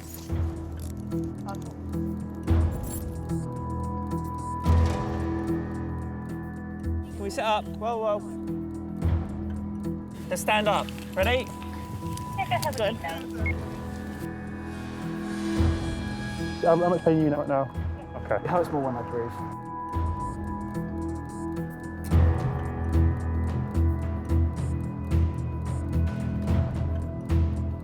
Top 3 ribs is. Oh, yeah, thank God. All right. No, Top 3 ribs.